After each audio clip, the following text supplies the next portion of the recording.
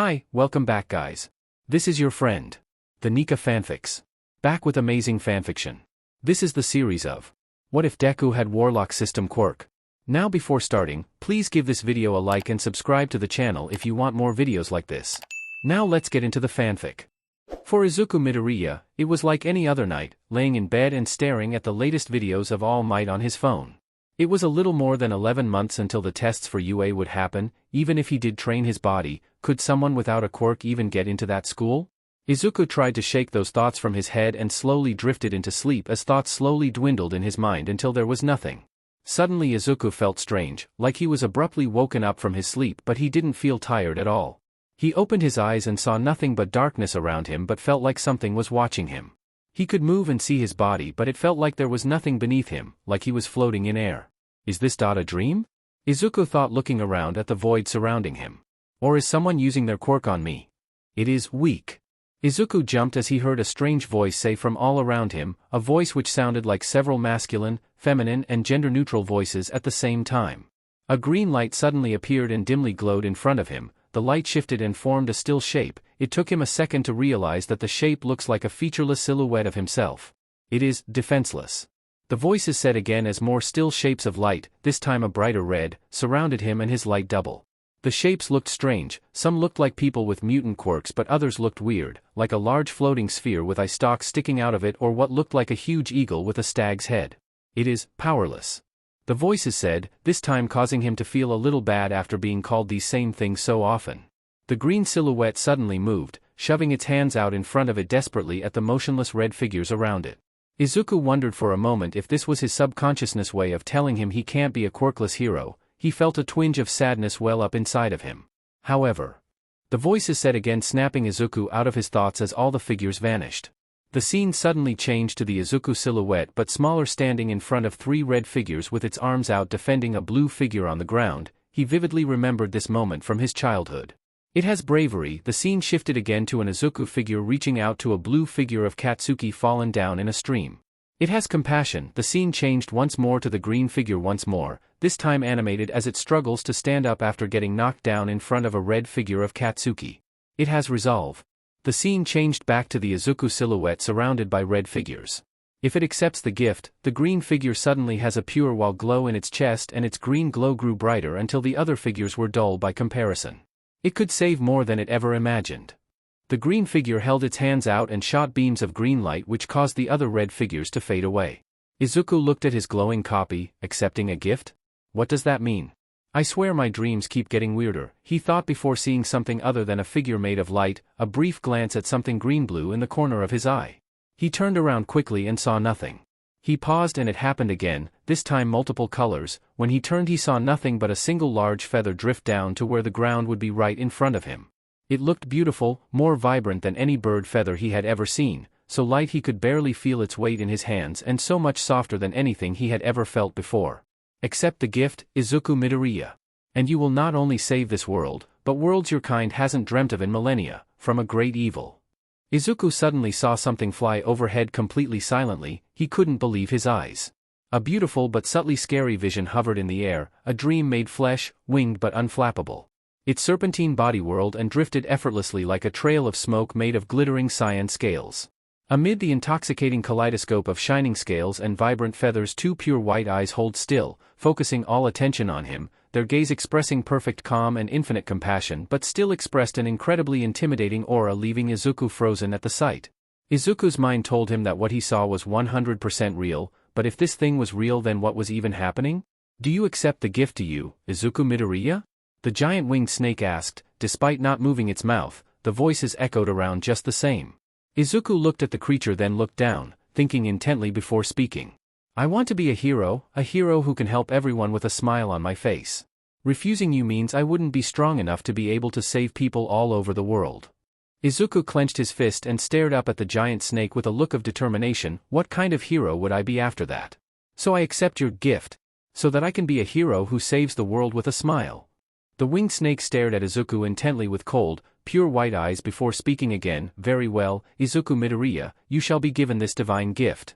You will remember this dream and more once you wake. The snake spoke before spreading its wings wide and flying upward before turning in the air and dive bombing straight for Izuku. Izuku braced in panic but held his ground as the snake's body glowed a bright holy white and collided with Izuku's chest. Izuku awoke suddenly and sat up with enough force to knock him out of his bed. He grabbed his chest as his heart rate had skyrocketed and gasped for breath. Izuku slowly caught his breath and realized that something felt different. He felt a weight in his chest, but not the kind he usually felt when sad. It instead gave off a warm, comforting feeling. The warmth slowly pulsed through his body before coming back to his chest as he breathed in and out. Izuku focused, trying to figure out what could have caused the feeling. Nothing about the day before was out of the ordinary. Then he remembered his dream. He almost never remembered his dreams. If he did, they were just scrambled memories, but this one he remembered so clearly it was disturbing. The weird figures, the giant snake, the deal he made, he remembered all of it. Then he remembered something else, something that didn't happen. A weird hand gesture? Words in a language he didn't understand? Izuku knew he had never seen or heard either, but the memories felt just as real as the dream.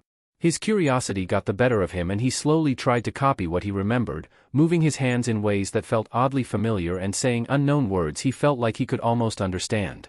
Dull green light coated Izuku's right hand as he gestured and spoke. With one last movement he brushed his left hand over his right and the green light slid off like a glove. Now a green spectral copy of Izuku's hand floated in front of him. He was absolutely stunned. He tried moving his right hand closer to it, but it drifted away. Izuku figured he could control the spectral hand with his right hand and used it to try to pick up one of his many All Might action figures and was able to, although the hand was a little shaky. What is this? He asked himself, stunned at what he saw. The effect of the gift. The gift of power to the powerless, the voices from Izuku's dream said inside his mind, causing him to almost fall over again from shock. What? The gift of pure magic to a world with only fragments. What? In your world's terms, you have been gifted a quirk. What? The door to Izuku's room was suddenly burst open by his panicking mother. Izuku, are you hurt? I heard dash. She stopped shouting upon seeing her son's wide smile, teary eyes, and a floating green hand holding one of his action figures. Mom. I have a quirk. After a crushing hug, many tears shed and a confusing conversation, Izuku sat alone in his room talking out loud in hope the voices were listening. Okay, so your gift is magic, but also a quirk? That is partially correct. Izuku was a little surprised at the quick answer. Which parts? He asked. What you have is not a quirk in the traditional sense. Your soul has been infused with magic.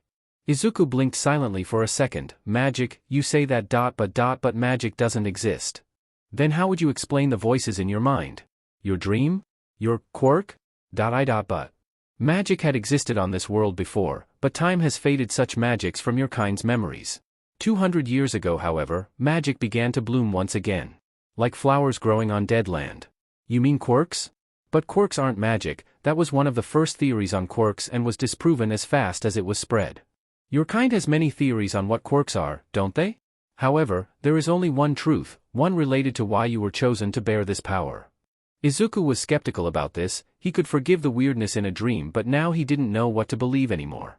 Was magic real? Are quirks magic? Is he having a mental breakdown? Tell me. As was said in the dream, with this magic you will save your world from a great evil. An ancient undead who strived and failed to achieve godhood. 200 years ago this lich caused a ripple of magic to flow through your realm, or universe as your kind would say. When it tore a hole between the realm you inhabit and the one he did as a desperate escape. He has since scoured your universe in search of life to rule over and now has found your world. Unfortunately for him, he has been tracked the whole time to your planet. Izuku stared blankly, still trying to process everything he was told. So, let me get this straight. You are something from another universe which gave me literal magic to fight an evil god. He is no god. The voices sounded angry for the first time since Izuku started hearing them before going back to its normal tone, and he is weaker than he once was. This also benefits you. With the magic you have been gifted, you can defeat him. You can become a hero to your own world and countless others. That last phrase stuck in Izuku's head, something he always wanted to hear, even if it wasn't from his mom but from a giant alien snake. It still filled a hole left in his heart. He would probably be crying tears of joy if not for the very weird situation. Alright, I'll do it. What and who are you exactly? The voices were silent for a moment as if pondering. A name unpronounceable by your kind. You may use a name which your kind have used before. Quaddle. Okay, Quaddle, I will use your gift to become a hero and stop that undead villain. Izuku shouted, his heart burning with determination, but still felt very confused about everything that has happened today. It seems you were the right choice. First, your magic must be trained. You are still at your weakest. According to your memories, there is an abandoned beach not far from here. That is where you will learn how to weave the magic inside you into spells. Wait, you can see my memories? Eldritch Blast. Green energy crackled around Izuku's arm and shot out at a pile of trash, knocking it down and blasting apart some of it. Izuku ran across the sand and around deliberately placed trash piles until he saw his next target glowing with his light spell. He got within range and started casting, light surrounding him as he focused on a glowing broken microwave. Sacred flame. The light around Izuku coalesced and shot out at the broken microwave, breaking it further with flame-like light. Izuku had been at this for several hours now. He finally got the hang of casting while moving. He was starting to get exhausted, which was weird because if Izuku started running around this beach yesterday, it would have taken around 5 minutes for him to get tired, but he had been running back and forth setting up targets with light, then running back and breaking them for hours. He moved his hands around and whispered, weaving a floating green hand in front of him. Mage hand. The hand flexed for a moment and moved down to pick up a chunk of trash as Izuku commanded. He brought it close to him and placed a hand over it with a short whisper. Light. It began to glow like a flashlight. The green hand lifted it into the air before vanishing in a puff of green smoke. Izuku launched another Eldritch Blast, causing the chunk to explode before it hit the ground. Well done, Izuku Midoriya, you have quickly grown used to using magic. Even at your weakest, one could compare you to one of your kind's heroes. Quaddle said in Izuku's mind in its multiple voices. You think so? It feels crazy. Each one of these spells could be its own quirk, so it's pretty incredible to use just one of them. It's weird to think I've been able to do all this only hours after learning it. It feels so natural to cast the spells too, like a reflex almost. And I'm only now getting tired after all of this. Is that from another spell or is it dash? Izuku started to rant before being interrupted. Izuku Midoriya, you are rambling again. Oh, sorry, I'm just so excited to finally have a quirk, or something like a quirk, I guess. You don't have to call me by my full name either. Izuku is fine since you're in my head and all. It would make me feel a little more comfortable. Very well, Izuku. You have grown used to your weakest spells, now you must learn to use your strongest. So all of those spells were the weakest ones? How do I cast the stronger ones? Izuku felt a slight pulse of warmth from his chest as he suddenly had memories of being able to cast 4 more spells, a little more complex in hand movements and vocals but still doable. How do you keep putting these in my head anyway? In accepting the gift, minds and souls were linked, forming a bridge between you and your magic. It has also allowed access to your mind and memories. Oh, I mean, is that last part really necessary? Izuku asked, slightly uncomfortable with the idea of someone messing with his mind. It is. If not done, then communication from such a great distance would be limited to your dreams. It would also allow the Lich to magically locate you or affect your mind if you became his problem. The mind of a Quaddle is guarded like no other, now your mind will be guarded the very same. Okay then, so pretty necessary. Izuku looked on the new spells in his mind before picking one and starting the incantation. I guess I'll start with this one. Izuku spoke in an ancient tongue and waved his hands in a new pattern while focusing on a nearby fridge. The spell should be stronger, so a bigger target should be good to test the damage. Izuku heard a gentle hum in the air as he finished and held his hands out in front of him. Thunderwave. An incredibly loud boom shocked Izuku as he was barely able to keep focusing on the spell. Thankfully he was used to explosion sounds and wasn't too stunned by them anymore. He looked in front of him and saw the front of the fridge had completely crumpled in on itself and the heavy fridge had been knocked a few meters away from him, as well as the now shredded smaller garbage surrounding it. That was so cool! Izuku shouted in excitement, pulling out his latest notebook for his new magical knowledge and scribbling as he thought out loud. It seems like it's purely destructive but could also be used to clear large pieces of rubble from disaster sites, although the sound is a bit too loud to be used around people who are sensitive to loud noise. And why don't I feel that warmth in my chest anymore? That warmth is the presence of raw, unfiltered magic.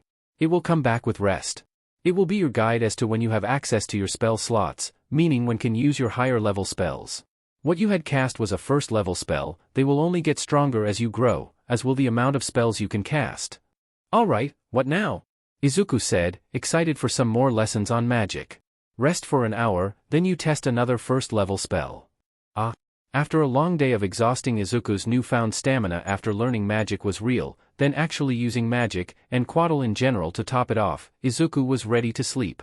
Once he had finally fallen asleep, he found himself in the void he was in last night. He didn't feel weightless this time and felt like he was standing on a solid floor, but he looked around and saw nothing around him again. However, he did see a white light glowing from his chest. The light flowed out and shifted, forming the unforgettable body of the giant winged serpent several times his height. We're back in my dream? Why? Izuku asked. Indeed, here you shall be trained mentally. Quaddle said, their voice of many voices echoing all around once again without moving their mouth. All aspects of your dream can be manipulated, including you. A prefect-controlled environment for your training. Physical training when I'm awake and mental training when I'm asleep. I guess I do need a lot more training than everyone else does. Izuku said, looking out across the infinite void as Quaddle vanished from sight and a featureless, red figure of light appeared in front of him with a sword and shield also made of red light. This shall be your first lesson. Are you prepared? I guess so. Without a moment of hesitation the figure went from completely motionless to sprinting at Izuku with killing intent. Izuku naturally panicked, trying to run but found himself much slower than his opponent. He frantically but carefully waved his hands around and shouted the correct incantation as magic slowly crept up around his body. Expeditious retreat. Izuku's body absorbed the magic around him and he began to move much faster. He continued to run but found he just barely outran the figure who was in full sprint. In a desperate attempt he turned around as green energy crackled around his arm. Eldritch blast. The energy shot out and collided with the figure but it didn't slow down. He stopped in fear, tensing and closed his eyes as he felt the sword pierce his body. It hurt more than anything he felt before, and then he felt nothing. He opened his eyes in a panic and saw he was in the same void. He checked his body and saw no stab wound or hole in his clothes, and he could even feel the magic in his body even though he had cast his only first-level spell. What was that? Did I die? Izuku shouted at the void. Quaddle appeared out of nothing in front of him and spoke. You did die, in the dream at least. That was the first lesson. Boo, what kind of lesson is killing me? The first lesson is death. That helpless, powerless feeling you felt when you were moments before death. Do you know what you did? I froze. You hesitated in the face of death. That is a wall you must learn to break. You cannot ignore that fear, instead you must push past it and use it. Even when you fear death, you must commit. A second of hesitation is all it takes for you or someone else to die. When you fight you must keep this lesson in your mind. Win, and live. Lose, and die. Izuku looked down. This was going to be much harder than he thought. But he can't give up. All Might probably trained 1,000 times harder than him. If Izuku needed to do this harsh training to become a hero then he would take every lesson thrown his way. There was another lesson to be learned here. Do you know what it was? Izuku tried to think but the thought of him getting run through with a sword was the only thing he could focus on. No. You thought that a single spell would defeat your opponent. That because you have magic, that makes you strong. You may have more power than others but you are not yet strong. Underestimating an opponent you don't know is a fast way to die. Learn everything you can about your opponent before you strike. Even a wall of diamond can be broken at its weakest point. Are you sure that this isn't a little too extreme?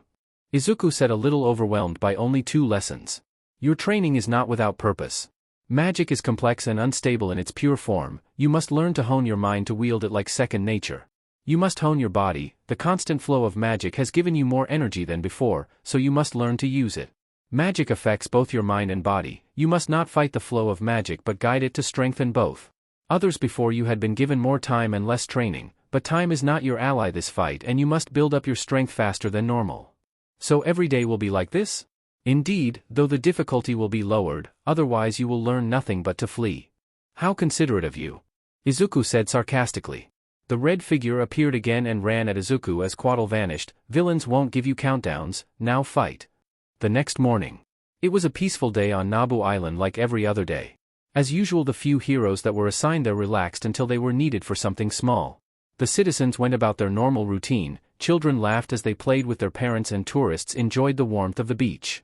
They didn't have a care in the world, nothing too bad had happened on the island in almost 30 years, after all. Unbeknownst to all of them, something floated above the island, looking down at the bounty of souls beneath it with a single right eye of glowing energy.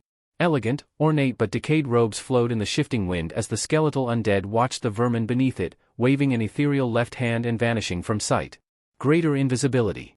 Izuku had trained with magic for over a month now. He hadn't learned any new spells besides the 4 cantrips, Light, Eldritch Blast, Mage Hand and Sacred Flame, and 4 first level 1 spells, Thunderwave, Expeditious Retreat, Guiding Bolt and Cure Wounds. He already knew, but what he did learn was more important.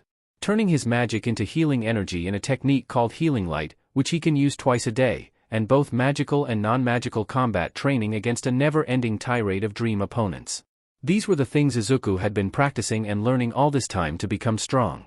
Quaddle also taught Izuku about various monsters from the Lich's universe and from the many planes of existence, which was a whole other deal that Izuku could barely wrap his head around, and also what a Lich was, because he just knew it was some kind of undead thing. Essentially, a Lich is a wizard who sacrificed their humanity and become undead to learn magic forever but requires a reserve of souls to continue to exist. Most of them are villainous, but the one he was destined to fight was incredibly evil. Going by the titles of the Undying King, the Whispered One, and around 5 other equally edgy titles, he was once a human, but in his quest to achieve godhood for reasons long forgotten to time, he slaughtered countless and enslaved more. He was stopped 200 years ago by a group of legendary heroes and gods, but he escaped by sacrificing every soul he had in his reserves to tear a hole between universes and caused a ripple of magic through space which accidentally created quirks on Earth. So yeah, Izuku had his work cut out for him on the whole defeating him deal. Just one more reason to train as hard as he did.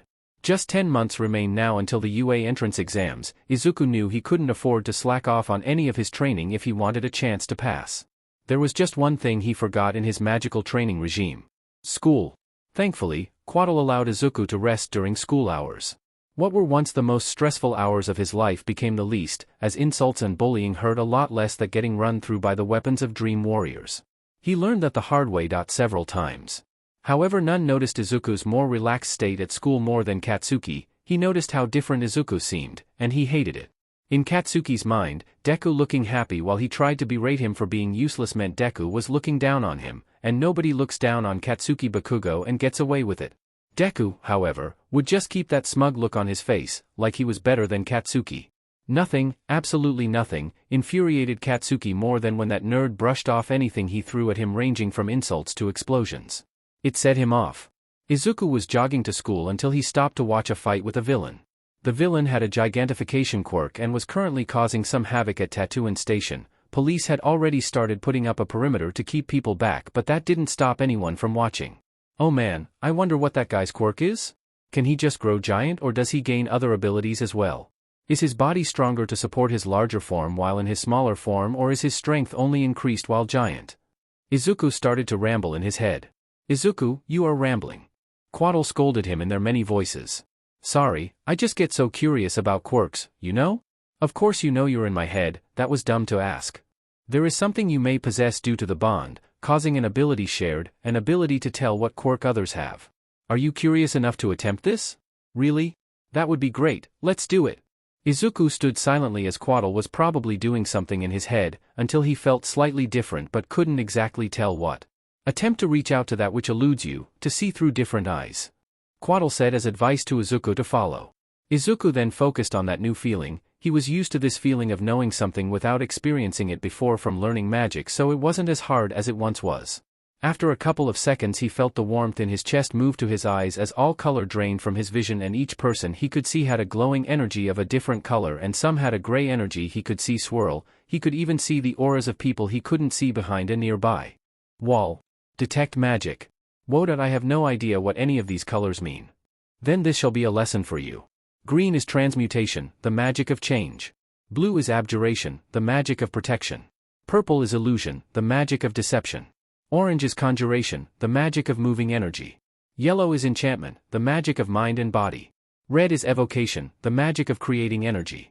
White is divination, the magic to see and learn. Black is necromancy, the magic of life and death. Izuku copied that into his notebook of magical knowledge. What does it mean if it's gray?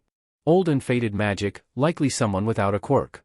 Izuku hummed and wrote that down. Every human apparently had direct exposure to raw magic due to the quirk event caused by the Lich entering the universe, so that made sense that even the quirkless would be affected by some kind of background radiation of magic.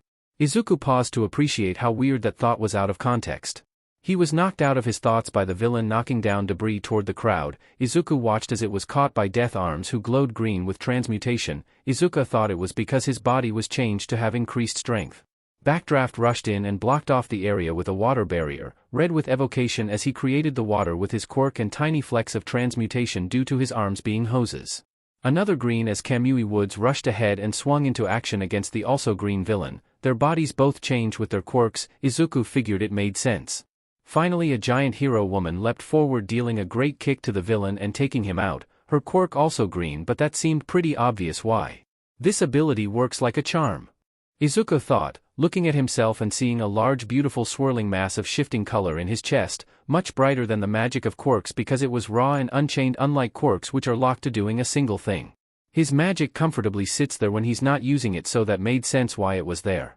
As the crime scene was being cleared, Izuku had a thought. How do I turn this off?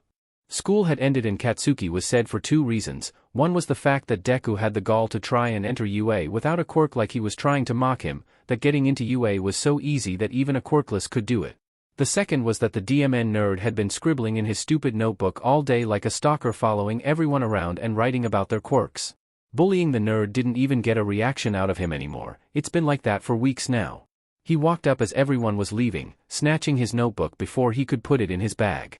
"Don't think our little conversation from earlier is over, Deku," he said, holding the book away from him. That actually got a reaction out of him. He looked worried because of it. "Good. Katsuki, what's that?" Fingers asked, walking up to him. He moved the book back while not looking away from Deku. "Huh? I doubt I can't read this like at all. Is this even Japanese?" he said, confused. "What are you, an idiot?" Katsuki said, taking a look at the book and understanding the confusion. Whatever was written on this book wasn't Japanese or English or any language he recognized. Flipping through the book, he saw that every page was filled with these nonsense characters. "The F is this, Deku? You come up with some kind of fake language so no one can read the weird shit you write about everyone?" he asked. The worried look on Deku's face faded back into that smug smile. It didn't even change when he threw the nerd's notebook out the window. He just whispered something under his breath. "The F, did you say, nerd?" he shouted. "Come on, man, let's just go. He doesn't even do anything when you do this anymore. It's honestly just boring and sad." Fingers said. The rest of the extras in Katsuki's class stopped caring about Deku after he stopped reacting. They got bored of him not long after. Katsuki still had more than a single bone to pick with the nerd though, and Deku, pretending that nothing fazed him, wasn't going to stop him. "TCH, fine. But know this, you DMN nerd, if you apply to UA I will destroy you." No reaction at all. "Maybe you can get in, if you take a swan dive off the roof and get a quirk in your next life." No reaction again. "Do something, you freak." He growled in his head out of frustration and called it a win for himself before leaving, slamming the door behind him.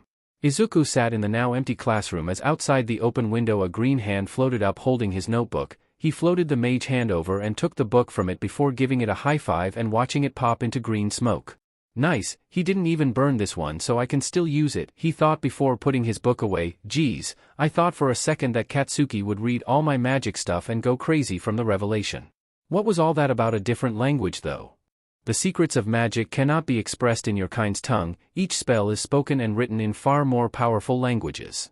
What you speak and write is celestial, the language of those who dwell within the heavens. It would seem you were instinctually writing and reading celestial and did not realize it. And because you're from the heavens, I can speak, read, and write it too?" Technically, the prime material plane was the birthplace, not any of the 7 heavens of Celestia. Though, minds are links with the progenitors before and the descendants after. The prime material plane is the one I'm in now, right? Also, does that mean that each of your voices was a different quaddle? Both are correct in a sense.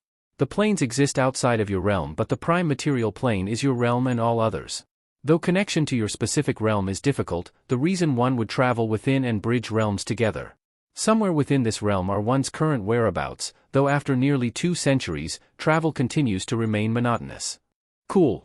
So where are you now? If you can get to Earth it would probably help a lot.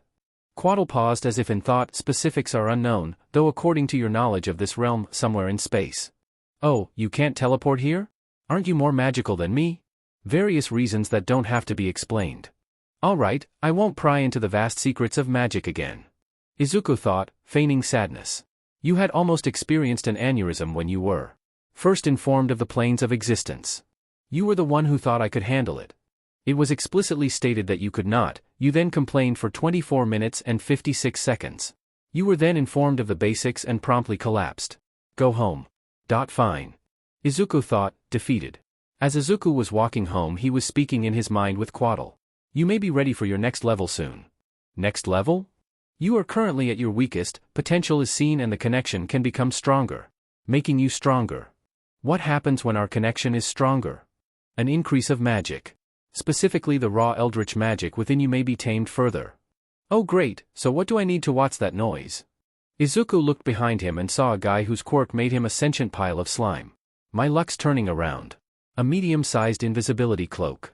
Izuku examined his opponent. He was very similar to the ooze creatures that Quaddle made him fight in his dreams once, meaning he had to use magic as his fists were mostly useless. He may also be acidic, so it's important to avoid physical contact at all costs. The villain dived at him, but Izuku was able to jump backwards and get into a stance he could fight in. The slime villain groaned in annoyance. "Come on, kid, you'll be doing me a real favor here. It's only going to hurt for about 40 seconds, then you won't feel a thing." Izuku whispered and gestured his hands in front of him, light emanating from his chest and glowing like veins up his arms as he shoved both his arms out with one last word in Celestial.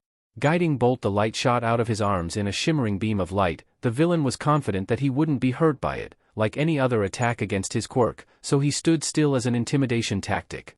Once it collided with his body, he was immediately filled with horrible, searing pain, something he never felt when using his quirk before. Luckily for him, Izuku was holding back. The villain's body began giving off light and felt weak as Izuku held up a hand with green energy crackling off it. "Back away now, or I'll be forced to knock you out and report you to the police," he said. It was a bluff as he used his only first-level spell slot, so he only had cantrips to work with. Thankfully, the weakened villain stalled long enough that a manhole cover was blown away and revealed someone Izuku never thought he would see in person. "All Might?" he shouted in wide-eyed shock. The villain shouting the same out of fear. "It's all right now, young man.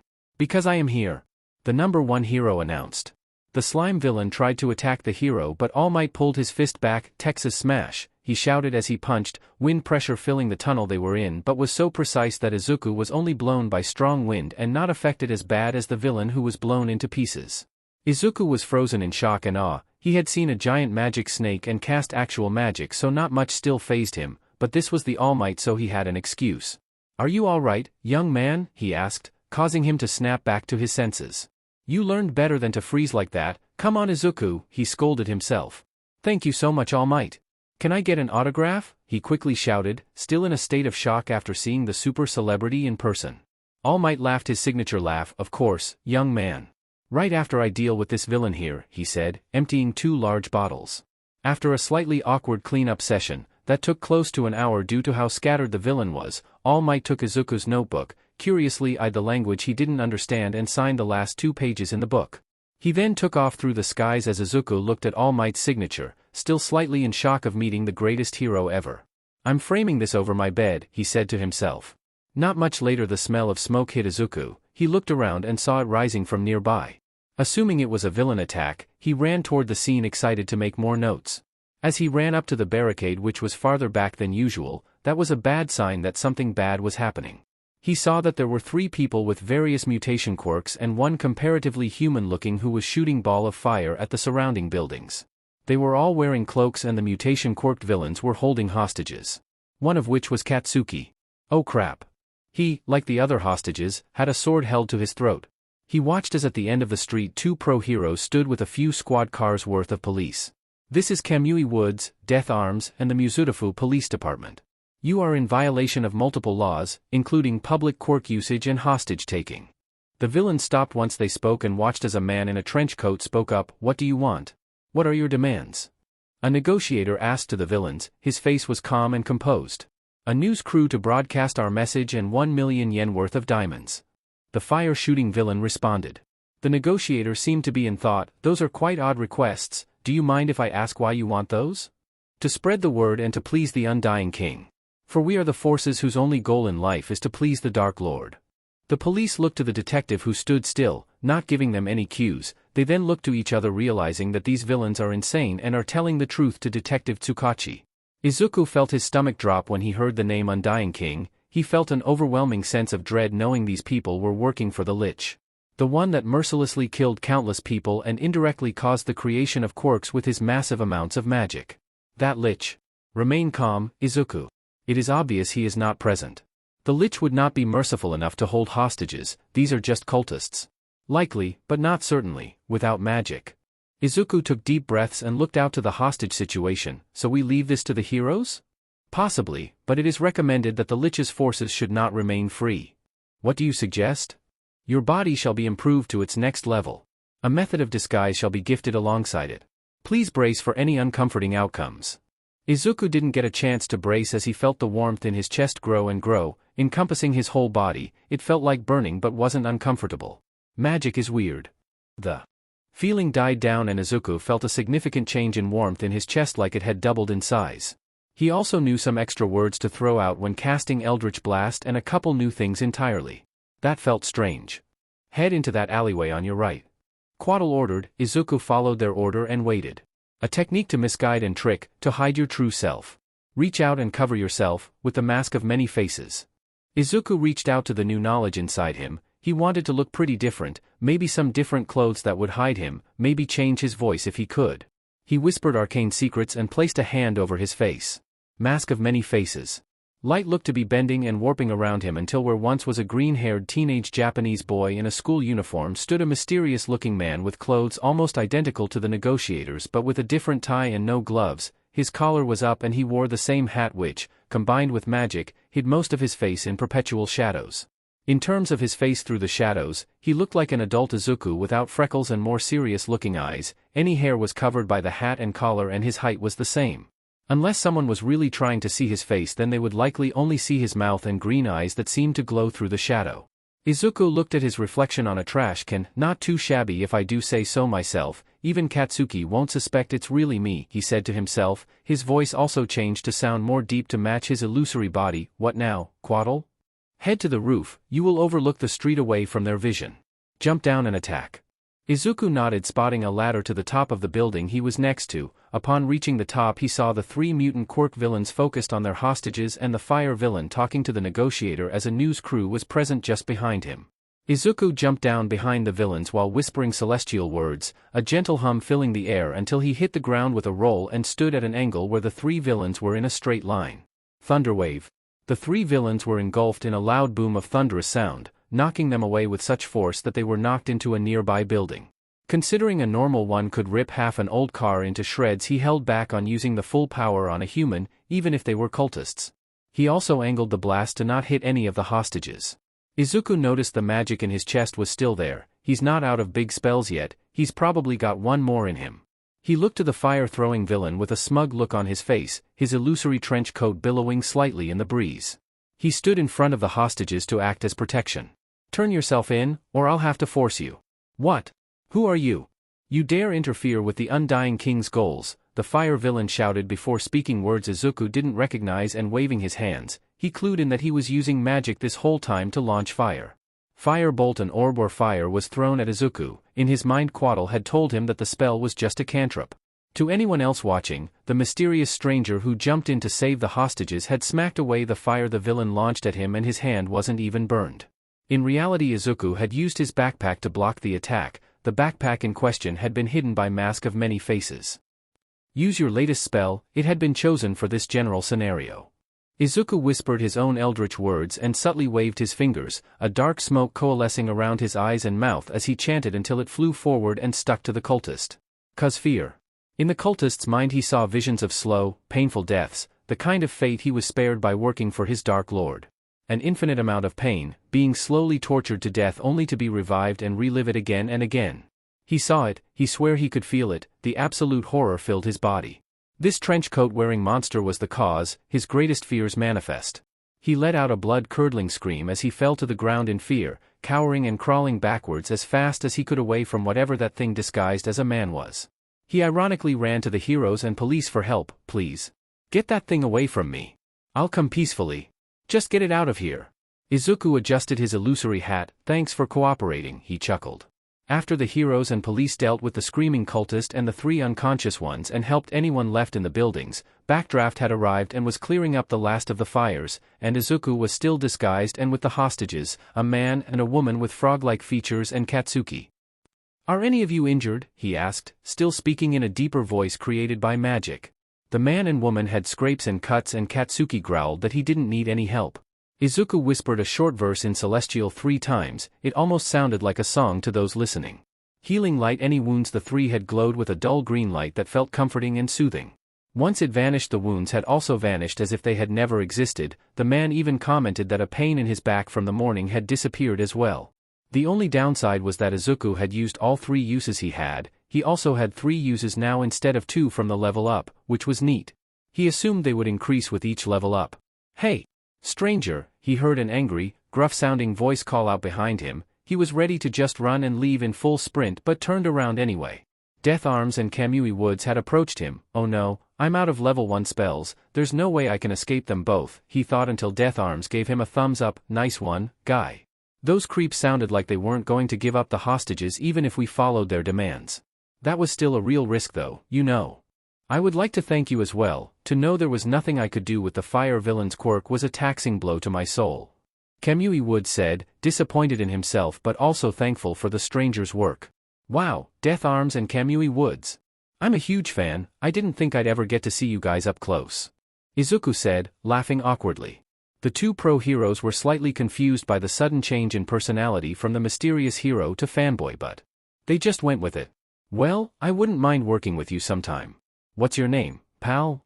Death Arms asked. Kamui Woods also seemed interested. Oh crap, I didn't think of this, what do I say? Then Quaddle gave him a bit of help. Izuku mumbled under his breath with a hand in one of the illusory trench coat pockets and the other over his face as if adjusting his hat. Mask of Many Faces. His appearance hadn't changed any further but he had stuck something illusory to his hand.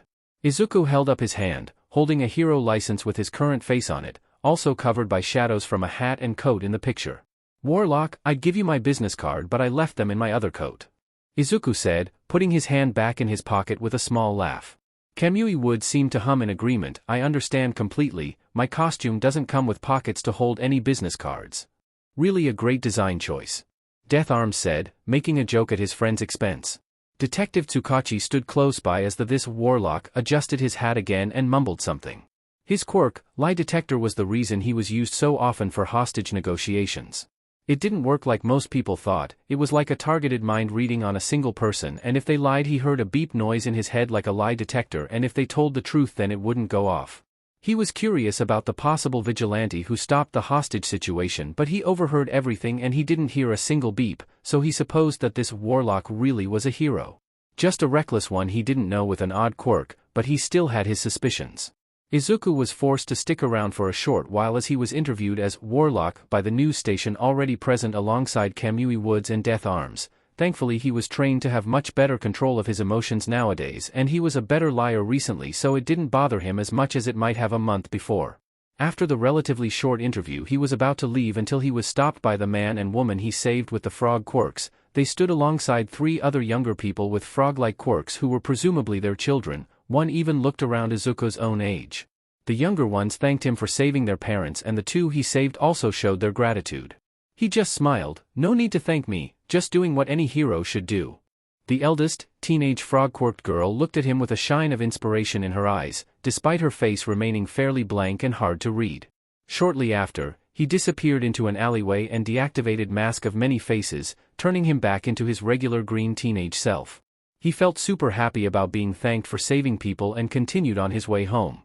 His backpack was pretty burnt, but it wasn't the first time, so he could probably get away with it. Later in the day, Izuku was training on the beach again. Quaddle had explained that by leveling up to level 2 came with abilities called Eldritch Invocations. One was Mask of Many Faces, which he already got the hang of after some practice, but usually got 1 or 2 small details wrong when trying to look like someone else. The maximum time limit was an hour until it vanished naturally. Thankfully he could cast this as many times as he liked, like a cantrip. He also couldn't make himself look more than 1 foot taller or shorter than his own height or give himself more or less limbs, but he was able to give himself small additions like horns or accessories attached to him, like the trick with his fake hero license. It was also all just illusion, so if anyone touched anything made by the invocation they would phase right through it, but Izuku could move the illusions as he was the one who made them. Good thing nobody had touched him as Warlock. The other was called Agonizing Blast, an improvement to the spell Eldritch Blast. Izuku knew that Agonizing Blast would be stronger. It literally had agonizing in the name, so it was a fair guess. Izuku focused on the target, another large fridge with thick metal doors. Izuku chanted the spell and moved his arms as green eldritch energy crackled on them, as well as a new smoky red energy swirling around with it.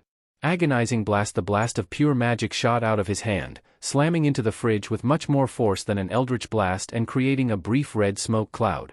The smoke quickly faded and the door to the fridge was completely blown in half. Note to self, don't shoot people with spells with agonizing in the name, he thought to himself. Izuku continued training with cantrips until Quaddle interrupted his training. Izuku, your well of magic has increased now. Do you feel any different? Their voices asked.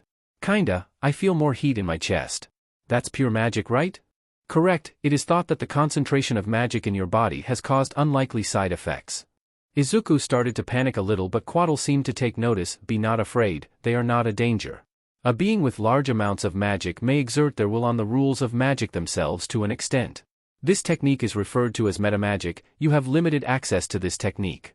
Izuku thought for a moment. So what can I do? He asked. It is best to start off simply. Manipulating the laws of magic and physics is not an easy task.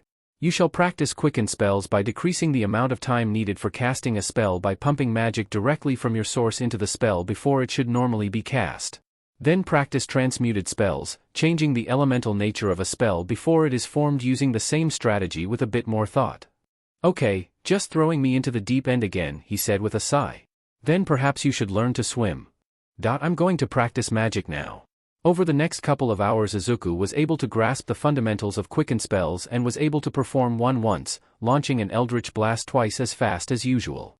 He struggled with transmuted spells as meddling with the laws of physics wasn't easy, and the only element-based spell he has is Thunder Wave, Thunder Element specifically, which was based around noise loud enough to cause damage. Because of the limited first-level spell slots, there were only so few uses to experiment with. Thankfully, with the addition of another spell slot, the time they took to reform also shrunk. Meaning 1 hour for 2 slots or 30 minutes for each one, so he could practice first-level spells a bit more frequently. He also learned that his current limit for metamagic was 2 uses per day, which kind of SCKED, but he could practice a lot more in the dream, so it was fine overall. Once Izuku returned home, he was greeted by his mother, who had grown to expect him home late after quirk training.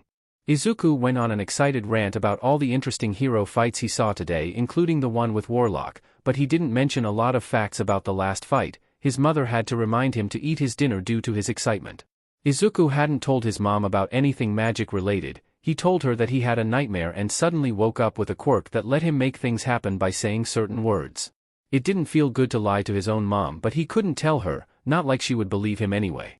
He compared it to those movies where some kids find something supernatural but the parents don't believe them because they're children and they believe the supernatural doesn't exist. Except that he was the child and the world was the parent. Thankfully, was better at speaking around the absolute truth somehow after mentally fusing with Quaddle. He didn't know how or why, but the answer to both was probably magic. He looked on his phone about the latest hero news stories, ready to write about them in his hero analysis notebook. MT Lady's debut and All Might capturing the slime villain were popular, but he was definitely surprised at the large amount of coverage on Warlock. Hero debuts, Warlock saves 3 hostages from crazed villains. CC new supers, the Warlock. And that's enough news for me. Izuku thought, quickly changing to a different website. Izuku looked on various forums too. They were also talking about Warlock. Who is the Warlock?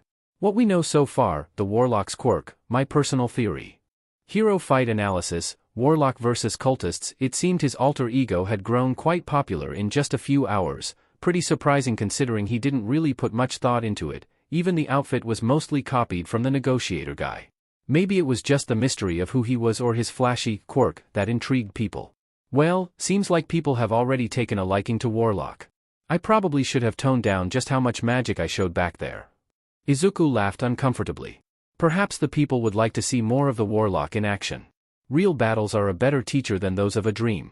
I'm not going to start doing vigilante work. It is understood that your laws specifically state the use of quirks in action similar to that of a pro hero without a license is vigilantism. You use magic, not a quirk. Okay, you have a point there, but it's not like anyone will believe me when I say, I wasn't using a quirk, it was magic, And if there are no heroes who can help? If the Lich's forces attack again? Then I guess Warlock will have to show up again and sort things out. Indeed, now sleep. You have training to do. Naomasa was suspicious. It was his job as a detective to be after all, but he was suspicious about Warlock. Even without him using his quirk, he had seen enough people lying to know the subtle cues. Subtle changes in the voice, hiding the face, refusing to make eye contact are the main ones, but there are more. He knew that something about Warlock was wrong, that his quirk must not have worked on him for some reason, even though he knows the hero was lying about something. He watched the news footage of the culprit once again. He dives down from a roof and blows 3 villains away with a blast of something. Wind and sound? One would assume this was his quirk, but then the culprit blocked the remaining villain's quirk with his bare hand, smacking it away like an insect. Perhaps this quirk could cancel out other quirks. It made sense if he was immune to his own lie detector. Then the culprit showed off a third move, making the villain scream in fear after being touched by black smoke. When interrogated, the villains didn't say much and everything they did say was true. They followed a leader known as the Undying King and said he would bring a new age onto the world. Once Necromancer said that he would bring in Warlock to interrogate him, it was obvious the fire villain was still scared of the stranger because of this third quirk. The thing that ticked him off the most is that there was literally nothing on the man, not a single shred of documentation in everything he had access to gave even a tiny hint to the Warlock. He had lists of heroes from all over the world and not one showed similarities to Warlock. He just appeared, stopped a crime and vanished. Not a single camera caught footage of the man before or after the incident. Did he have a teleporting quirk too? Then there were the comments in the report from the hostages, that he had healed their wounds. Another unrelated quirk. Necromancer put his head in his hands. He hadn't gotten anywhere with this all night after starting to theorize that Warlock wasn't a real hero and somehow had a fake hero license. He didn't even know of any dealers that would give those out though. It was quite redundant too, as the HPSC and police would find out who you are pretty quick if you ever had one. He has 4, maybe 5 quirks that had no discernible connection. Someone could be born with a single quirk that seemed like 2 different quirks that were connected somehow. Hell, there were even cases of a quirk that looked like 3 different ones, but they were always connected somehow by some kind of theme. These quirks were usually the results of quirk marriages, but having 4 or 5 quirks that are so different was too unlikely to have been this. Sonic Blast, Quirk Nullification, Fear Gas, Healing Song, and Teleport. These were the quirks that Necromancer had dubbed for Warlock on his report and feared the worst, that if someone could have this many unrelated quirks that all for one was somehow involved, but Warlock clearly had good intentions. He saved and healed the hostages, so that theory was put on the back burner for now, but not forgotten. He sighed and got up from his desk. "I need a drink," he said to himself before a notification popped up on his computer. An email from the Hero Public Safety Commission president. Izuku looked at his calendar. Just 7 months remained for him to train for UA. He had no school today, so he planned to head to the gym later after training his quirk by hitting himself with a pipe, but before that he needed to buy some hair dye stuff. He had asked Mina about where to buy stuff like that since he had no idea, and she said that he could find almost everything at Kiyoshi Ward Shopping Mall, a huge mall in Tokyo. First, however, he checked out any of the latest news on Warlock. 3 months ago a new hero showed up in Japan, stopping a hostage situation in less than a minute with a quirk that no one could quite decide on what it was, and the mystery just drew people to him. He hid almost everything about himself, but what he didn't hide was his manly spirit. He ran headfirst into danger. When the angle was just right and you saw his mouth, he always had a smile on his face filled with a confidence to tell civilians that everything would be alright and to tell villains that he didn't fear them and they shouldn't even try to fight him. After only a couple of days he had gained a following of people trying to figure out as much about him as possible, when it was revealed that the entirety of Japan had no idea who the trench coat-toting man was. Even now the only things people know is that he has green eyes, has a deep voice and he loves heroes. After Kamui Woods had revealed that Warlock admitted that he was a huge fan of him and Death Arms after saving the hostages during his debut. He didn't just stop with a single hostage situation either, he took down villains when nobody else could and vanished as fast as he arrived. There was even a popular story from a woman who was getting mugged when the robber heard a noise behind him and saw Warlock, then the mugger just gave up and turned himself in to avoid fighting him. Izuku liked that story. He hoped that when he became a hero that tales of his manliness would be told like that. But what people know Warlock from the most is from a group his fans have labeled as his arch-nemesis. They went by many names, but the most used one was the Undying King's faithful, freaky guys in Izuku's opinion. Almost every case they showed up, so did Warlock, and he beat them each time. Even when they took down some other heroes he would swoop and save the day and help out the heroes who had been injured. The latest news story was about Warlock stopping a rampaging villain who had some kind of super strength quirk with one of his super moves, Thunder Force. The one that caused a huge boom like thunder and threw away any villain unlucky enough to get hit by it. He hadn't actually named his moves himself since he almost never spoke with the media. The only interview he ever did was his first one, which didn't really reveal much, if anything, about the guy. It was his fans on the various hero forums who named his moves. He even has a page on the Hero Fan Wiki detailing all the manly stuff he's done. Izuku was pumped reading the news story. He wondered just what kind of training a guy as manly as him had to go through to be like that. Izuku stood in the vast void of his dream. He held his arms out in front of him at a red target in a simulated street from his memories. A gentle hum in the air as well as a growing warmth, moving his hands out with one last word in Celestial. Transmuted thunderwave, a boom echoed through the void as the target was engulfed in flames and thrown backwards.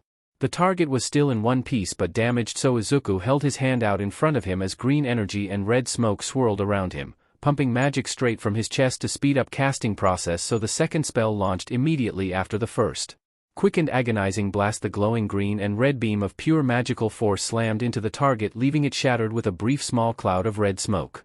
Izuku sighed in relief. He had finally been able to reliably use both metamagics one after the other after 3 months of practice. "Why is magic so hard?" he complained, as Quaddle formed from nothing in front of him. "You should be glad you have improved so much, though your transmuted spells need work." They spoke in their many voices as the dream street of solid light vanished. "I know, I can only change it to the fire or cold damage so far. So are we done for the night?"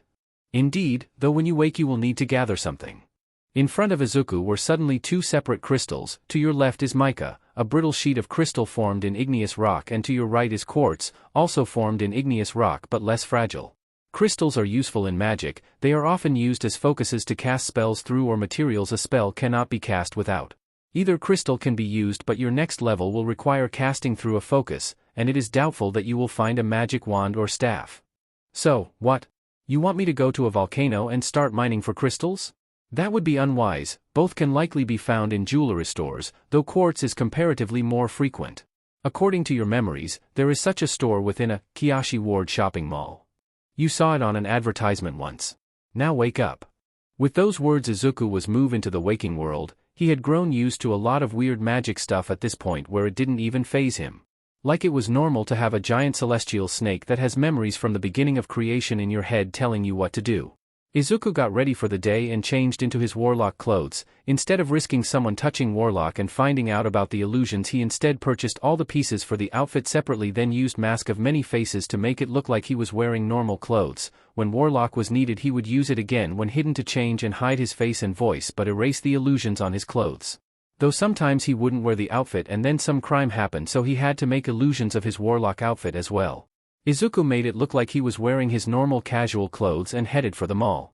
On the way there he checked the Hero Watch forum. After the initial introduction to the public, the news around Warlock was less abundant.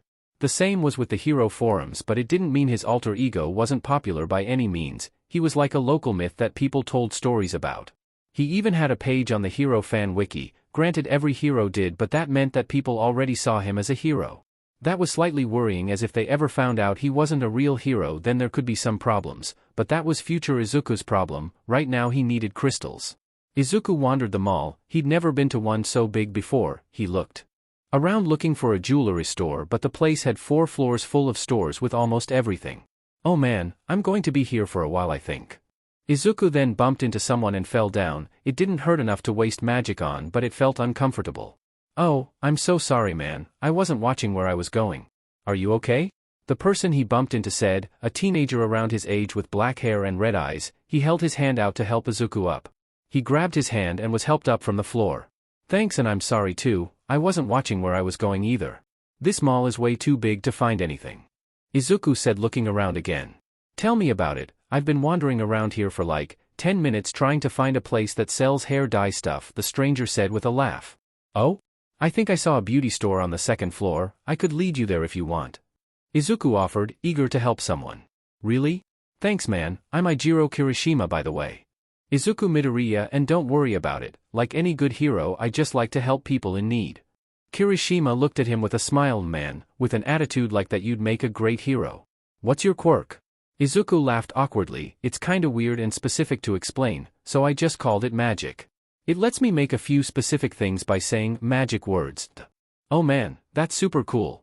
Mine's kinda boring compared to that. It's called hardening. It just hardens my skin like rock," Kirishima explained, showing off his quirk on part of his hand. "Really? That's not boring at all. You have offense and defense built into the same move. You could save lives by taking the hits that no one else could, then take down a villain with a rock-hard punch. Not to mention the work you could do in a rescue scenario. That's a super cool quirk if you ask me." Izuku explained his thought process. Kirishima looked happy to hear what Izuku had to say. While the two walked they spoke about heroes. Kirishima's favorite was Crimson Riot, apparently, old school but definitely a great hero. Of course Izuku's favorite was All Might. Half of his room was covered by the man, for crying out loud. They both stopped in their tracks when they heard a gunshot. Izuku grabbed Kirishima and pulled him down behind the safety barrier on the 2nd floor as he looked over. He grimaced as he saw the Lich's goons holding up a store at the bottom floor, a jewelry store. How did he miss that earlier? He looked around, there was nowhere to quickly run to and change into Warlock that didn't have a camera watching it or people hiding or running from the gunshot. Nowhere except exactly where he was right now, except that Kirishima was right next to him, but if he wanted to save lives then he needed to change. Izuku examined the scene, 5 cultists, one with a gun, the rest with a sword and shield each, and from what he can hear they want all the precious gems in the store. Izuku took a deep breath and closed his eyes. Detect magic. His vision was colorless except for the colors of magic. The only one with more magic was the one holding a gun. The others had gray auras, so they were more than likely quirkless, and green auras of transmutation on those with mutant quirks. The magic one was either actual magic or a quirk, but whatever it was, it glowed yellow with enchantment, so he either buffs or debuffs himself or others. There was also a faint orange glow of conjuration on his side, not a part of him. Izuku's vision went back to normal as he looked around himself, nobody near or looking at him except Kirishima, and no cameras either. He sighed in frustration. Kirishima, can I trust you to keep a very big secret right now? I feel like there are more important things to be focusing on right now, but yes, you have my word, bro. He said, confused, but Izuku could see that he was trustworthy. Well, actually Quaddle saw it through him, but they told Izuku, so it was basically the same thing. Izuku hid behind the barrier and mumbled words in Celestial. He put a hand over his face and chose the face and voice he wanted. His illusory clothes vanished and what remained, to Kirishima's amazement, was Warlock. Remember, please keep this a secret, he said, his voice now different and deeper to a stunned Kirishima. Izuku leapt off the second floor and rolled as he landed. He ran up to the cultists with green energy crackling off his arms. Eldritch Blast. He launched a blast to one of the sword and shield wielding cultists and knocked him out. Knowing he can't block bullets, he grabbed the shield. The other 3 cultists tried to attack him at once, but Izuku was able to block most of the sword swings with the shield and dodge the rest. He quietly chanted eldritch words and held his arms out as a gentle hum filled the air around him as well as a building chill to the air. Transmuted thunderwave. The blast echoed through the mall as the cultists were engulfed in ice and knocked away, shattering the ice they were encased in on impact with the ground. The final cultist spun around and shot at him 3 times, 2 bullets caught the shield but 1 caught his shoulder. His coat and suit weren't bulletproof, but Izuku's body was a fair bit more durable than the average teenager thanks to the magic coursing through him, so it didn't do too much damage but still penetrated his shoulder. Izuku eyed the gun, 6 chambers, and he heard 4 gunshots. Just watch out for the gun and you'll be fine. Izuku launched another eldritch blast as the cultist fired again, hitting him somewhere in the chest. Izuku hit the arm holding the gun, causing him to accidentally throw it away from himself.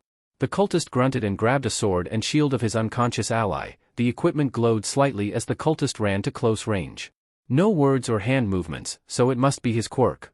Izuku blocked and dodged attacks as the cultist swung with a deadly accuracy. Izuku had fought tough opponents in his dreams, but this guy was the first real-life villain who had this kind of weapon expertise. The cultist slashed once more and hit Izuku's shield. He continued pushing down on it with the blade and spoke, "You have proven yourself quite a nuisance to the Undying King. What do you hope to accomplish by merely prolonging the inevitable?" "I'm hoping that you stop talking," Izuku said, kicking the cultist back and mumbling eldritch words before a light started glowing around him.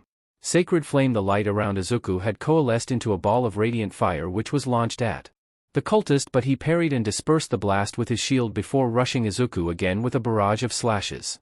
"The Undying King entrusted me to bring a bounty of crystals, but your corpse shall substitute nicely," the cultist threatened. "I'll take that as a compliment," Izuku replied.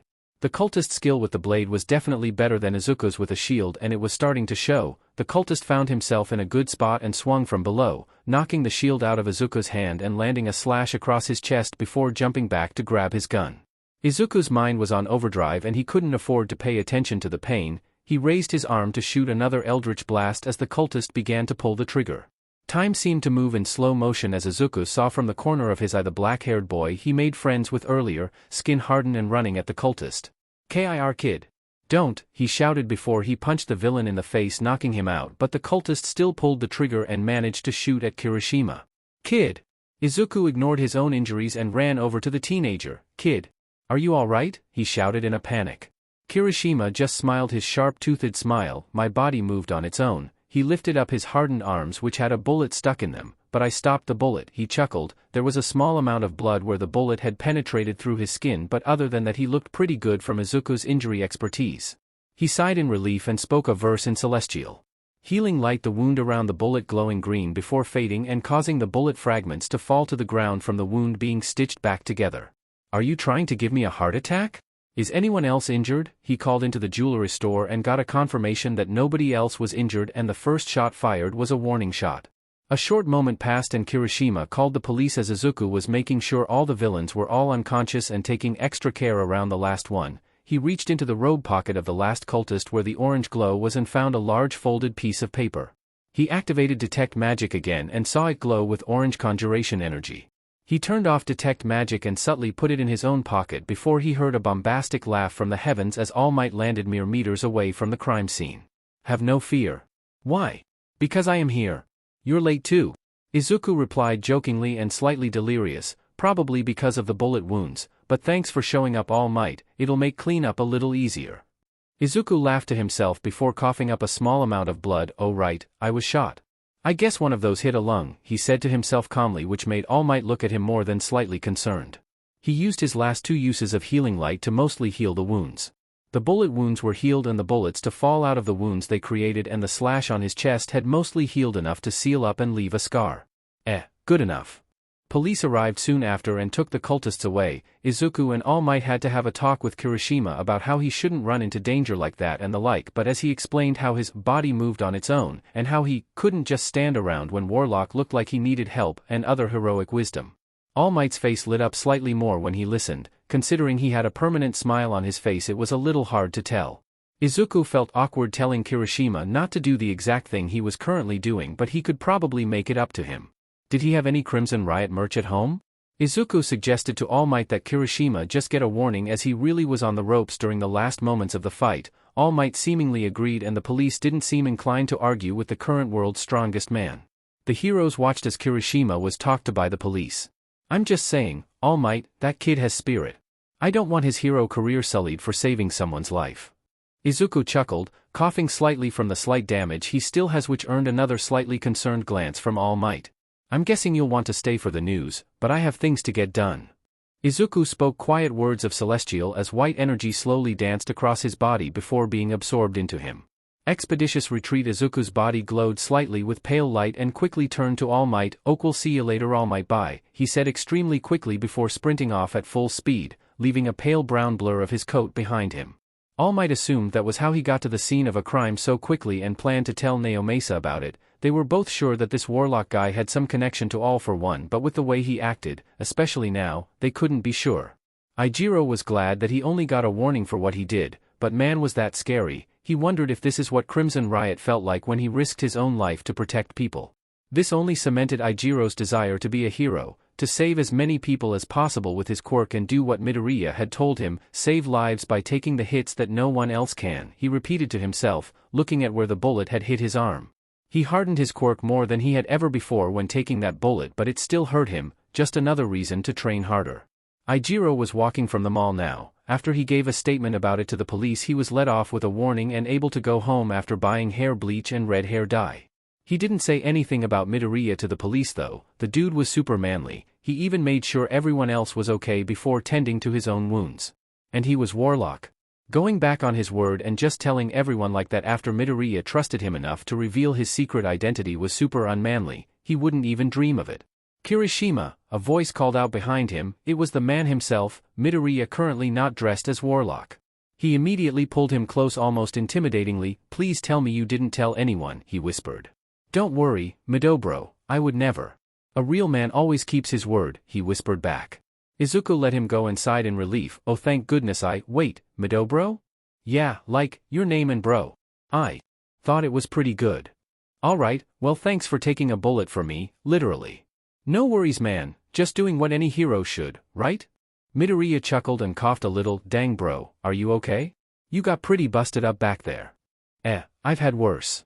Midoriya said with a shrug. Him and Midoriya walked until they reached the train station where they parted ways after exchanging phone numbers, much to Midoriya's awkwardness. Apparently he'd never given anyone his phone number, so he didn't know how. After getting off the train, Ijiro was walking through an area on his way home that pretty much never had anyone around it and where he usually trained his quirk. Excuse me, young man, he heard a voice from behind him. Turning around and saw a tall skinny man with yellow hair.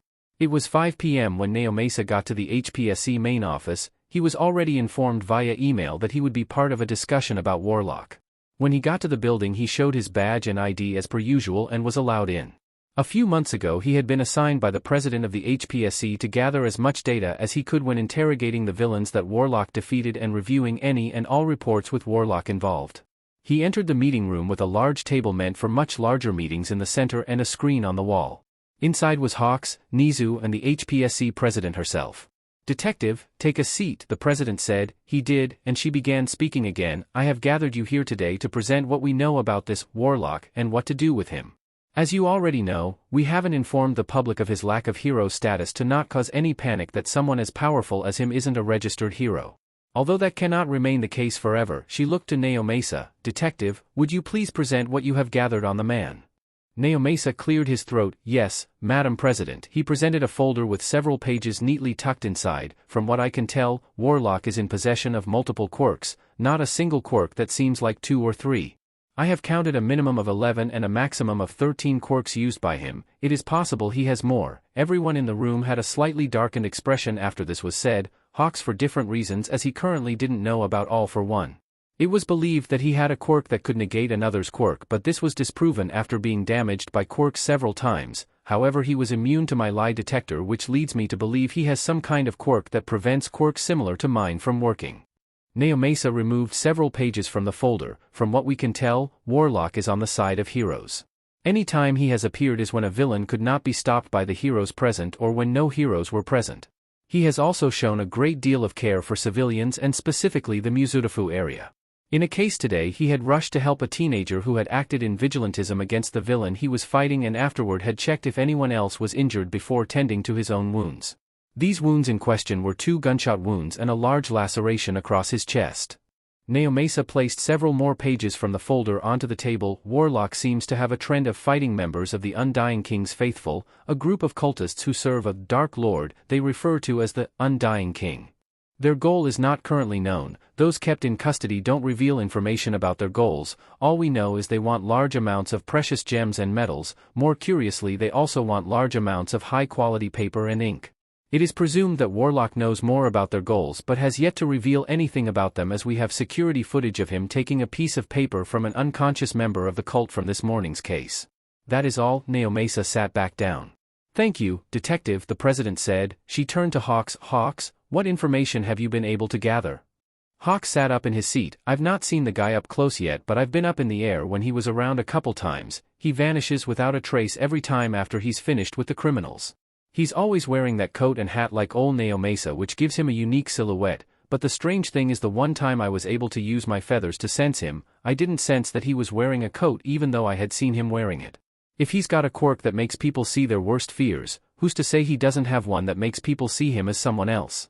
He shrugged and relaxed back into his seat. "That's all I got, Madam President." The president nodded. "Very good, Hawks." She turned to Nizu, who had been drinking tea. "Principal Nizu, you had Recovery Girl run tests on Warlock's blood gathered on the villain's weapons. Please inform us of the results."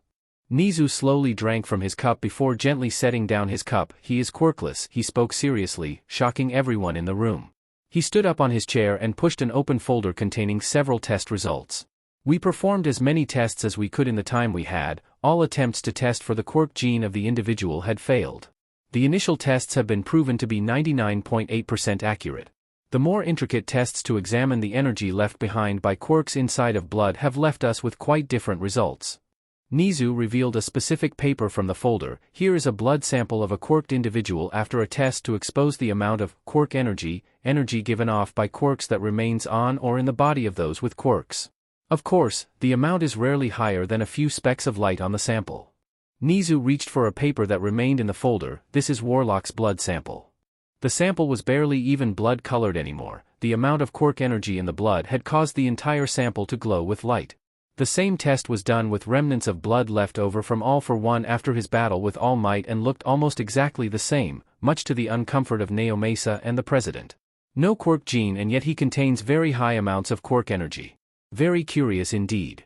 Nizu said, taking another long drink of tea. "I understand that you have someone testing for DNA matches in Japan's national database. How are those tests going, Madam President?" Nizu asked. "Thank you for your quite Useful information, Principal. As for your question, I have had someone testing that since we received blood samples. Suddenly the phone in the room rang which the president answered. She listened intently before saying, very good, bring the test results to meeting room D. Shortly after a HPSC employee entered the room with a folder and left. The HPSC president opened the folder and read its contents before placing the folder on the table. The tests confirm the individual is a human, genetically male, and quirkless. We also have no match with any active and inactive heroes or villains on file. Unless we are given access to Japan's medical database of civilian blood samples, this man may continue to be a mystery to us. Nizu paused to think for a moment before pouring another cup of tea. So what shall we do with our mystery vigilante, Madam President? I'm sure you find him much too useful to get rid of. The president looked at Nizu, who looked back with much less of a natural serious glare as the president. She then turned to look at Hawks. Hawks, I want you to fly over Muzutafu and search for Warlock. If you don't find him tonight, then focus on crimes committed by the cultists. If you can be there when Warlock is or when he escapes, then you can catch him and convince him to come with you. And if he doesn't cooperate, she let the last unfinished sentence hang in the air for a moment. Hawks had an uncharacteristically serious face. Yes, Madam President. The president turned to face all members of the meeting. Unless anyone has any further information, this meeting is adjourned. Izuku sat in his room at night after training on the beach, looking over the piece of paper he took from the cultist he fought. It was a large sheet of extremely high-quality paper which had glowed with conjuration magic. When unfolded, Izuku saw a series of characters of a language he didn't understand but could tell they were magical in some way. There were also various symbols and circles with inscriptions in them all over the paper, and the ink itself also looked to be high quality. Izuku compared what he was looking at to a priceless artifact that had been kept in pristine condition for generations. So what is this? Izuku thought, knowing Quaddle was listening.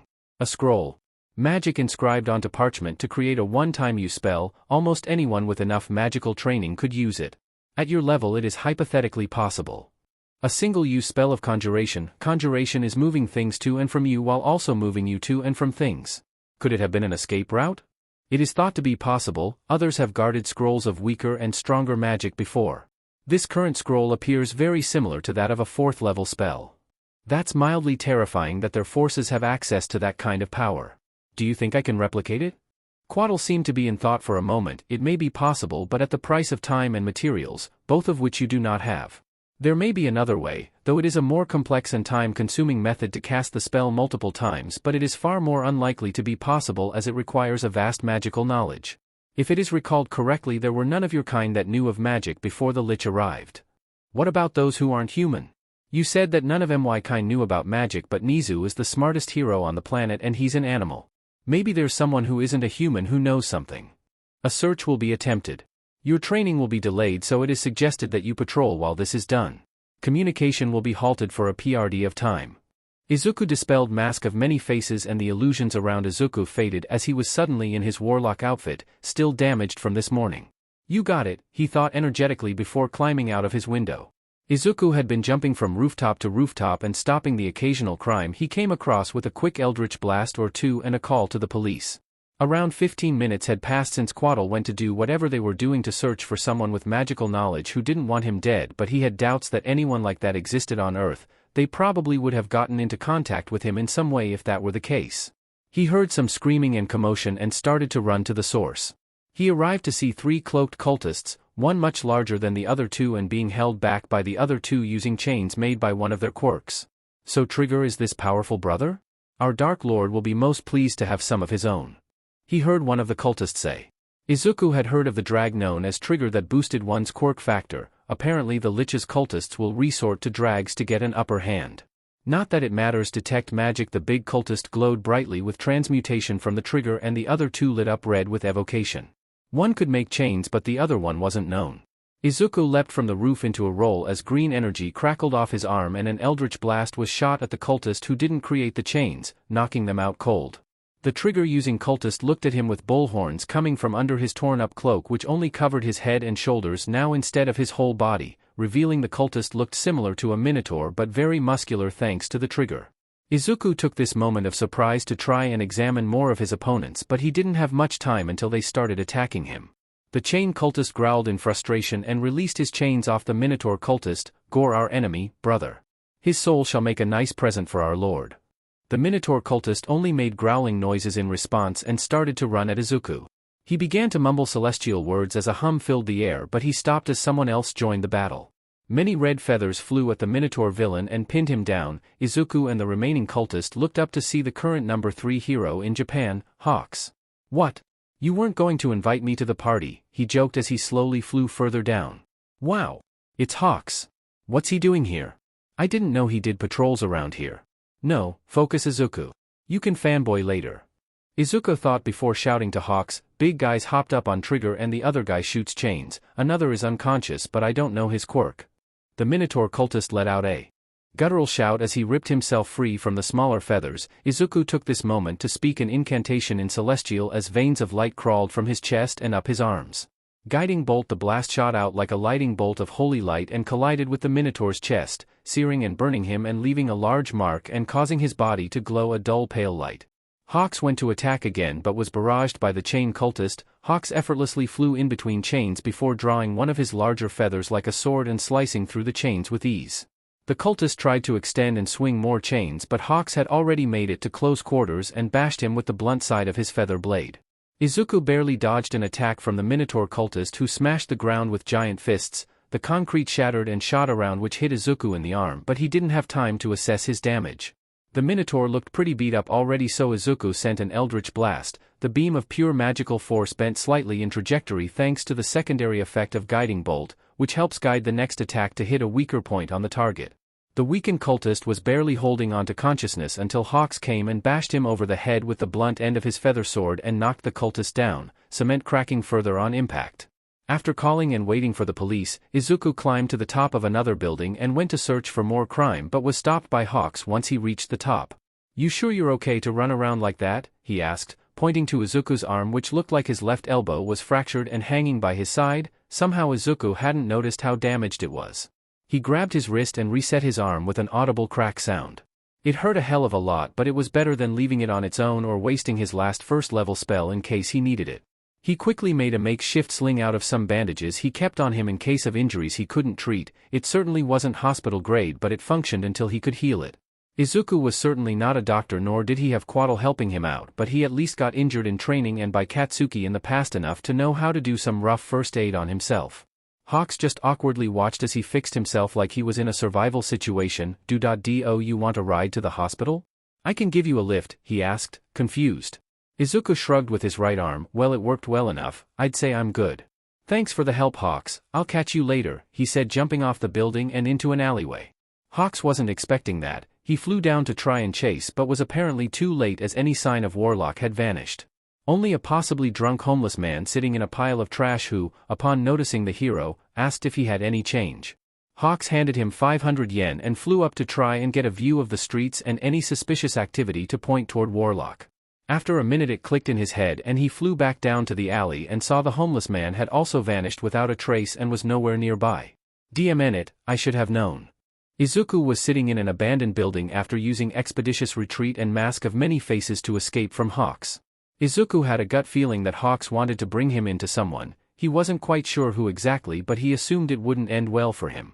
Thankfully he was able to escape somehow, and his drunk homeless man act had gotten him 500 yen richer, so not everything was bad. "Do you wish to explain how you managed to break your arm and use both of your spells in the span of 20 minutes? Quaddle asked suddenly, back from searching for another magic user. They sounded slightly disappointed from what Izuku could tell, but it was hard to gauge considering the countless voices that made up Quaddle's voice. "In my defense, you left me unsupervised, but I did find out that the Lich might have an interest in Trigger. It's a drag that boosts quirks, so he might think it could boost magic, but it just stimulates the quirk gene in the body and forces a person's quirk to activate harder than it could before, so it might be dead end for him." Izuku replied in his head. "So did you find another person who can use magic, or is that a dead end for us too? This Nizu creature has no knowledge of magic. However, another not of your kind was found who had such knowledge. It was a surprise even to one with foresight." "Wait, really? Are they another animal like Nizu? Or are they some kind of celestial like you who came here to help? Or was there a tear between certain planes of existence which allowed dash?" Izuku. Rambling. "Right, sorry. They are not human, and it is assumed they have been on this planet for at least a millennium. Though such a statement is only a guess without proper evidence. So who are they? Where are they? The next morning Izuku walked through a street in Tokyo he wasn't familiar with until he reached what he was looking for.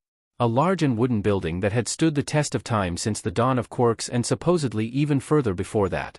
From what research he could do on the place, it was apparently a family-run library and an old man ran it on his own now. Izuku walked in, the library was empty and he was immediately hit with the sight and smell of many shelves of old books and polished wood. "Ah, hello, young man." Izuku heard a kind voice behind him and saw the owner sitting behind a wooden desk, a tall, thin, old man wearing a light gray suit with a setting sun design on the tie. He had long, pale gold hair, no facial hair and pointed ears, one would assume a side effect of his quirk. "Welcome to the Seldarine Library. Not many as young as you are interested in history in this day and age, but I will be glad to help you with anything you need," he said with a kind smile. Izuku thought to Quaddle, "This is him, right?" "Correct," they responded. Izuku walked over to the desk and placed the unidentified scroll on the desk. "I was hoping to know more about this," he said, keeping an eye on the man's face for any obvious change. He looked incredibly surprised but tried to mask it.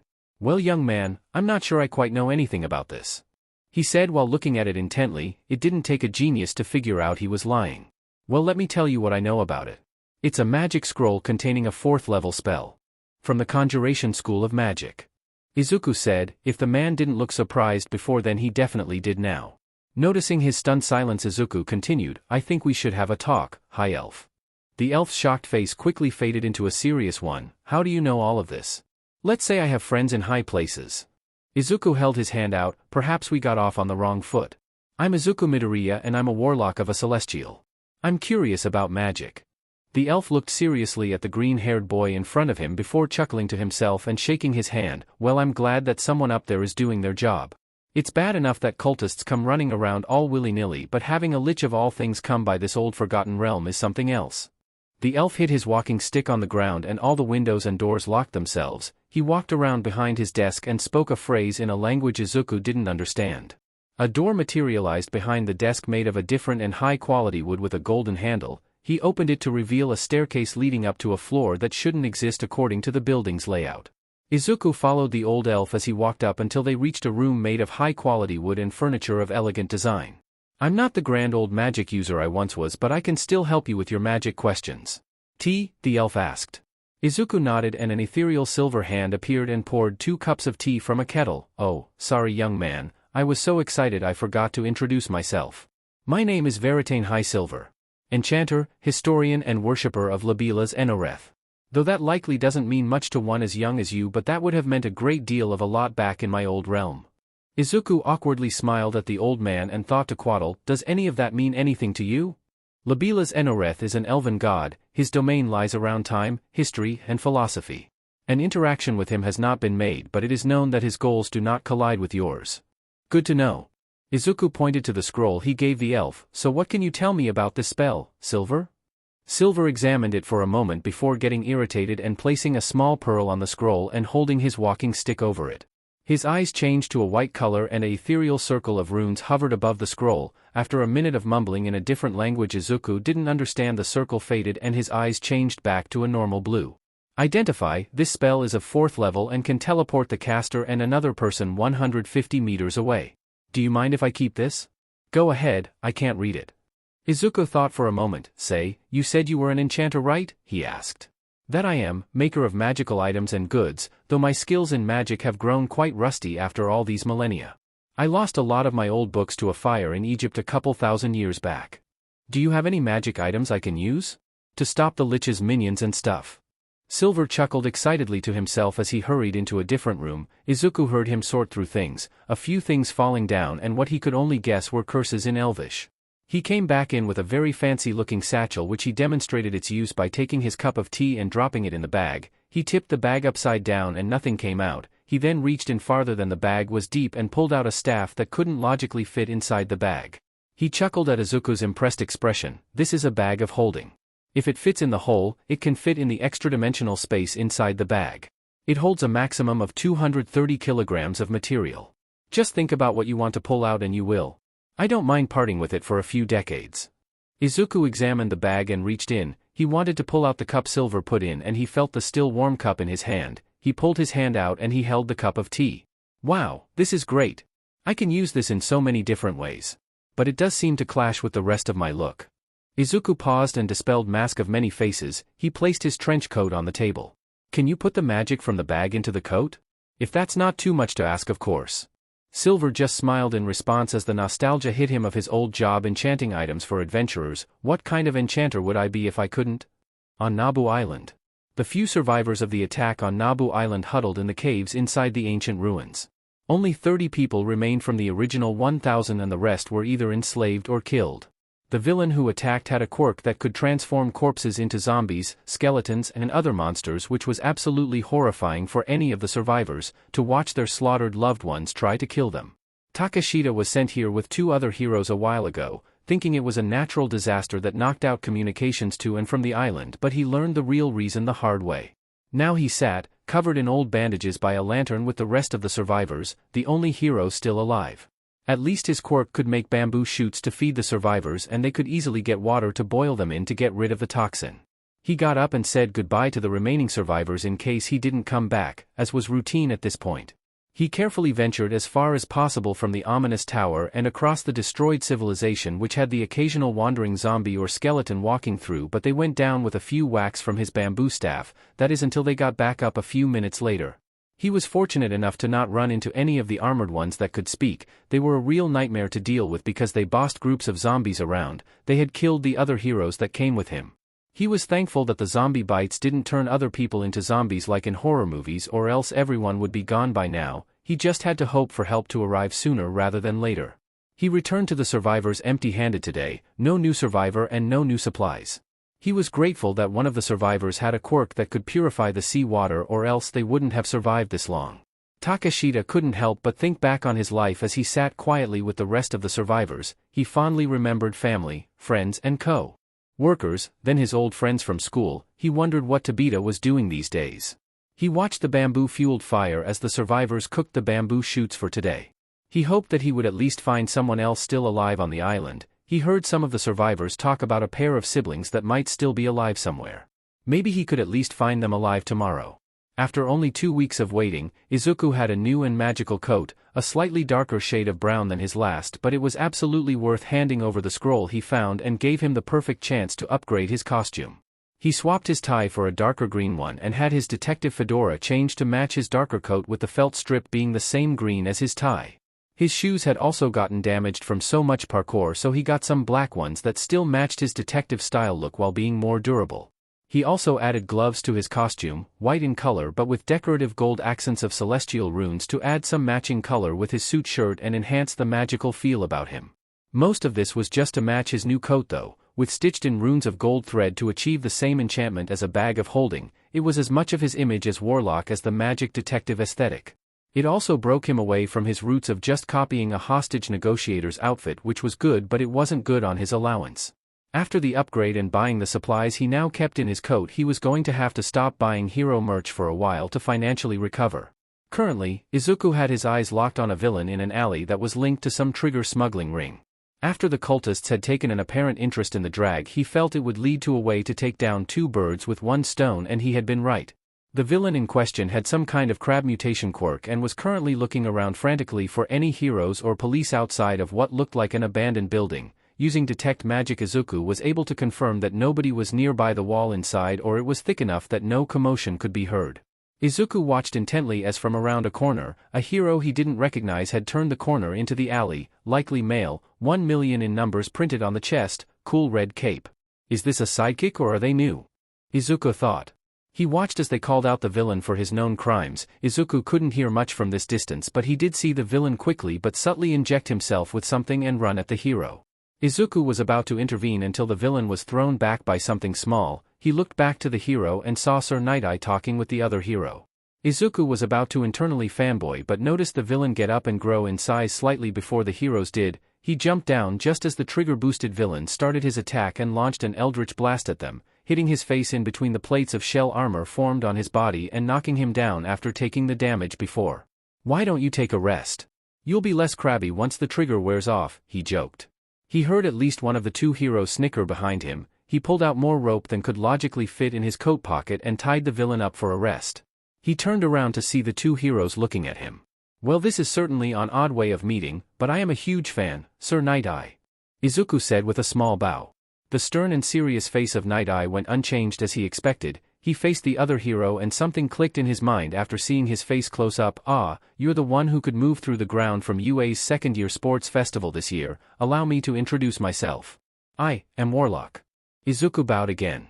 The blonde hero pointed to himself. "Well, I'm Lemillion, because I'm going to save 1,000,000 people," he said proudly with a smile on his face. "Amazing. But no need to stop at just 1,000,000. Izuku said, earning a powerful smile from the boy. "Well, there's no time to small talk, there's a trigger deal going on in this building. Hopefully we didn't make enough noise to our suspicion." Izuku pointed at the wall of the abandoned building. "No signs of life behind the wall, so they're further in or the walls are over 1 meter thick. Thankfully our chitinous friend here was going to enter this building, so we have a quiet way in." "Do you know who is involved in this deal?" Night Eye asked. 3 members of the villain group, the Undying King's faithful, 1 unknown villain who was guarding the dealers and 2 unknown villains, who are the dealers. Izuku looked over at the unconscious crab villain. "At least, that's what I was able to gather." Izuku looked further down the alley. "There's a steel door down there that leads inside. I was going to coax the villains to open it." Lemillion looked at him curiously. "How do you plan on doing that?" Izuku chuckled before placing a hand over his face as he cast Mask of Many Faces and spoke in Lemillion's voice. "I have many ways," he said before casting it again and changing his voice back to Warlock's deeper voice. "Your quirk can perform quite a lot," Night Eye commented. Izuku chuckled. "I get that a lot. So will you be joining me or shall I continue on my own?" he asked. He got confirmation from both heroes that they would be helping Lemillion in a much more enthusiastic way than Night Eye, who contacted his sidekicks to assist in clean-up. Izuku cast Mask of Many Faces again to sound like the crab villain and knocked on the metal door in the secret way he learned from his stakeout. After a few seconds he heard a voice from behind the door. "What do you want?" Izuku responded in the crab villain's voice. "I got an appointment with the boss." He heard some locks behind the door come undone and the door opened. The guy on the other side looked confused but was quickly grabbed by Izuku and thrown behind him. With a single eldritch blast he was out cold and ready to be tied up for Night Eye's sidekicks to pick up. The 2 heroes saw Warlock's eyes turn from green to glowing white from behind the perpetual shadows hiding his face when they walked into the building. He then stared down and mumbled incoherently to himself before turning to them. "All 5 life signs are 1 level below us. Quirks are unknown but 2 likely have mutation quirks." He looked to Lemillion. "The floor is less than 1 meter thick if you want to phase through as a sneak attack, but you should do so on a signal. Listen for a loud boom," he explained quietly, earning an exaggerated thumbs up from the blonde hero. Izuku and Night Eye found a staircase leading to the lower level and followed it until they heard the deal going on. The stairs overlooked the lower level so they could both get a good look at what they were dealing with. 2 well-dressed men with briefcases were the dealers and the cloaked individuals were Izuku's main focus. He activated Detect Magic again and examined the magic from them. 1 dealer with horns had illusion and the other conjuration. 2 of the 3 cultists had transmutation with obvious mutations and the 3rd was quirkless. They all had melee weapons. Credit where credit is due, the death cult is at least inclusive. Izuku turned to Night Eye and whispered, "Deal with the dealer with horns first, his quirk might try to trick you. I'll take the cultists." Night Eye looked at him curiously for a moment before acknowledging his advice. Izuku then did what he does best and jumped directly into the problem from high enough to hurt his legs but rolled once he hit the ground. He landed behind the 2 mutated cultists while chanting quietly in Celestial before the air started to slightly smell of ozone and gently hum. Transmuted Thunderwave. The 2 cultists were engulfed in a blast of electricity and thrown away from Izuku. He was so glad he finally figured out how to transmute into lightning damage without electrocuting himself. "Shocked to see me?" he joked, mostly as a distraction to Night Eye jumping down afterward and throwing a metal stamp at the illusion quirk trigger dealer which knocked him away. Izuku took the fight to the last cultist as the remaining dealer summoned a knife of ice. Izuku figured it was made from the water vapor in the air but quickly focused on his own fight. Quirk or no quirk, the Lich's forces were still tough for anyone to deal with, especially when they came at you with dual-wielding swords like the guy Izuku was currently fighting was. Izuku reached into his pocket and pulled out an elegantly carved wooden staff that had no logical way of fitting inside and started using that to block and redirect attacks. The cultist was confused as to why his swords didn't so much as chip the wooden staff, but Izuku knew, only magic can damage a magic item. Granted, it was basically the absolute minimum for a magical weapon, but it was still the most reliable thing Izuku had for close quarters combat. He did have plans for a cooler one though, if Silver would make it for him. He was like Warlock's support company who supplied him with gear, now that Izuku gave it some thought. Izuku swung the staff and disarmed the cultist before swinging from below and hitting his jaw. They stumbled and tried to swing again before Izuku swung faster and hit them in the back of the head and knocked them unconscious. Izuku turned to look at Night Eye but had to duck as one of the cultists was still up. Now once they were close up did he notice the eel-like face of the cultist. Izuku figured they had some kind of electric eel-based quirk seeing as he resisted the electric attack. Izuku was back to blocking and redirecting attacks until he found his opening, which thankfully came from Lemillion popping up from behind the villain and hitting them in the side of their torso, dazing his opponent and letting Izuku hit the side of his face and knock him unconscious. After Night Eye beat the last villain, Izuku pulled out a lot of rope from his coat of holding which made Night Eye amused, then impressed and then just confused at how much rope he was able to fit into a trench coat. They tied up the villains and escorted them out of the building where Night Eye's sidekicks were waiting. Izuku slid his staff back into his pocket before he spoke, which earned curious glances all around. Do we know who the trigger is coming from? Because these guys don't seem like they are the suppliers with only a handful of cheap stuff. Izuku noticed the sidekicks and bowed while Night Eye debated on how much to tell Warlock. We have theories but not a definite answer. A likely candidate is the Yakuza, but again, we don't know for sure yet. Night Eye said. Izuku nodded before tipping his hat to the company around him. Well, you seem to have things covered, he said before running at the side of the building and climbing up any ledges to reach the roof and running away into the midday and vanishing without a trace as he is prone to do by using Mask of Many Faces. He stopped in an farther away alley and disguised himself as an average middle-aged Japanese man with a slight mutant quirk and casually started walking away into the streets. Mirai was pleased that Warlock seemed to not realize that he had used his quirk on him. The HPSC president had told him to find out Warlock's identity if the two were to ever meet, and now all he had to do was look into Warlock's past or future. He watched the vision created by his foresight, like a movie of the moments they just had together.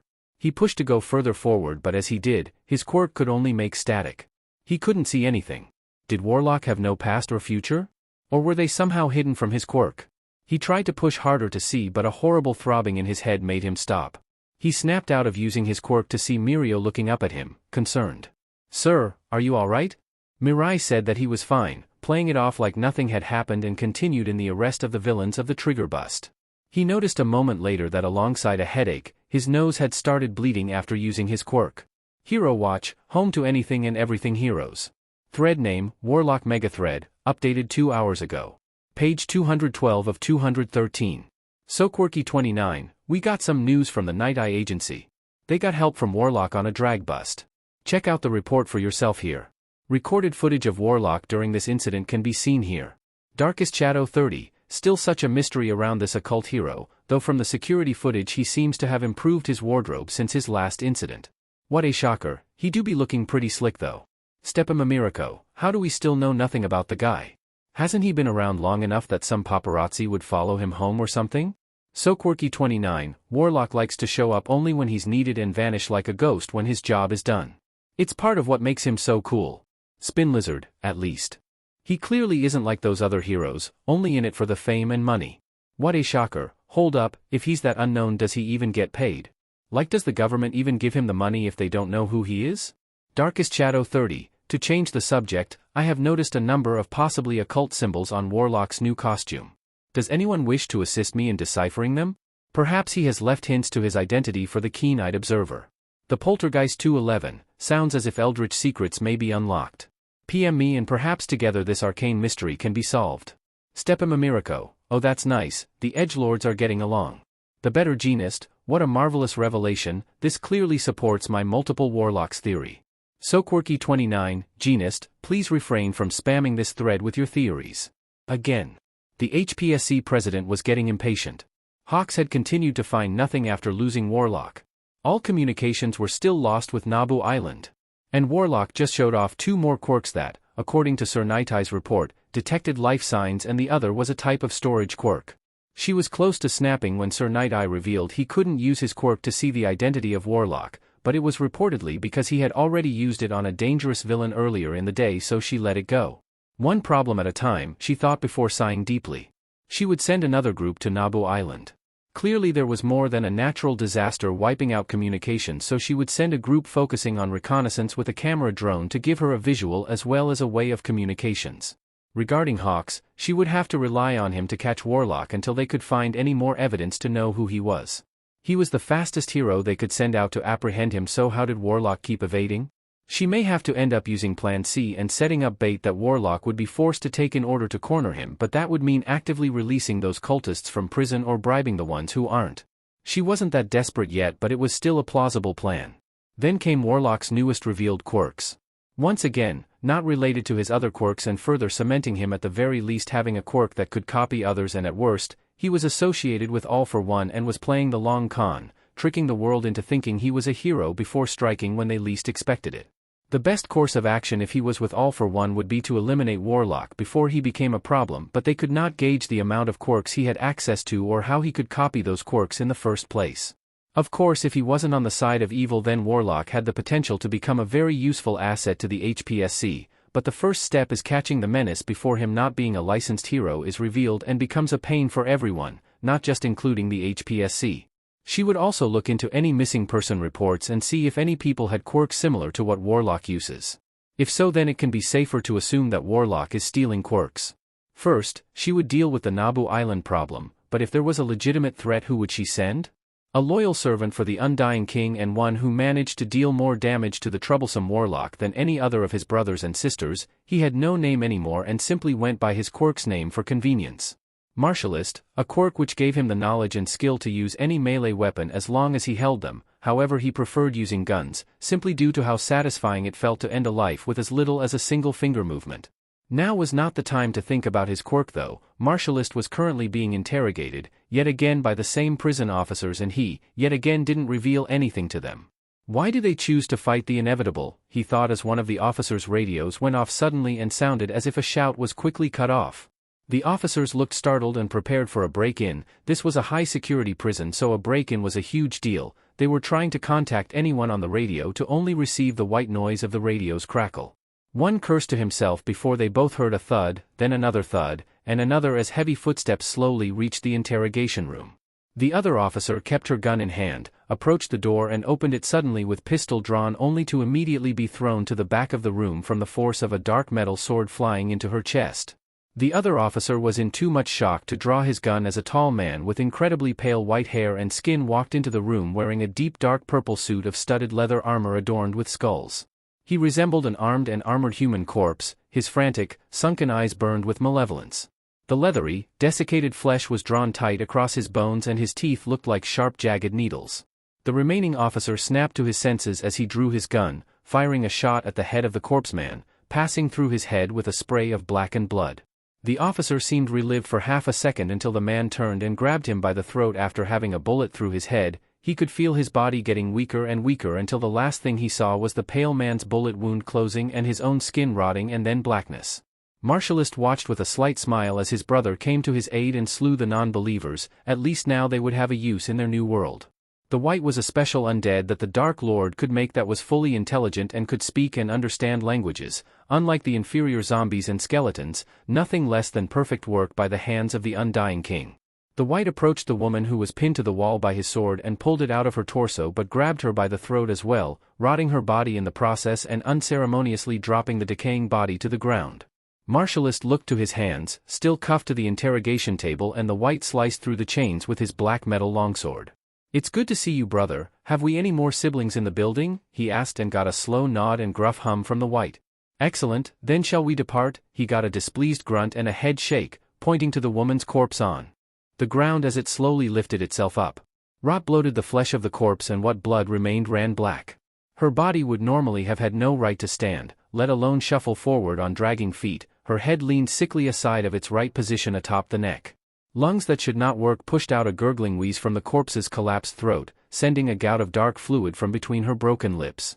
The male officer rose similarly not a few seconds afterward, and both zombies shambled on rotting limbs next to the white before he himself began to walk away with his mission complete. Martialist scoffed at the zombies for having no respect for their siblings before grabbing the discarded guns of the officers and following shortly after. No doubt that the Undying King has formed a plan for him and his siblings. The next day, Izuku was still curious about the trigger trade and who was supplying who with the drags. His current theory, thanks to Sir Night-Eye, was that the Yakuza was selling it to various dealers and that they had some kind of connection to the Lich. He had been researching as much as he could on his computer about Yakuza gangs. He only rarely came across reports of raids, but they didn't hold much information that he wanted. Frankly, that was annoying. Any Yakuza member didn't just have their information plastered on a Wikipedia page unless they were already caught. The only way he could get close enough to gather information would be to infiltrate on the inside, and he didn't want to break the law that much. Vigilantism was enough for him, he didn't need to become a Yakuza member as well. Izuku sighed, he shouldn't be thinking about all of that, right now he needed to act like a normal person instead of Warlock. Kirishima had invited him to hang out, something he hasn't done since he was roughly 4 or 5 years old. Apparently he would also be meeting with another of Kirishima's friends. A girl, which despite near constant magic training to keep emotions and body in check, had made him nervous, but Kirishima assured him that the girl would be nice. Kirishima was out waiting by the beach Izuku trained at. For whatever reason, Izuku walked up to him as he talked with a tall and very skinny man. He wondered what his quirk was if he had one. Kirishima noticed him and waved, "Hey, Midobro. You got here fast. I was still packing up with my personal trainer Mr. Yagi over here," Kirishima said, pointing to the frail man, who gave a kind smile and wave. Izuku wondered for a second how a man like that could be a personal trainer, but quickly ignored it. He'd personally made weirder things happen. Izuku thought for a second why his trainer would be here unless they trained here. "Do you train on this beach?" he asked. Kirishima enthusiastically raised his fist to the air. "Yeah man. I got a plan to clean this whole beach before the UA entrance exams." He looked out to the trash coating the sand. "I think someone else had the same idea too. Trash keeps disappearing when I'm not here." He chuckled, "Not that I'm complaining, it makes my job easier. I knew someone was moving parts of my obstacle course. I'm going to need a new place for physical training." "Would Silver know a place?" "No, I don't think he leaves his library." Izuku thought before snapping back to his senses. "Well, that's a pretty big goal, I hope you can do it." "Thanks man," Kirishima said with a smile before helping Mr. Yagi load the last of his stuff into his truck. "Alright, I think that's the last of it. Safe travels, Mr. Yagi." The man smiled. "Thank you, young Kirishima. You have fun now and don't forget your training schedule," he said before driving off. Kirishima waved goodbye and sighed in exhaustion. "Man, Yagi might look skinny, but he sure knows how to make a workout routine." Izuku chuckled lightly. "Yeah, I get that. A friend of mine figured out all my training for me and it is brutal. I mean, I guess you do have to go pretty hard considering, you know what?" Kirishima said, gesturing slightly to Izuku, and pretending to shoot an eldritch blast by making a pew sound like a laser gun. Izuku just cut him off with a hum. "Why are you even training for UA anyway? Aren't you already a secret hero or something?" Izuku awkwardly shrugged. It's complicated. Also I'm still only no, it's the middle of July now. I'm 15, my birthday was last week." He started rambling but caught himself. "Whatever, my point still stands, I'm a teenager and I still need an education." "Yeah, I guess that makes sense. Happy late birthday by the way, you should have called me for it." "Oh, sorry. I don't really celebrate it too much for reasons." Not a weird way of saying it at all, Izuku.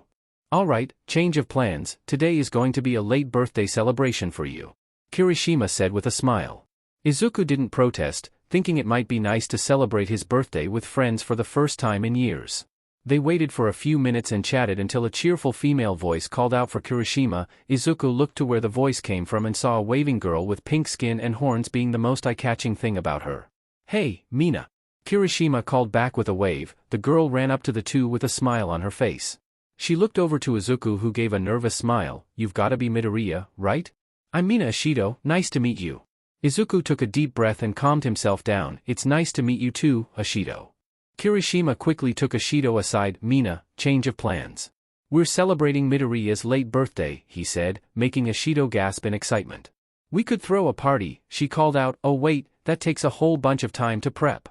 She thought for a moment before perking up with energy again. "We'll go to the arcade." "Alright. I know there's one in the next town over. Does that work for you, Midobro?" Izuku smiled and was moments away from crying but was able to suppress it. "That would be great."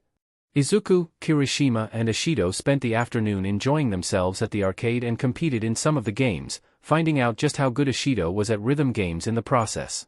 After managing to collect a surplus of tickets, they put them all towards a plush All Might for Izuku's late birthday present.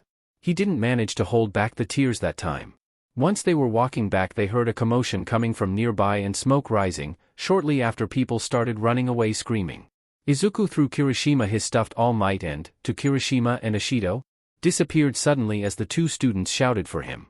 Izuku was now running across rooftops as Warlock toward the commotion. If this many people are running, then it must be worse than your average villain. He soon reached the scene and looked down on the ruined and flaming street. Three heroes were overwhelmed by several cultists, with a familiar-looking cultist leading the charge, an armored man with a sword and several shambling corpses. Izuku stared longer at the walking rotted zombies. He knew the Lich could do this, but to see it in person was different. Disgust and hatred swelled in Izuku's soul, knowing most of those were more than likely innocent people forced to fight after death. "My God," were the only words Izuku could utter through the heavy, uncomfortable feeling in his chest. "Izuku, it is time. This threat is too strong for you now, yet it must be stopped. You shall now ascend to level 3 to gain the power necessary," Quaddle said in his mind. Izuku didn't even get a chance to say anything as the magic inside of him swelled and grew across his whole body. Unlike last time, the heat inside started feeling slightly uncomfortable until Izuku's magic settled back into his chest, burning hotter than before. He knew 3 new spells which were all stronger than his previous ones, as well as some more cantrips. Izuku looked back down at the scene with a serious look on his face. Win and live. Lose and die. The first rule, one that applied to both sides of a fight. Now, it was time for them to learn firsthand. Izuku felt the new magic flow through him as he went to cast one of his latest spells, already knowing how to cast it and what it should do. Izuku pulled out his magic staff and focused magic into it while chanting in Celestial. The tips of the staff ignited in small flames, and Izuku spun the staff, creating a ring of fire in the air, and placed a hand in the center with one last word. Flaming sphere. The ring of fire collapsed into a tiny bead before rapidly expanding to almost Izuku's own height and burned with divine magic. The sphere fell from the roof and landed on one of the zombies before rolling as if it had a mind of its own and slamming into another, both turned into nothing more than ashes. Izuku let out a short prayer for their souls and leapt off the building, smacking a cultist unconscious with his magic staff once he landed. A collapsed hero behind him looked up in shock. Izuku recognized him as baseball hero, Slugger. Warlock. "Oh, thank God. We're going to live." Izuku turned to face him, piercing, serious eyes glowing through the shadows on his face. "Don't thank anyone just yet. Evacuate any remaining civilians." One of the cultists laughed. He looked over and saw one wielding 2 pistols, one Izuku had fought before. "I was wondering if you would arrive. I hope to bring your head on a platter this time." Izuku didn't throw back some witty one-liner like before and instead rushed the cultist. They exchanged blows, but without a melee weapon the cultist was seemingly weaker than before. Izuku continued to block as many bullets as possible with his enchanted staff and coat and beat the cultist across the face between blocks. "You dare try to stop us? You're all fools. The Dark Lord will dash." The cultist shouted before Izuku pointed the tip of his staff in their face as green energy crackled off of it and fired a point-blank eldritch blast to his face, the force knocking them down and out. The rest of the cloaked cultists watched as their pseudo-leader for the mission had been taken down without damaging the target. Some were then knocked out by baseballs flying at them from Slugger and other attacks by the present heroes after ensuring no civilians remained in the area. Some watched as a ball of raging inferno tore through the undead forces their brother, the Undying King's undead minion, had provided. The thing that Quaddle had told him was a wight, was slammed by the flaming sphere but survived and approached a cultist. Izuku watched as burns on their body healed as they ripped the life force of the cultist out, leaving a rotting, zombified husk in its place. "What the F dash da?" One of the heroes behind Izuku whispered in horror. 45 seconds had passed after Izuku had summoned the flaming sphere, meaning he still had it for another 6 cultists, 3 zombies and a wight remained on the battlefield. He would make the most of this time. The flaming sphere rolled through the zombies as Izuku rushed the wight into the street fires. A sword of black metal clashed against his staff as malice-filled eyes glared at him.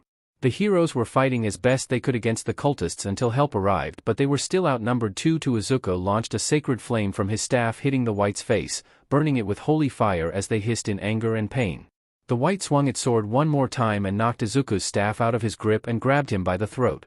He felt his life force drain out of him and actively felt weaker afterwards. The undead had healed some of its wounds, but it made the mistake of locking Izuku with him. Light pulsed from his chest and up his arms in veins of holy energy.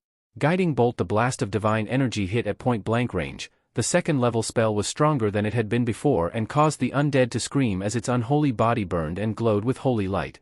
The wight, in a fit of rage, had tried to stab Izuku through with his sword. For a corpse, it was surprisingly strong enough to pierce through Izuku's body with his sword, causing a deep wound, but Izuku broke free of the wight's grasp and chanted as red clouds of smoke and crackling green energy formed around his arm. An agonizing blast was launched, and with the secondary effect of guiding bolt in effect, it hit the weakest point of the wight. A shot directly to the neck. Green energy and red smoke coalesced around its head as the force of the agonizing blast struck the undead monster. the white's head exploded and the headless corpse fell backwards to the ground before burning, igniting into blue flames and turning into ashes not long afterwards. Rest in peace, Izuku said solemnly, with a brief prayer for the lost souls of the undead. He also quickly healed his stab wound with a use of healing light as the ball of fire burned through the last zombie and faded out. Izuku turned around to face the remaining cultists. The shadowy figure of Warlock stared at them, backlit by the fire, coat drifting in the wind as the flames crackled around him. Despite standing in the inferno, his coat refused to catch fire and his face was still blocked by impenetrable shadow. The image was burned into the minds of both the heroes and cultists as what this monster of a man was capable of. Some cultists with magic didn't give up after seeing that display but were quickly subdued by him with a few eldritch blasts. Izuku walked up to Slugger and the other heroes and helped tie up the conscious cultists, after which he gave a slight bow to the heroes. I apologize for the collateral damage, allow me to help clean up. Izuku walked back into the fire and picked up his staff. Hidden behind the flames he cast a new cantrip he learned and swung his staff. Control flames. The heroes watched as most of the fire on the street vanished near instantly, as well as Warlock. Seconds later the police, fire department and other heroes had finally got there only to see the aftermath. The firemen were already putting out the remaining fires as a police officer looked out among the carnage. What the hell even happened? He asked the heroes. Slugger looked to his companions who were also trying to put what they witnessed into words before trying himself. I think they got on Warlock's bad side. The officer looked back. The absolute wreckage of a street and the dark ashes spread all over. How many were there? You mean to tell me that he defeated most of an entire platoon of over 20 of the UKF's forces, including a general whose quirk was that they could absorb the life of others and puppet their corpses to fight, and he did so in less than 2 minutes with minimal help? The HPSC president asked to get clarification. She was getting a report of the prison break yesterday, and then the attack by the UKF group that had occurred just moments ago involving some of the escapees. I see, well thank you for your report. Dismissed. She hung up the phone and put her head in her hands. Just what is your goal? You've only ever wounded villains before at worst, and yet you killed around half of the villains this time without hesitation, she said to herself before looking at the report on her desk. You only killed the ones who were affected by that general's quirk and this general themselves. What do you know that we don't? She looked over the report of the battle once again. More quirks, as usual. Controlling fire and the red smoke around the usual force laser quirk. Is that a new quirk mixed with it, or have you simply been holding back with it? She was drawn out of her thoughts as her computer flashed with a notification. The small reconnaissance group who went to investigate Nabu Island had activated their camera drone. What she saw when it was activated was the ruins of civilization, like a post-apocalypse. Most buildings were either left in ruins or barely standing aside from a dark, ominous tower looming over the island, one that had never been there before. As the drone was flown higher, she saw among the ruined buildings that more puppet corpses were either moving in random directions or nearly completely still. Were there more people on this island like the general that Warlock had killed? Among them were other people, seeming affected by a similar quirk to the one of the general killed by Warlock. The camera wouldn't zoom in far enough to make it out in great detail, but she saw that the corpse puppets had no issues with these other people. They also moved on all fours and primarily stayed in the shade. She ordered her group to stay as far away from them as possible and to search for anyone unaffected by the quirk or quirks while the drone flew behind them. She watched the screen intently as the team maneuvered around abandoned buildings until she heard one of them scream. One of the individuals affected by a quirk had appeared from out of frame and pinned a member of the group to the ground. The drone got a good view of the person, a man whose skin was decaying but pulled taut against his skin and his fingers were tipped with claws. The man's eyes were sunken but burning like hot coals and filled with madness. She was about to order the group to run, but the man was knocked off the reconnaissance member by a spear of bamboo piercing his side. The drone watched as a familiar man ran into frame, Fuyasu Takashita, otherwise known as Bamboo Hero, Bambloom. He was covered in bandages and had his hero costume torn up. He was repeatedly stabbing the affected man with a bamboo spear. He stopped once the man stopped moving and looked to the recon group with a giant sigh of relief. I would like an explanation as to what is happening here, Takashita. The president said through the drone, catching the man's attention. Madam President? What a relief. I hope that thing has the battery life to get through this explanation. To put it simply, almost everyone on the island is dead and controlled by a quirk. Nabu Island desperately needs to be abandoned. Takashita looked around anxiously for a moment and stared at the corpse for a moment too long. Let's not talk here, it's safer in the ruins. Follow me, he said to the recon group before leading the group away from the streets as he took paranoid glances around every corner. The group trudged through the outskirts of ruins until they eventually crossed over onto the smaller island that housed the ruins. Once inside, the camera drone was able to see the survivors, so few from the population of Nabu Island. It was here that Takashita explained what happened on the island. He explained that almost 4 months ago, a man with a quirk showed up on the island. The surviving witnesses say that he looked like a skeleton wearing royal robes and that his quirk had allowed him to transform corpses into mindless monsters that followed his every wish. Using that quirk, he was able to take over and destroy the island in a matter of hours and captured many other residents that he didn't kill. He must have used one of the islanders' quirks to build that villainous-looking tower that oversees the island, and recently more intelligent monsters are showing up, which can only mean that he is getting stronger somehow. When the president had asked who this horrible villain was, a different voice had answered. He goes by many names. The Dark Lord, the Whispered One, the Archlich, the Undying King. The camera drone swirled around to catch a glimpse of the cave entrance where a man in cultist robes stood holding a large piece of paper in one hand and what looked like playing cards in the other. Many other zombified figures stood behind him. But when your corpses rise, you shall only be calling him master, he finished before the paper burned in blue flames and a ball of regular fire shot out from the cultist's palm, which exploded and engulfed the camera drone, cutting the video feed for the president, only capturing screams before the drone was fully destroyed. The Undying King had enslaved an entire island in hours and kept the survivors alive just to send a message to anyone who tried to save them. That was what the president thought. If this king was worthy of a cult, then they were clearly in the same sort of power range as beasts like All for One. Sending in All Might on his own as he is right now would be foolish. At least now she knew what she assumed Warlock knew but didn't reveal. However, having knowledge now didn't change the fact that Nabu Island is extremely off-limits and that she would have to contact the families of all the heroes she sent to Nabu Island. Izuku sat on top of his apartment building that night, looking out to the street in his warlock outfit and thinking back to the zombie attack earlier in the day. I knew I had to do it. I'm just surprised I did. I didn't think killing them would come to me so naturally, he said out loud, turning his gaze upwards to the sky. They were not alive, Izuku. What you did was a mercy to those tortured souls. Quaddle replied in his head. Still. It just felt strange how quickly I made the decision. He sighed and chuckled softly. I guess that's the whole point in all this training, huh? Your actions were not without good reason. Pride could be felt in how far you have come. Quaddle said. Izuku grinned slightly after hearing their weird way of saying they were proud of him. Izuku stood up and looked out to the street again. So, training or patrol? He asked. Before that, with your 3rd level achieved, you have earned something special. Aside from your spells being cast at a 2nd level instead of a 1st. Your desire to note your thoughts have made it seem like a useful boon. Quaddle said. Suddenly Izuku felt a strange thrum of magical energy emanate from his shadow. He crouched down and put his hand over it and it seemed to ripple like water at his touch. He pushed further and his hand sunk into his shadow as he felt something suddenly enter his hand. It felt like a thick hardcover book. He pulled his hand out and with it came a book. The thick book was bound with dark leather and decorated with ornate gold decorations and celestial script. The fantastical way the characters were written made it look beautiful and incredibly important, but only translated to property of Izuku Midoriya, which would be bad to just have out there, but fortunately the only people on Earth who can read celestial are him and Silver. The last decoration of gold on the cover was an image of a Quaddle in a Ouroboros position, biting its own tail. When Izuku opened the book, he found that all the pages were blank. I was kind of expecting something cool inside the book, not that the book itself is a bad thing, of course, it's great and of super good quality. I just thought that Izuku started rambling. Izuku, Quaddle said, in many stern voices. Right, rambling, sorry. The book is made of your reflection upon the earth.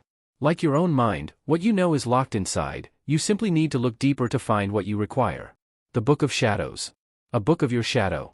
A book made from you. It knows all that you do. Quaddle cryptically explained. Izuku, still getting used to Quaddle's weird poem explanations, opened the book again. He stared at the pages, thinking about different things. He thought of the concept of magic and words appeared in Celestial, as an index of everything he knew about magic, like the front page of a textbook. Everything from spell classification to the different types of magic were found on different pages. He thought about spells, specifically spells he knew, and the letters changed again to an index of every spell he knew. Each cantrip, 1st level and 2nd level spell had its own page, describing what the spell did and how to cast it. It even gave a visual aid for the hand movements. He decided to flip to his newest spells to see what they could do. He started with the cantrips. Control flames, incredibly versatile in a fire scenario and allowed him to control fire within 20 meters, from snuffing out an inferno to making one from a spark, changing its brightness, color and even its shape. The next cantrip on the list was Ray of Frost, an elemental beam of cold damage that can slow down those hit by it. With an elemental cantrip it would make practicing the different transmuted spell metamagic a lot easier. The thought of a spell called Ray of Frost being transmuted into fire damage was kind of funny to Izuku. The final cantrip was Izuku's favorite as it seemed to most useful and interesting, Spare the Dying. A cantrip that can be used on any person in a critical condition, like bleeding out from a knife wound, and stabilize them for the time being. Definitely useful in a disaster scenario. Izuku flipped over to his other latest spells, the second level ones. Flaming Sphere was one he already used, a telekinetically controlled ball of fire. He would have to learn how to control it properly and not have it move on instinct as that could be dangerous. One of the others was Misty Step, which immediately interested Izuku, a short-distance teleport of 10-meter range. Warping quirks were so rare that any people with them are usually urged to become heroes by the HPSC, so being able to do it himself was something interesting. That could definitely be useful in any scenario. The only downside was that could only be used on himself, so he can't teleport with another person, but he could use it while carrying something. The last spell was an absolute surprise at what it could do. Lesser Restoration. There was a list of things he could cure with this spell. Paralysis, poison, blindness, deafness, and any disease. He was going to save way more people than he could before with this spell. It didn't even need some materials to cast with or a hidden price, just a few words and a wave and someone is cured of blindness. If this was the Lesser Restoration, then he wondered what the Greater Restoration could do. Izuku closed the Book of Shadows, and started climbing down and around the building to get near his room's window. As he looked inside he spoke a few words in Celestial as smoke started creeping off his body. This spell was naturally a faster one to cast than his other spells, like a quicken spell. Misty Step. In a puff of smoke, Izuku had teleported into his bedroom, which was an admittedly strange feeling. He changed out of his warlock outfit and laid in bed. I think it's time to train these new spells, he thought, ironically before falling to sleep. With these new spells at the ready, he had a busy dream ahead of him. 5 months before the UA entrance exam. Tokyo, Kodadama District. The Seldarine Library, an old building that is only rarely visited in the current era and ran by an old man. Or at least that is what most people saw it as. To the magically inclined it was much, much more. Multiple rooms, halls and towers were hidden between and overlapping the existing walls of the library. Deep inside the winding mess of mind-bending and non-Euclidean geometry was a large hall of seemingly gigantic proportions bordered by a maze of ceiling-tall bookcases, hidden from the eye of any pedestrian wandering outside of the fantastical walls. Yet, despite no way of actually knowing, some had a gut feeling that a clash between extreme powers was happening extremely close by, although they would simply assume it was a hero and villain deep in battle somewhere nearby. However, deep inside the twisting manner that defied nature and physics, two beings whose souls brimmed with magical energy were staring each other down. The first was Silver. Tall, bearing long, elegant golden hair, and wise in appearance despite his incredible age. He stood with confidence outside of a combat stance as he simply toyed with his staff, built like thin winding limbs of exotic wood entwined like snakes and forming a visage of a dragon's maw, grasping at a large perfect sphere of silver pearl, holding the gem in place on the tip of the staff. Where once stood a kind old librarian who wished to aid those in search of knowledge, stood the wizard he truly was and the magic instructor he so recently became. The second, of course, was Izuku himself, staring down the jolly old elf, almost regretting having asked if he could train at the library last month. They stood while maintaining eye contact, equal distance from one another, akin to a showdown between samurai or hero and villain, but instead with crazy magic people. Izuku couldn't figure whether that was cooler or not. You cannot stare your opponent into SBMSN, young Midoriya. You won't be facing undead grunts and mindless fanatics forever. Silver advised calmly. He is correct, though you may be able to defeat others with a mere glance in time. Quaddle commented in his head. Not really helping right now. Izuku thought back. It was true though, recently more zombies have been showing up and being covered up by the government to avoid mass panic. It was only a matter of time until the Undying King sends more than a handful of minions to fight him. All right, Izuku said, his comparatively much simpler magic staff sliding out of his coat sleeve and into his hand. He gave it a dramatic spin before holding it in a fighting stance. He was starting to think that Ishido's flair for the dramatic was rubbing off on him after hanging out with her and Kirishima so often. Let's dance, Magic Man. He quipped with a cocky grin. Immediately the elf had vanished from sight with but a few unknown words. Izuku activated Detect Magic and scanned the endless-looking arena for any illusion magic but felt nothing before he just managed to avoid a small bolt of electricity that shot past his head and struck the floor, singeing the wood slightly. He looked up to see his magic tutor hovering a few meters off the ground, greens and yellows of transmutation and enchantment magic dancing around him like wisps of smoke that shifted while clinging to his form. Curiously, there seemed to be a much larger amount of transmutation magic around him than enchantment, practically encompassing his entire body. Not every fight will be as linear as you think it's going to be either. Silver educated while still drifting in the air, he swung his staff as he spoke and a streak of blue lightning shot out and struck Izuku before he could dodge. The shock didn't hurt all that much but the whip of electricity had wrapped around his leg. Before he knew it he was flung into the air and in front of the old elf who smiled before vanishing again with nary a word. Izuku hit the floor with a thud before he threw himself back to his feet, looking around again for the wizard only to be met with empty space once again. How am I supposed to fight someone who keeps vanishing? He questioned himself before getting struck by something that hit his arm with a decent impact before briefly searing him with red-hot flames. He had no time to complain however as he dodged 2 more bolts of flame by a hair, watching as they seared the spot on the wood floor he previously stood before staring back up at Silver. You need to chase your opponent, not stay sitting around here. The elf instructed. He looked like he was enjoying himself. It was probably the first time in a while that he was able to not have to hold back his magic prowess. Kinda hard when you keep popping out of existence like that. Izuku remarked before he spoke a quick phrase in ancient language as black smoke billowed off his body. Misty step he vanished in a small cloud of smoke before reappearing in another above his opponent, the tip of his staff already coated in a thin layer of frost as he spoke the incantation for another spell with clouded breath. Ray of frost, a beam of blue light shot in a straight line and managed to hit the chest of Silver, quickly spreading frost and ice over part of his suit. Impressive, but you're still thinking like an ordinary human, no offense. Your brain isn't exactly the same as a normal human's anymore, now is it? Silver commented before he vanished again, Izuku passing through the air he just floated in and rolling into a ready stance. Geez, what do you want me to do? I can't really fly around after you, can I? As of yet. No. Dang. Still nothing, eh? Silver asked from behind again, Izuku turning around quickly to face him. Let's see if this will kickstart it, he said before giving his staff a brisk swing. 5 magic darts made of light emerged mid-swing and were suspended in the air equidistant from each other. They looked like they were designed based on hands of a fancy clock. Let's see if an unavoidable attack will do it, he said before they all started flying after him like missiles. Izuku ran, strafing around the wizard end, keeping him in his sights while still trying to outrun the magic missiles that chased him, but they were surely closing in. He suddenly had an idea and waited until they were just behind him before slamming his staff into the ground, jumping and kicking off of it. He watched the darts fly below him as if in slow motion before landing on his feet, snatching his staff back afterwards. He smirked confidently until the flying darts had shifted course like heat-seeking missiles and turned back to hit him. Guess they really are unavoidable, figures. Izuku thought before trying to block with his coat and bracing for impact. The 5 missiles struck his torso like mini eldritch blasts. That was cheap. Izuku complained to a wizard who had since vanished from existence once again. And that trick is even cheaper, he continued to complain. Izuku dusted off his coat and tried to listen for any kind of disturbance but stumbled suddenly. Despite the wizard holding back, he had still taken a decent amount of damage. Catching himself before he fell, he heard a slight noise behind him. The sound was hard to describe exactly but sounded kind of like very brief but strong gust of wind. I've got you this time, Izuku shouted as he cast another spell.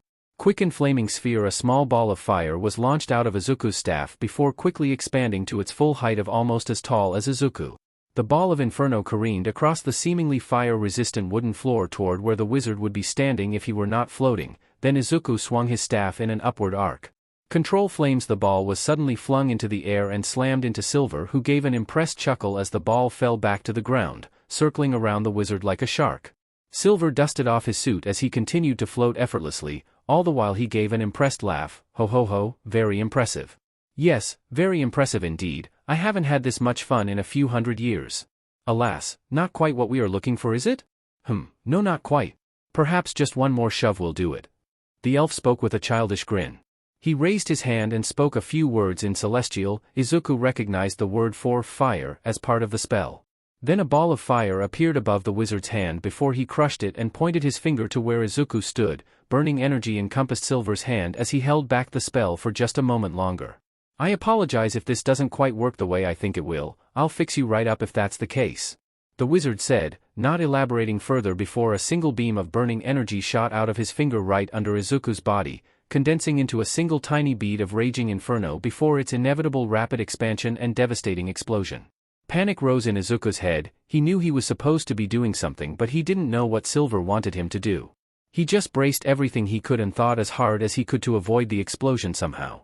He tried as hard as he could, but nothing was happening. The seconds that felt like hours of struggling ended as the tiny bead of condensed fire quickly expanded into a roaring inferno.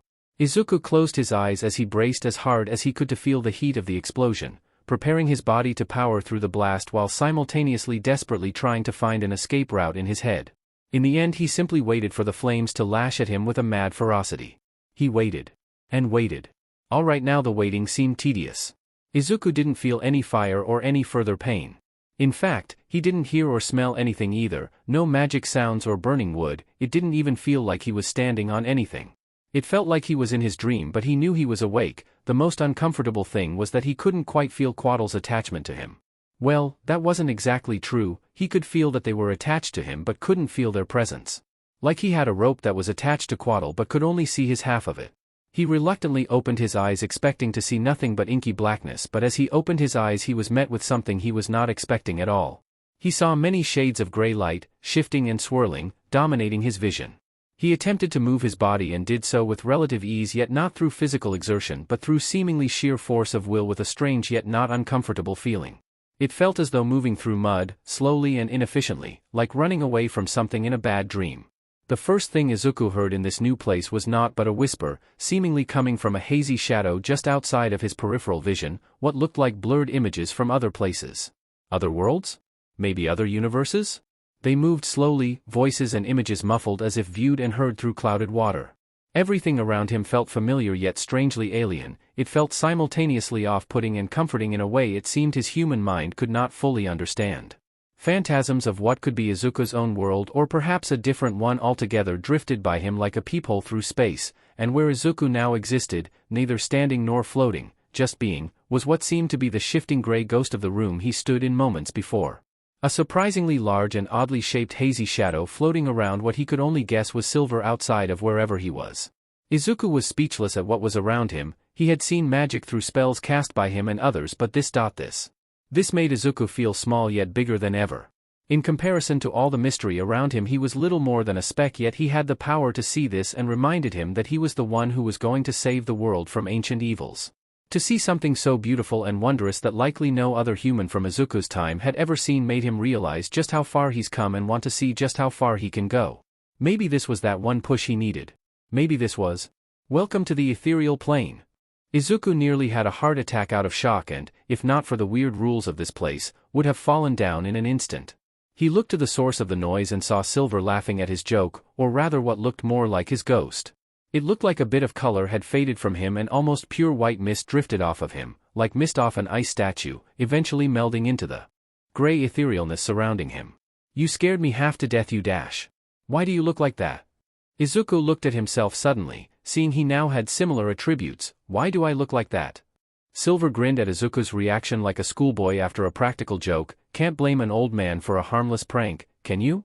Ho ho ho, well I suppose it would be easier to dash, and just as fast as he had arrived he vanished again. Where he once stood was the oddly much larger, shapeless and hazy shadow that was probably him outside of this place. Ha, was all Izuku could say. He popped right back into existence in the same spot a couple seconds later. Sorry about that, Midoriya. Now let's get you back to the material plane, shall we? I'll keep disappearing every 6 or so seconds, so I'll try to speed this up. He gave a few unknown words and a snap before Izuku heard a slight pop sound and was suddenly back in Silver's giant training room. The wizard popped back in at the same time and quickly started dispelling whatever spell was making him warp between places, also dispelling his flight and drifting down with a small laugh. Well done, my boy. Looks like you really can step between planes, as I suspected, of course. Ho ho ho. Izuku stood in relative shock. It was not the first time his mind had been overwhelmed by magic in general, but it hadn't happened in a while. What was any of that? Silver tapped the side of his head. Knowing about your little friend up there gave me the idea to try and help you use some innate magic abilities you might have. You can use detect magic at will, can you not? Ho ho, I wish I hadn't gotten so rusty. I used to be able to cast as many first and second level spells I wanted without limit, he sighed wistfully. How long ago was that now? 500? 1000? Perhaps even 2000 years ago? Ah, those were the days. Just how old are you? Izuku thought. He snapped out of his daze. Right, back on topic then. Cuddles can use that spell on command as well as detect thoughts and detect good and evil. Those might take a little more whipping you into shape mentally to get down though. Reading minds isn't as easy as putting a magic filter over your vision. However, they also have a special ability that is oft forgotten by the arcane scholars. The ability to freely travel between the material and ethereal planes. The wizard gave a slight dramatic gesture and used a small cantrip to make himself look and sound a lot more fantastical. Ethereal jaunt. The cantrip faded a moment later, leaving the wizard without his special effects again. That's what I like to call it anyway. Am I missing anything about that, my celestial friend? He asked aloud, seemingly to try and contact Quaddle through Izuku. Wise as he is old, this elf is indeed knowledgeable on the arcane. Izuku, it has been noted that your ability is slightly weaker than average. In a simple manner of speaking, it took slightly longer to charge enough magic to make the trip between planes. It is theorized that if you did not leave of your own wishes, you would be forcibly ejected back to the material after some time. Furthermore, it is thought that your fragile body may only make the journey between planes once per human day. So I have one use a day and a timer for how long I can stay in this ethereal plane? How long do you think I should have? Izuku asked aloud, so his elf friend could get some context to their conversation. It has been roughly estimated that with enough training you would have around 30 to 40 seconds before forcibly returned. However, as of this moment you may only have 10 or 15 seconds of time on your side. Take care not to return in the same space as a solid object. It is suggested that ethereal jaunting should be practiced, though a warning would like to be given to watch out for other creatures and dangerous weather. Other creatures? What else is living in there? Izuku asked anxiously. Oh, nothing too interesting around these parts. Silver took the chance to explain, perhaps a lost soul or ghost needing a helping hand to pass on to the afterlife. Not to toot my own horn, but I still know a few tricks to keep the place a little clean of pests here and there, so you won't need to worry too much. The wizard explained with a smile. Izuku was kind of uncomfortable with the prospect of ghosts, but, remembering he had fought several undead monsters, quickly got over it. The wizard suddenly held out his hand and summoned what looked like a small clock of glowing runes, as if alerted to something before messing with it slightly. It would seem it's time for you to head back home for now. Before you go, take these, he said before smacking his hands together with a wisp of flame in his hand. As he separated his hands, the flame had morphed into two shapes before fading away, leaving two objects in the elf's hands.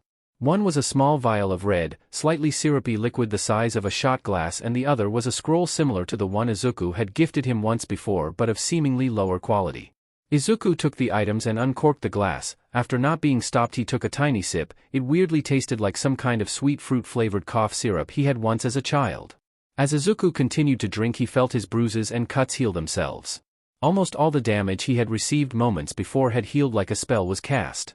The old elf chuckled at Izuku's shocked face before handing him 3 more. No adventurer is set without a few healing potions, no? These are much harder to make in this realm, but it's still possible if you know the tricks. Ho, don't spend it all in one place. Izuku glanced at them before giving a determined nod and grabbing the scroll. Oh, it's in Celestial. Neat. He scanned a few runes and mentally translated them. Identified outright? Izuku asked, trying to examine the script. Correct. A quite simple spell. It shall inform you of what an object is. A ritual spell as well. If you were to spend some time, you could copy this spell into your Book of Shadows and cast it indefinitely through a ritualistic process.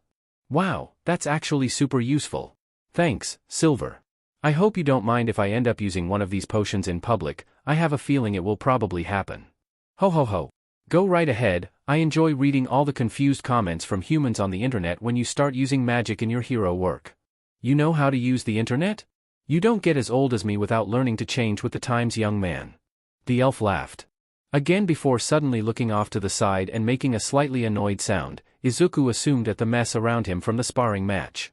He tapped his staff on the ground and the wood of the floor warped unnaturally to create a stairway on the floor leading down. Alright Midoriya, go on now and save a few lives for me. I need to do some cleaning. You're welcome to come back for training anytime, but deep in the woods is the best place to practice from personal experience. Oh, and come by tomorrow, I'll be sure to have some more gifts. Thanks again, Silver. I'll see you later. Izuku waved him goodbye before walking down the stairs. After a few steps he realized these were the steps leading to the first floor to the library near the entrance of the building. he turned around and only saw the regular stairs leading up to the second floor. He chuckled to himself at the mind-bending magic before continuing to leave. Something is odd about that elf, it cannot be properly seen through your eyes, but it is thought he is hiding something. Quaddle suddenly said in Izuku's mind, making the green-haired teen wonder what about him was suspicious. What makes you say that? A human's average life sits at around 80 years, whereas an elf stands at roughly without a hint of necromancy on his person. It is thought to be odd that he would have lived for over 3,000 years. Well, he's been helping us out for this long, so I think we can keep trusting him. It is hoped you are correct. If so, a truly powerful ally has been assured in the fight against undeath. As Veritane High Silver watched the young Midoriya vanish from his extraplanar abode, he turned around to face the being that had chosen to intrude mere moments ago, interrupting the ending of his class on magic. Veritane could begin to feel a familiar slight disturbance in the air. It was something he didn't want to drag the young human into just yet. This was his own fight against greater powers, one forged over thousands of years. Veritane watched as a creature, pale white as bone in color, creeped on all fours around the corner of a bookshelf. Like an incredibly tall and thin withered humanoid husk with far too many spikes and claws for Veritane's taste and an inhuman digitigrade leg structure. Faint stains of old blood coated its long sharp claws and a tail of vertebrae ending in a scorpion-like point that swayed ominously as it crawled. The bone devil wrapped its wretched body around a distant bookshelf, and it seemed he did not come alone, as 4 small red, bat-winged devils flew around him like tiny personal bodyguards. Unthreatened, Veritane merely tapped his chin in thought. Now how does the likes of you end up here? Are you not far from home, Hellspawn? The bone-white beast released a raspy snarl as it liked its razor-sharp teeth. The bonds that bind and seal grow weaker. The fabric of space grows thinner and thinner the longer he is allowed to remain. He is an enemy of devilkind, and the fires of hell burn hotter in anticipation of his demise, for that is the will of Asmodeus. The devil growled once more before pointing a crooked finger stained by old blood at Veritane. First though, we want what is rightfully ours.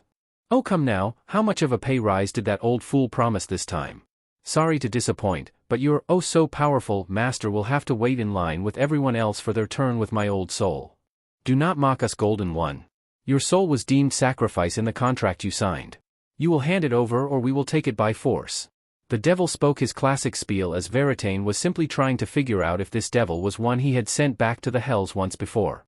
The imps cackled as the bone devil reached for his gruesome glaive that looked as if it was carved out of the wing of a large dragon. TSK, you devils never learn, do you? Veritane merely snapped his fingers at the bone devil. Momentary stasis. The bone devil froze, as if time itself refused to pass for him. The imps looked back and forth from the wizard to their boss in a panic. Apparently they hadn't been given a good description of their job today. Veritane's eyes shifted from their calming elven blue to a brilliant shining gold as he moved his hands and spoke in ancient language. Before the eyes of the imps, a rend had appeared in the air as a temporary gateway to the far realm, a place far, far beyond the multiverse, was forcibly opened. From the pitch-dark rend in space, many ebony black limbs of unknown cosmic beings reached out, grasping and wildly flailing at anything they could from the small tear in reality. Everard's black tentacles. Within moments the imps had been reduced to a black sludge from the inky dark eldritch appendages, mercilessly shredding them into mincemeat. After one limb had tried to attack the bone devil, it was taken out of its stasis early, looking around confused then angry at the change that had happened instantly from his perspective. Insect-like wings grotesquely burst from the devil's back as it attempted to fly at Veritane.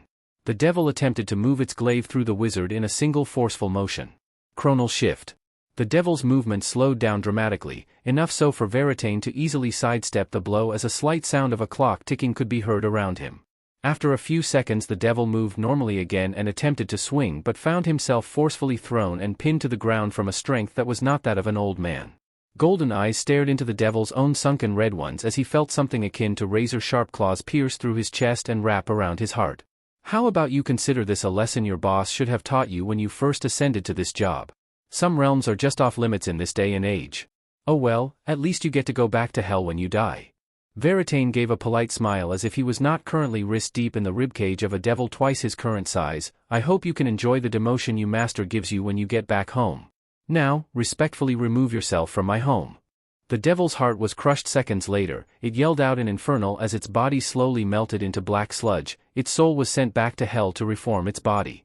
Veritane shook the excess off his hand and cast a cantrip to clean it as his eyes turned back to their normal blue shade. Sometimes I regret making a house outside of the material plane. It lets all sorts of pests creep through the cracks. However, it does let me do things like this.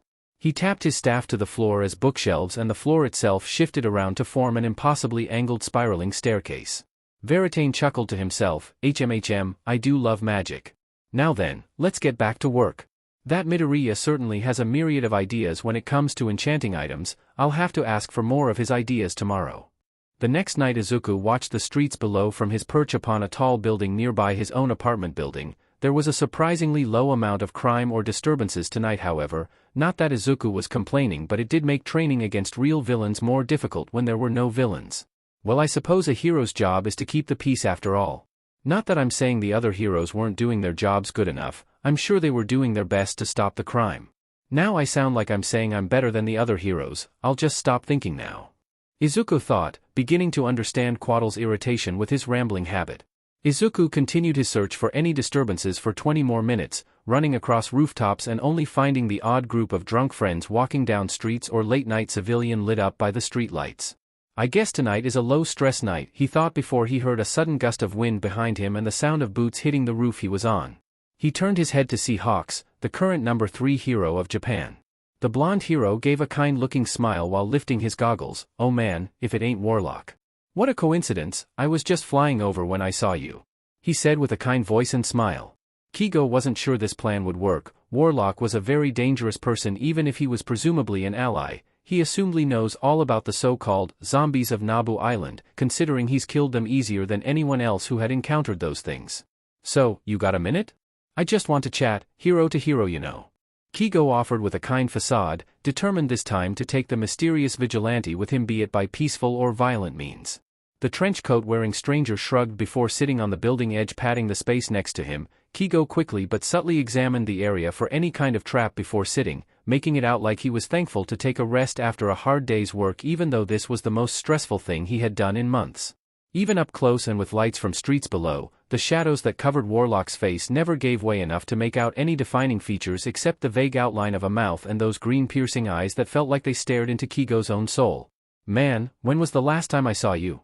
Feels like forever, maybe that's just me being busy. Warlock said, his barely visible mouth in a childish smile. Oh, I forgot to ask last time. He reached into his pocket, which could mean he's using his storage quirk, considering the things he's taken out before he could take anything out right now. He pulled out a pen and notebook. Can I get your autograph? Kigo let out a hidden sigh of relief before smiling. I keep hearing from other pros that you're a major fanboy. I guess I should have seen this coming. He signed the paper, expecting something bad to happen, but nothing did. He handed back the notebook to the mysterious vigilante who put it back into his pocket. However, Kigo had also snuck a feather inside the pages. Once the book fell into the pocket though, he lost all connection to that feather, like he was very, very far out of range. It was worth the test, but it was also an eerie result. Kigo let out a short sigh. No time like now to try this, he thought. So, Warlock. You're a pretty good vigilante, huh? Don't worry, I'm not here to arrest you or anything. I'm pretty chill about that sort of thing, unlike some other pros. Instead of an outburst or an escape attempt, Warlock instead gave Kigo a small laugh. I figured I couldn't hide that fact forever, huh? Guess my little card trick can only get me so far. Kigo saw this as an opportunity to at least learn more about his quirks. It was pretty good though. How did you do it anyway? Warlock chuckled as he pulled a playing card out of his coat and placed a hand over his face. He mumbled something and suddenly light warped and shifted around him. After a second it was like he was looking at a mirror. Warlock looked almost exactly like Kigo, except without any wings. The playing card was now a hero license that looked like his own, but a few details wrong or missing. I usually did something like this.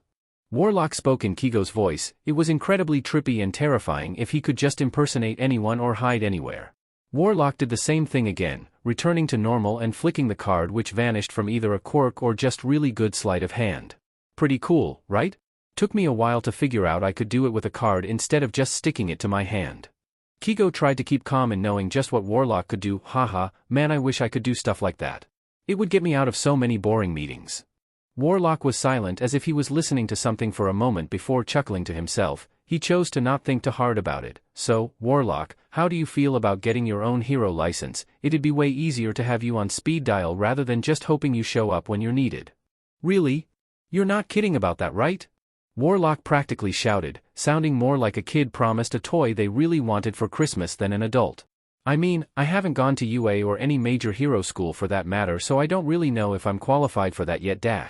Kigo feigned laughter, interrupted his rambling. Ah, come on. Seriously, man? You're way stronger than some pros, plus you've saved a whole bunch of lives by yourself. Besides, I never went to any of those top-class, fancy hero schools either, and look where I turned up. Hawks stood up and offered his hand. What do you say, Warlock? Warlock looked ready to grab his hand before stopping for a second as if in thought and standing up on his own. I'm guessing I'll have to get permission from the Hero Public Safety Commission for this? Probably not that much, I'm here to recruit you for them after all. Kigo explained, not revealing too much. Because I know how to kill zombies and nobody else does. Warlock said as wind suddenly blew dramatically in the silence as what could be seen of Warlock's face was suddenly much more serious than before. Kigo didn't expect this change in pressure so fast. Was that part really so obvious? The news covered up the first attack as a gas explosion and the heroes who were there were taken in for questioning. The cultists were taken to Tartarus instead of normal prison like usual to stop any leaks. Furthermore, any security footage of any incident involving zombies hasn't been leaked yet, despite that usually happening incredibly quickly, meaning it is very heavily guarded, not because Warlock killed in the footage but because you're trying to hide the existence of zombies and to figure out how to kill them. Warlock explained. So, the HPSC wants me so they can stop the zombies from causing mass panic. Kigo shrugged, trying to hide his worry of how perceptive this guy was. Guess it's hard to hide things from someone like you. Yeah, that's why I want you at the HPSC. Please, Warlock, help us in this fight. He admitted, though not revealing the full truth. Warlock adjusted their coat. To stop the Undying King and his armies is why I started doing this. I could use all the help I can get. He suddenly removed his hat, revealing for the first time a man in roughly his mid to late 20s, slightly long green hair, and those same piercing green eyes that could stare right through you. I'd like to make a deal with who's in charge. Kigo attempted to burn their face into memory to recognize it whenever possible, even if it was likely a false identity. Yeah, I'm sure that can be arranged. How fast can you get to the HPSC office building? Big important one, middle of Tokyo, you know the one. Warlock suddenly lost his aura of seriousness and pulled a phone out of their pocket and checked the time. I could catch a train in about 10 minutes. I think it's around an hour-long ride though. You can't, I don't know, teleport or fly there or something? Kigo questioned, genuinely wondering if the seemingly super-powerful and all-knowing mystery vigilante had to use public transport to get around. Alright, you know what? I'll give you a lift, how's that sound? The green-haired man gasped with stars in his eyes. Really? Oh man, I wasn't prepared for this. This is such a great honor, Hawks, I don't even know where to begin thanking you. Kigo gave an odd glance before remembering the guy was still a huge fanboy of basically every hero with or without hiding his appearance. He pulled out a pair of extra goggles he kept on him for extra passengers or his others broke. How about you think about it on the way over? He said, tossing the goggles over to Warlock, who looked at them seemingly in awe. He flew around the childish but scarily powerful man as he equipped the goggles and lifted him up off the ground. Alright, try to keep your mouth shut unless you like swallowing bugs. Despite his warning, Warlock cheered and hooped aloud as they flew to Tokyo. It took only 35 minutes to get there, but Izuku, while being carried by Hawks, was now in the dead center of Tokyo in front of the honestly kind of intimidating HPSC office building. It was really impressive considering the distance between Muzutafu and here, but, knowing Hawk's reputation, it was likely he could have gone a lot faster without the extra passenger. He was still giddy with excitement at the prospect of getting an official hero license but still needed to remain calm and cool. He was here for a negotiation more than anything. He wanted to know exactly everything the heroes knew about the Undying King and his undead, not only to protect them but to educate them in proper undead removal. Izuku had put his hat back on, concealing his already false identity once more before Hawks had landed at the entrance. A gigantic man in a suit guarded the entrance with a stone face both figuratively and literally. He had some kind of golem quirk. Several other men and women in suits were guarding the place both inside and out, all likely with powerful quirks and specialized combat training. He probably would have judged the use of a suit as armor if his own outfit in the beginning of his career was not just a cheap suit with no magic enhancements. Hawks had used his words and charm to get Izuku through easily, though only after being glared at by the man whose name was apparently Baruta, but that could have just been a fitting nickname for the rock man double his height. Izuku was led into an elevator and traveled to a basement floor, Hawks looking as calm and collected as ever, but he himself couldn't help but feel nervous. Meeting the woman who was in charge of literally everything hero-related in Japan and who was basically just below the prime minister in the political hierarchy was a very big deal. Hawks lead him to a large set of double doors and had to swipe his hero license, scan his eye and input a long code of numbers and letters, making Izuku realize just how confidential this is. The doors clicked unlocked and opened to reveal a large conference room, seemingly lined with thick metal plates and more than likely built with extremely secure communication systems.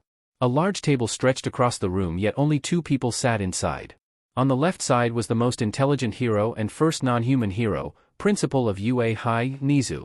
It was currently taking every ounce of inner strength to not fanboy over the hyper-intelligent hero who has the global record for most crimes solved, including previously thought unsolvable crimes. Even managing to figure out the identity of the most infamous of elusive villains. Right in the center on the other side of the room, however, was the HPSC president herself, just as serious and intimidating as she looked during interviews he'd watched, staring directly at Izuku with a stare that could kill. Scary, Izuku thought. Remember, they are just as, if not more so, afraid of you. In their eyes, you are as much of a threat as the undead forces. Act calmly yet with confidence. Quaddle advised. Right, magic looks like multiple quirks, so they might think I'm on the side of the Lich. Also, just because I'm on their side now doesn't mean I can't swap sides. I could also be using this as some kind of assassination attempt. Those are the kind of things they are thinking, isn't it? Yet they are showing that they trust you enough. The lack of guards within this room speaks volumes to such an extent. Unless they are invisible or super well hidden. It's certainly a possibility. Izuku bowed respectfully to the people inside before stepping in alongside Hawks. I graciously thank you for inviting me, President of the Hero Public Safety Commission.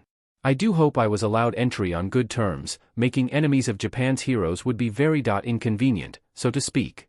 He spoke, intentionally and desperately trying to play up his mysterious aspect. She sat with her fingers intertwined and resting over her mouth before speaking. Indeed, I would like to personally thank you for complying. I thought it would be much more difficult to get a hold of you. I hope you don't mind, but I would much rather get to the important topic at hand. The Undying King. Izuku said, earning a hum from the president. She flicked a switch on her side of the table, activating a screen behind her, revealing camera shots of an island. Swarms of undead roamed and fostered in dilapidated streets. A large intimidating tower in the background of all the images. The plant life was grayed and dead, with tanged messes of thorns being the only flora, as if no form of life could grow in the area. These images were taken on an island that is suspected to be the Undying King's base of operations. The group of scouts I sent there were sadly slaughtered, alongside the previous 1,000 residents of the island. The president explained. Izuku stood in silence as he looked down, a burning rage in his chest that was more than his own. 1,000 innocent people, men, women, children, all slaughtered. Forced to fight for that monster after their passing. The thought makes me sick. 1,000 innocent human souls, used as nothing more than a power source. More of his power must have been regained than was initially thought. It is nothing more than heresy against creation and life itself. Disgust and rage were present in Quaddle's various voices, emotions only presented when discussing the Lich and his wicked actions. The president took notice of his silence before continuing. We understand that these people were transformed into these monsters by the Undying King's quirk. The monsters vary wildly in appearance and strength, though I'm sure you already knew all of this, seeing as you have already killed several. Izuku looked up at the president. You're right about one thing. These monsters, as you call them, are undead. They're more like mere mindless puppets made of dead bodies rather than an actual person. They can range wildly in intelligence and combat ability, from an animated skeleton to a behemoth made of 100 bodies, but they are all under his control. Before you ask, there's no saving them. They have already been dead so long, and their very soul is now in the grasp of the Undying King. The president hummed and rested her hands over her mouth once again. And, how can you be so sure you can't save them? Quirks are very diverse, as I'm sure you are aware. In a simple way of speaking, undead are simply corpses held up by puppet strings. Once you cut the strings, they burst into blue flames and turn to ash. Unless you know someone whose quirk is bringing someone back to life from their ashes, there is no way of recovery. How I can be so sure, however, I suppose you would call it divine intervention, so to speak. Hawks looked at him with a mix of odd confusion and possibly subtle fear. So, what? Are you some kind of messenger from God? Not exactly. I suppose more like a messenger of a messenger. Izuku chose to cryptically answer, earning a silence in the room. You are aware that is a grotesque oversimplification. Yes, I know. Shush. After a slightly too long pause, the president spoke up. Her voice was still calm, but it seemed her will was ever so shaken after talk of faith. What are our chances of defeating this villain? Izuku paused for a moment to think, attempting to figure out the best way to explain the essence of undeath and godhood to those who know none of magic. If he were allowed to continue to exist, he would become beyond the reason of the physical world, where no thing of mortal man could threaten him. In a simpler manner of speaking, it would be akin to a character in a story challenging the one who wrote it. It could not be done. Only those outside of the story would have the opportunity. The air was tense around Izuku. As he stared at the president, the one emanating an aura of fear was now himself. However, if he were destroyed or sealed away somehow before this could happen, life and creation would be saved. The president sat in silence. It looked as if she was mentally debating with herself before she finally spoke. How do we stop him and his armies? Izuku paused for a moment. Are you familiar with exorcism? The spiritual practice of evicting an area of evil or spirits. Similar practices can sever the puppet strings on undead, as it were. Use of silver-based weapons is a reliable method. Holy symbols carried by one with enough faith also helps. However, simply destroying the body with enough brute force works just as well when it comes to weaker undead. Although, to defeat the undying king, you would need to attack him at the source, not just his undead body. Yet, going headlong into his lair is nothing short of a suicide mission. So we lose if we wait too long, and we also lose if we rush in. How are we supposed to win? Hawks asked. With patience and preparation. My own power is not yet strong enough to take on one such as him, and likely won't be for some time. It would be best to train as many as possible in the methods of undead destruction. Besides, if he were truly in conquest for a throne atop the world, he would have done so already by attacking much more than Japan. He is amusing himself. To him, humanity is little more than a fuel source for his own powers, not to be taken seriously. This also gives us the upper hand of attacking harder than he prepared for. But, why Japan? Surely other, more densely packed places would be better to raise an army of corpses and religious fanatics. Hawks asked once more. Perhaps it is because I reside here. I am seemingly the only one that he cannot gaze upon using his own abilities. Or perhaps there is something or someone else in Japan that has piqued his interest. Izuku noticed a very slight shift from the president and Nizu with those last few words. Can I ask something of you, Warlock? Nizu asked, speaking for the first time since he had arrived and with that constant underlying cheerfulness that he had heard from interviews involving the animal principle. Is there a reason you have not once used the word quirk when describing the undying king's ability to animate the dead and your own abilities? Izuku thought for a moment. In a few senses the powers of the king and I are one and the same, yet in many more they are vastly different. Quirks are set in stone while the abilities of myself and the king are free to be altered and warped as is seen fit. Though there are many differences, especially in experience. Another way to explain it is that a quirk only has the potential to grow from a set point and in a single direction, only one ability growing stronger yet unaltered. Training your own intelligence quirk enough will not evolve it into something like Hawks, only growing to further your intelligence. Our own abilities have no set start nor end. Potential may spring forth from any point and evolve to any other.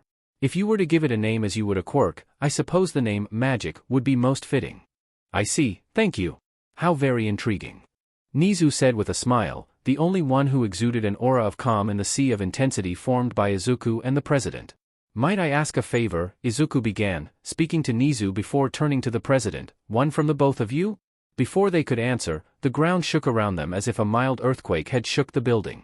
Suddenly the phone that sat next to the president blared and she picked it up in an instant before listening and shouting, "What?" in shock of what she had heard. She quickly clicked things on her computer as the screen behind her changed to security footage of the building's main entrance. Behind the reinforced glass doors that were being held shut by Baruta and several others, was a horde of many undead.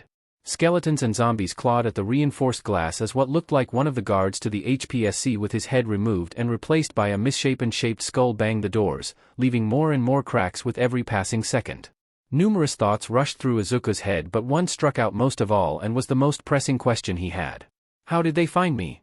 Izuku did not dwell on this question, however, and while the others had begun to panic and act, he had attempted to tap into the raw magic inside him, feeling it spread through his body and seeping out, blurring the energy within himself and the ethereal plane. Ethereal jaunt. In an instant his body had felt weightless and the world around him had changed once again. Only about 10 seconds, better make the most of them. He thought, moving his ethereal body through the odd gray environment and through the ceiling of the room he was in, and another, and another. After 6 seconds at full speed he had just managed to reach what he thought was the lobby of the HPSC building, making sure not to land on or inside anything before trying to force himself out of the ethereal plane. He performed the same trick he used to get him into the plane and forced himself back into the material plane. Ethereal jaunt, he appeared in thin air with a light popping sound and landed with a slight thud, earning confused glances from the remaining security guards. Ignoring the sudden shocked expressions from the guards, he watched the undead monster's claw at the glass, leaving more and more cracks and an unnaturally large skeletal hand attempt to punch through the glass. Izuku prepared himself for a battle and grabbed his staff from one pocket and a small pouch out of another, immediately throwing the pouch into the ground as hard as he could, spreading a shiny silver powder across most of the room. He then ran up to the doors and pulled out 2 glass flasks of what looked to be water, uncorked them and flung as much as possible along the floors and doors while also making sure to sprinkle a small amount on himself and the remaining security guards. "What the hell are you doing?"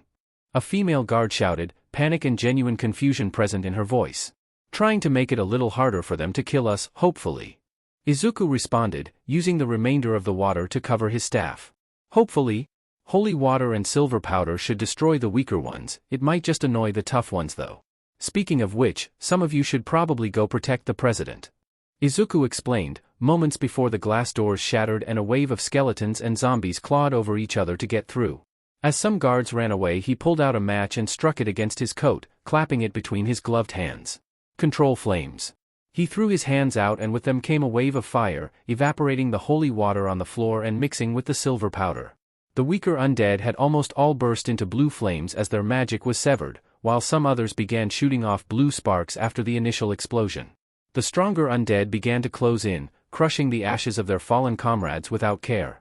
Izuku spun his staff dramatically, casting control flames to surround himself in the blue flames. "Alright you undead JRKS, he pointed the staff to the horde of monsters, let's dance. Japan, Tokyo, HPSC office." Izuku pointed his staff at the remaining undead forces attempting to push through the broken doorway as the blue fire and silver powder swirled around him. However, any intimidation was useless against those undead as he was attacked by a much faster zombie, one with razor-sharp claws and eyes like burning coals. He ducked just in time to avoid the fast and feral zombie, a little more difficult to avoid than the sluggish and clumsy ones. Angry fast zombie? I can take that. That is a ghoul, a slightly larger threat but one that can be dealt with quite easily. Avoid its claws however, they carry a poison to inflict temporary paralysis. Terrifying. I'll keep that in mind. The ghoul tried to wildly flail its claws at Izuku but he countered by slamming his staff into its chest, causing a spark of blue flame to flash as it was knocked back. He gave a flick of his hand and threw the dying blue flames from the undead remains at the ghoul before slamming his staff into the creature once more, hearing a gross-sounding crunch as a result. The monster, not being very intelligent, tried to grab the staff but its hands burst into blue flames once it did. Izuku ended the monster with an agonizing blast through its chest, yet he had no time to celebrate that small victory as more undead remained and were pushing their way further through the doors. An armored wight forcibly kicking a skeleton out of the way as ghouls crawled over their allies' burned remains and a security guard shambled in but his head had been replaced by a weird jittering empty skull, puppeteering the body. Izuku ducked as ghouls tried to claw at him, rolling past the sword swing of the wight and jabbing his staff into the skull parasite thing which was quickly destroyed. The ghouls coordinated a dual attack, charging at different angles so he dropped to down low as they dived at him, double kicking one into the other and just slipping away from a dark metal blade slicing into him. He cast Ray of Frost on the leg of the wight, the thin blue beam of light freezing it to the ground. Izuku then ran back to the ghouls, one of which had attacked a bodyguard and paralyzed him completely with a claw attack to the chest. The other's bodyguards were focused on the other weaker undead slipping through or the other ghoul to assist. Izuku smacked its head like a baseball before it could injure them any more, knocking it down before firing an agonizing blast into its head, destroying the monster. He got just a second to relax before the wight was upon him again after freeing itself, the needle-like teeth of the creature gnashing while it tried to absorb his life force. Izuku shoved it back before it could and dodged as the remaining ghoul was launched past him and into the wight, the ghoul being sliced in half by the dark metal blade leaving the pale creature angered and stained with blackened blood. Izuku quickly used control flames to coat his weapon again before charging back at the wight. Blade and flaming staff colliding over and over as his dexterous attacks were slowly getting the better of the monster, all the while the remaining security fended off the comparatively weaker skeletons and zombies that continued to slip past and shamble into the building. Kigo had decided that the elevator would have taken too long and decided to just fly up the stairs. Although flying inside was pretty inconvenient, it wasn't like he had much of a choice when an entire graveyard is pounding at the front door. He flew past some of the security guards but didn't bother asking them anything, assuming the doors had been breached. Once he burst into the entrance hall, he was met with the sight of a dozen or so piles of still burning ashes, security attacking walking skeletons and Warlock shooting one of his usual green beam things into the chest of a pale zombie wearing some kind of armor. Kigo immediately launched a few feathers at top speed to knock the thing's weapon out of its hand. Warlock wasted no time finishing it off before throwing something to him. It was a fancy-looking glass flask of water. "Cover your feathers with it. Trust me," Warlock shouted before having to dodge as a security guard with his head replaced by a weird-looking skull lunged after him. Kigo, not wanting to argue with one of the only guys who has managed to put these monsters down, doused as many of his feathers as possible with the water and felt no real difference in them. However, as he flew by, launching feathers at some monsters and slashing others with feather blades, he noticed them take much more damage and collapse into a burning pile that he was sure to keep his feathers away from. "A little help?" Warlock suddenly called out. Looking back to Warlock, he saw a swarm of those weird-shaped skulls without a person's body this time. They were almost spider-like with 8 segmented legs ending in sharp points. It looked like the large number of them were getting to be too much for him and he went to fly over before everything suddenly turned completely dark. Then he blinked and all he saw was the sky in all directions for miles. The feeling of constantly falling overtook him, yet he wasn't falling any closer to any kind of ground. Just when he couldn't be any more confused, he saw what looked like a woman in the clouds. Well, more like a woman made out of the clouds. Like a contained haze, part mirage part fog, blocking out the horizon like an oncoming storm and just as big. This woman, cloud, moved its head and looked at him, giving a curious look like she was examining him before smiling. Kigo blinked again, only to see Warlock being attacked by the skulls. Though confused, he still dashed to assist. As he flew, however, the wind suddenly increased significantly around him and seemed to coalesce around his feather blade. Then with a single slash the swirling wind had been released from the blade, twisting and swirling until a razor-like blast of wind launched from the blade. This wind blade sliced unnaturally clean through a few of the skulls, leaving Kigo speechless at the thing he thought he just did, even though he knew he had no control over the wind whatsoever. What the hell was happening? Warlock shot a beam of blue light out of his finger at one skull, making it freeze solid before he swung his staff like a golf club, launching the spider skull into a walking skeleton, destroying both. He and Kigo were quick to destroy the rest of the skulls, but Kigo was still a little out of it, still unable to know what caused that wind blast or how to recreate it. As Warlock kicked the last skull away, he turned to him. "Air blades? I didn't know you could do that. That's so cool." "Yeah, me neither." It seemed the monstrous forces were being pushed back and Warlock ran to the broken door to continue the assault in front of the building. Kigo was quick to join, knowing he would be more useful when able to freely move through the air. Izuku ran outside with his staff at the ready, finding the remaining undead forces standing back like they had been ordered to stand at attention. He quickly tried to take a head count of the remaining enemy, but the odd, hunched or deformed bodies made that difficult. Just as Hawks had ran out, a figure appeared, hovering in the air above the monstrous army. "It seems it was you who has freed my undying slaves." Such insolence. The floating robed man spoke, a face shrouded in shadow much like his own. He looked to Hawks. "We thought you could be troublesome for us." He then gazed at Izuku. "But I must admit, I had not even dreamed you would be present. But who am I to question fate? I am sure you shall both fit right in with those skeletal servants of mine." While the cultist monologued, Izuku launched an eldritch blast at him and Hawks flew at his top speed, attempting to slash at the man. Although just as blade and blast were about to connect, the cultist spoke a single word and a shimmering field of dark energy formed around him. The blast had dissipated and the feather blade had harmlessly bounced off his body. "I agree, let us skip the pleasantries." The cultist spoke in ancient tongue and spun shadow in his hands, forming a saber of shadows and slashing at Hawks, who blocked with his holy water-coated feather blade, causing sparks of magical energy to light up the dim streets outside the government building. As the cultist did this, the remaining undead forces began their assault on Izuku. He took a deep breath and used 2 uses of healing light on himself, releasing a subtle glow of celestial energy from the healing wounds. He pointed his staff at the approaching forces as a holy light began glowing at the end of it. Izuku took aim and began to launch multiple sacred flame cantrips at the undead masses. Though they resembled flames, the holy blasts gave off no heat as the bolts of divine energy burned the weaker charging forces, while Hawks continued an airborne battle, sending what few feathers he could spare to assist and still keeping enough speed to keep the cultists' attention on him. Though, the stronger and larger forces were only getting closer, with the weaker skeletons and zombies falling. Suddenly, barreling out from the undead forces was what looked like a large spider-like monstrosity made of multiple skeletons, with the top half of a skeletal human body where the spider face would be, like a spider centaur. The abdomen of this monster was housing a few of the spider skull things that had overwhelmed him earlier. the sound of clattering bones only got louder as it approached. The hollow eye sockets of pure white bone stared at him without eyes. Izuku blocked as it collided with him, the sickle-like claws it had for hands being held back by his staff while its jaw, split in half to look like mandibles, continuously jittered and clacked together. He struggled to hold back the monster until a powerful blow had knocked it away from him, causing cracking noises as it reset the position of the bones holding the beast together. Izuku looked behind him to see Baruta the security guard, suit covered in blackened zombie blood and cracking the knuckles on his stone fists. The golem of a man said nothing back and gestured his head to the remaining undead still closing in. The skeletal beast charged at the rockman in revenge, colliding with a powerful impact, but the bone blades could not scratch through his stone skin. Baruta then grabbed the skeletal torso at either side and bent over backwards, suplexing the monster into the concrete with the sounds of cracking bone and shattering cement echoing all around. "Right, you can take that one," Izuku said to no response from Baruta. He left the two giants to brawl and started running into the fray, chanting in Celestial the whole time, the heat building around him with each syllable, and the tips of his staff streaked with a bright flame before spinning his staff to create a perfect circle of fire, and with a final word collapsed the ring into a small bead of red-hot flames.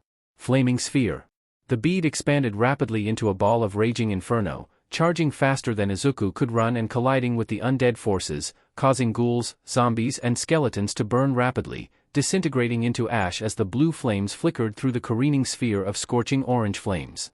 Feather met shadow again and again as the bright sparks continued to grow weaker, not from the shadow weapon dissipating but from the water on Kigo's feather evaporating over time. The cultist spoke words but did not sound human as he pulled out a bottle of something. Kigo tried to knock it out of his hand and in doing so shattered the bottle with one of his feathers, but that didn't stop the cultist. He continued to chant as the spilled liquid quickly flew towards him, being absorbed by the cultist through his skin. The cultist showed newfound vigor as if he was suddenly free from the pain his few wounds had already caused him, though the old wounds did not heal over. With a rictus grin he slashed with a blade of shadow once again, though this time it had slipped past the feather. The feeling and pain of being deeply cut rang clear in Kigo's mind, but looking down there was no open wound or even a rip on his costume. Though in pain, Kigo looked past the cultist to see Warlock and Baruta making their way through the other zombies with the remaining security providing whatever backup they could.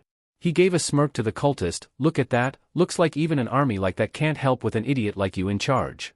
The cultist gave no attention to the insult and instead floated backwards, speaking in tongues once again as 5 bolts of dark energy formed from the darkness of his blade. With a gesture they all launched in his direction. Kigo dashed backwards only to see them following him and matching his speed. He launched feathers at them but they swerved and dodged, coming closer and closer. Kigo braced for impact, but as he did visions of that cloud woman overtook his vision once again and he found himself making a whistling sound without control over his own mouth. The wind picked up dramatically once again and surrounded Kigo, as it did what looked like his red feathers were mixed in with the torrent of wind, but they were almost spectral, being able to see through them.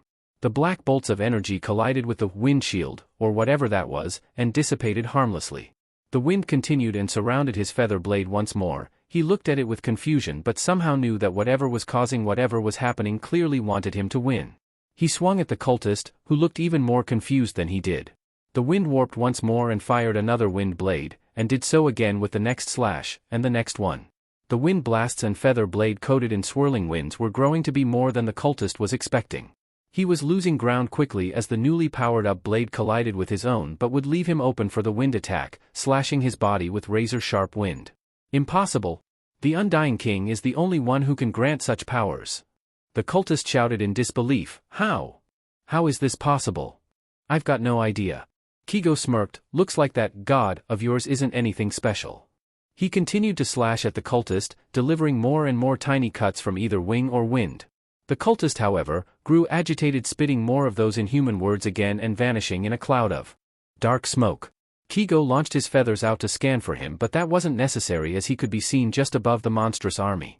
Izuku slid under the legs of another skeleton, tripping it with his staff on the way out and planting it in the ground as he ran toward a much larger skeleton, about 10 foot tall.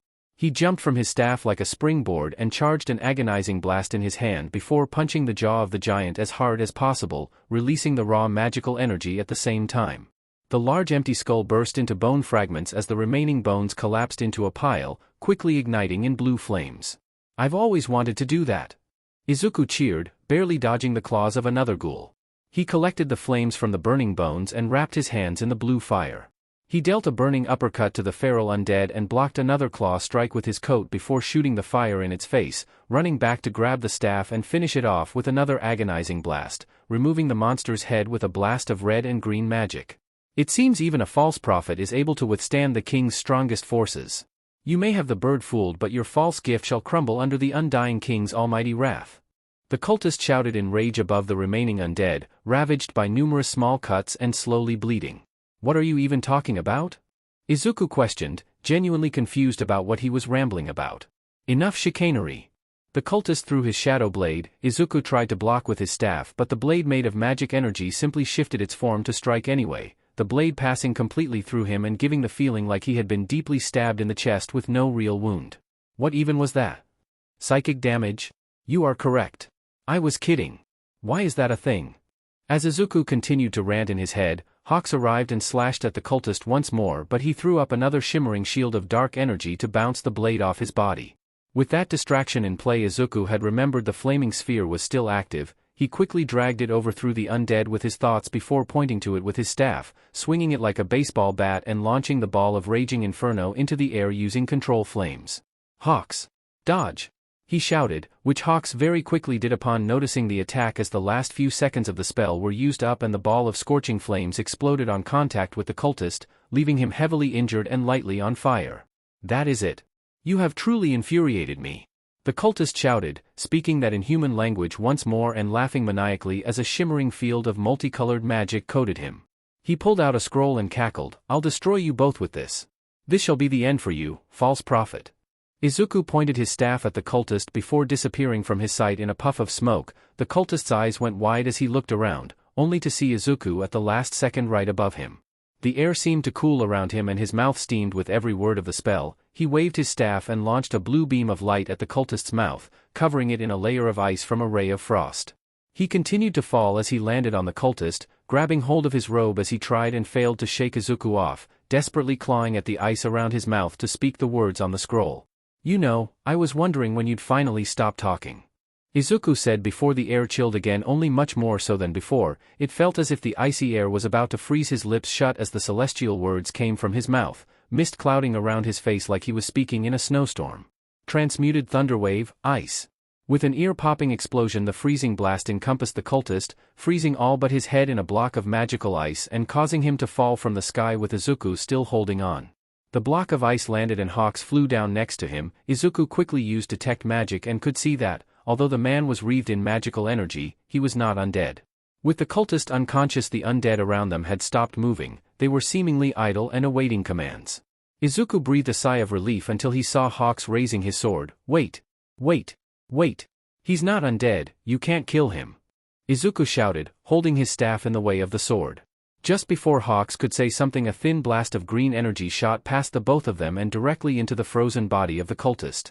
Once it hit, the ice began to quickly crack but didn't melt. Instead it started to turn into a gray dust. Just as quickly the cultist's body also cracked, rapidly turning into a fine gray dust. In a simple matter of seconds the cultist had died right before them while unconscious. Even if it was a cultist, this person was still a living being and didn't deserve to die so cruelly. Izuku turned around in anger to face whoever did that, only to see another cultist. Long light brown hair poked through the hood but the face was mostly hidden. They stood on the ground a few meters behind them. With detect magic still up, Izuku could see the magic that was surrounding this cultist was far greater than his own, and their equipment gave off a much stronger aura than any of Izuku's. Not only that, but their body was brimming with necromancy magic. Whoever this person was, they were much stronger than him and the first cultist. Hawks immediately charged at full speed. Don't! Izuku yelled, but it was seemingly far too late. Stop!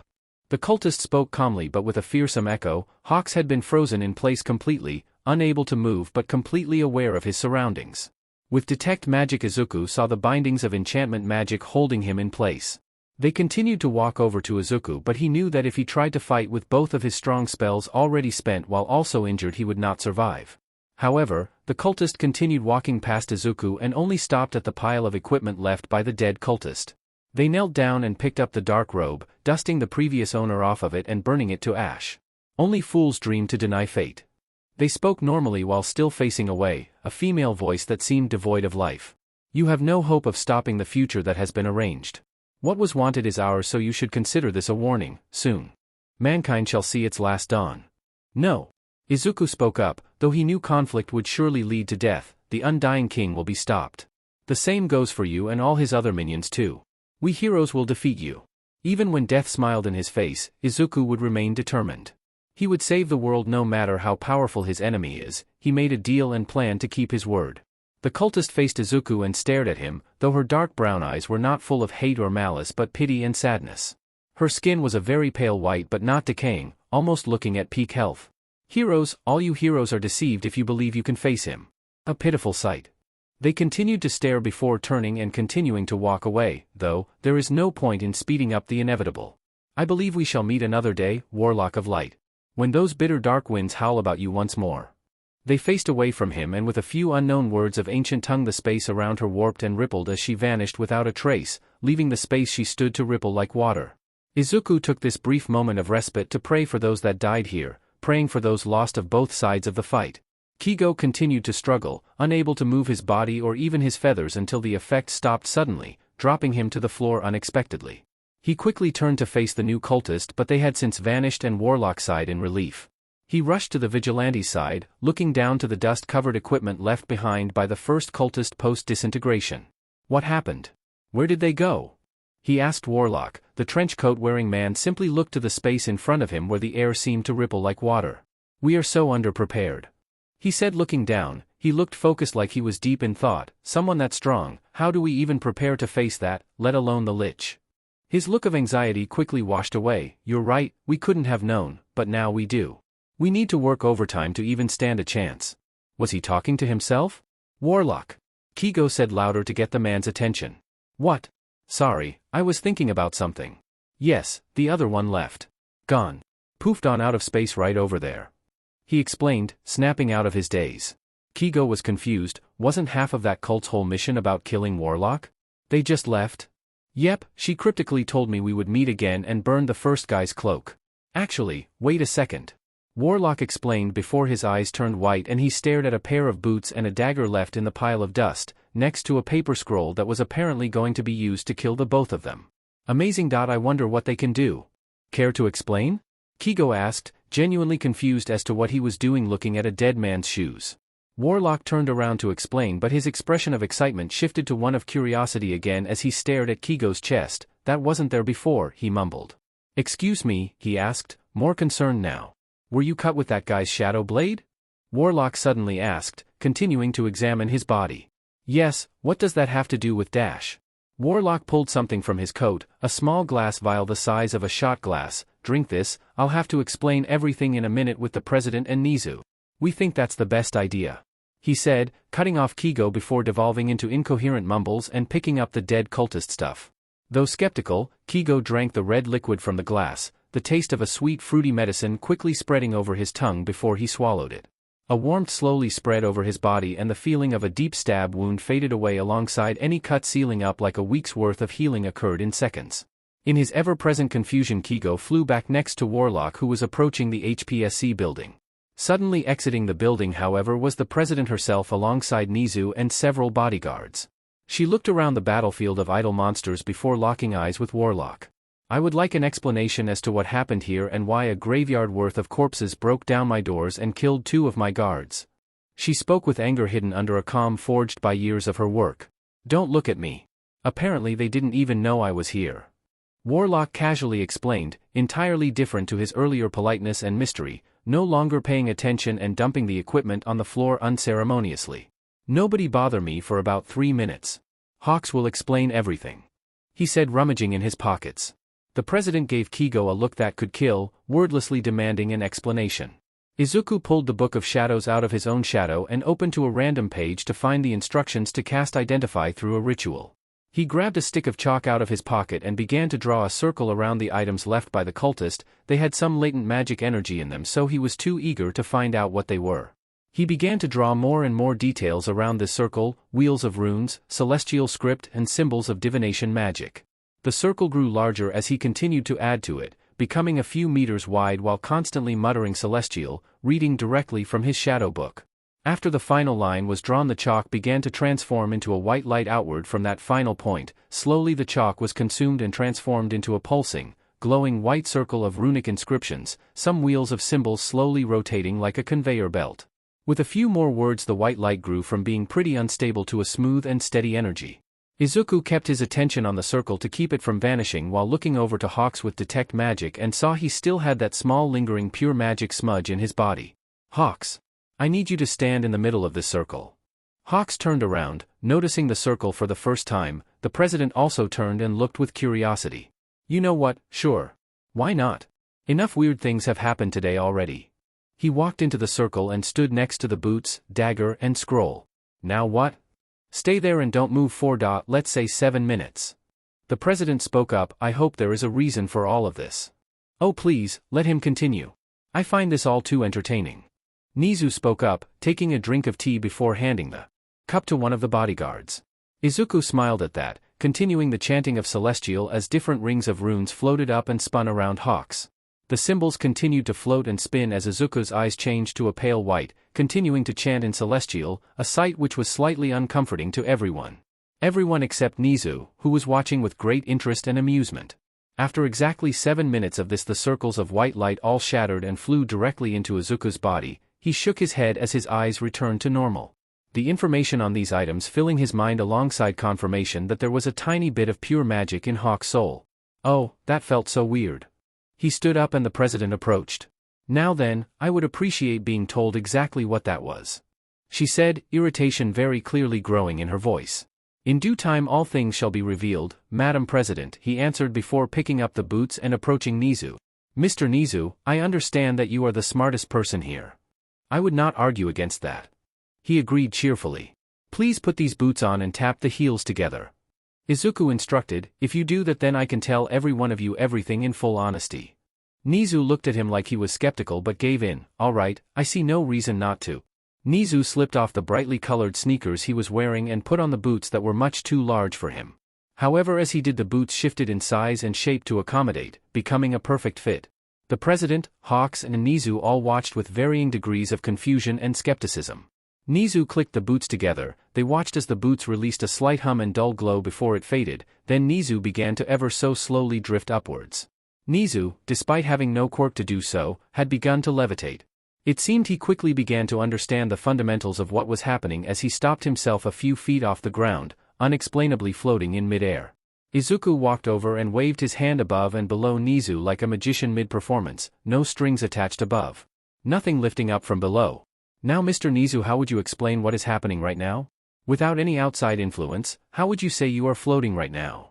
Nizu chuckled to himself, I can't say I know how but I can say I have always enjoyed magic tricks. Izuku stood away from Nizu. How about another? He lifted his sleeves and stood too far away to touch Nizu. Nothing up my sleeves, no movement of the hands, no words from my mouth. Mr. Nizu, could you please tap the boots together once again? Nizu did so while Izuku did nothing to influence the outcome. With a click of the heels the boots hummed and glowed again and Nizu began to safely drift downwards until he touched the ground without any damage to Nizu. Tada! Izuku shouted before bowing like a stage magician after a performance. Nizu was the only one applauding as the president just stared and Hawks stood, no longer confused but just accepting of the weirdness around him. Oh, by the way, that knife drinks blood so nobody cut yourself with it. He quickly added, pointing to the frankly evil-looking blade still laying near Hawks' feet. Hawks took a few cautious steps away from it. Mr. Warlock. The president said sternly, please explain yourself. All right, magic is real. Izuku nonchalantly revealed. What? Magic is real. Izuku put unnecessary emphasis of each word. Excuse me. Magic. Real. Those boots? Magic. That knife? Magic. Me? Magic. Izuku explained before pointing to Hawks. Hawks? Surprisingly a little bit magic. All right, that's enough. Guards. The president shouted, the bodyguards standing at attention. Stop. Hawks shouted, standing in front of Izuku, he's telling the truth. The president stared at him but he continued, during that fight something happened and I was able to briefly have control over the wind. I know that sounds impossible but I think that, as ridiculous and illogical as it sounds, some kinda magic or whatever it was, caused that. As the president continued to stare, Nizu stepped in front of Izuku as well, using the boots to float to shoulder level. If you have an explanation for this that I, the most intelligent being on the planet, do not. I would love to hear it, Madam President. As it stands, it would seem that we simply overlooked the theory that Warlock may be supernatural in nature. Izuku smiled at the president. There is so much that you don't know. However, there is someone who can show you everything.